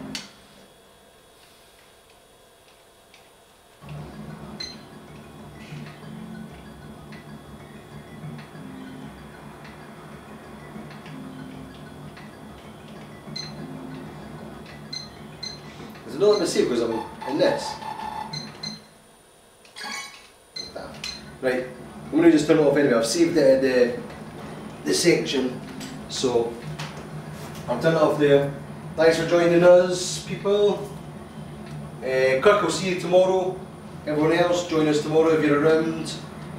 And thanks for watching for the last 4 hours and watching me drive like an idiot. And sorry for the mess up with the save file. I had to do all that section again. But that's done, it is saved now, so we should be good. Ciao!